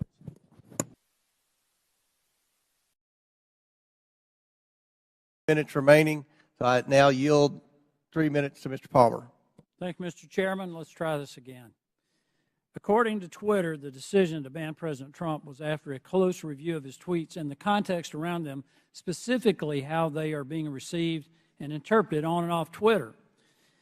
On June 3rd, 2018, the Iranian Ayatollah Khomeini tweeted, "Israel is a malignant, cancerous tumor in the West Asian region and has to be removed and eradicated. It is possible and it will happen."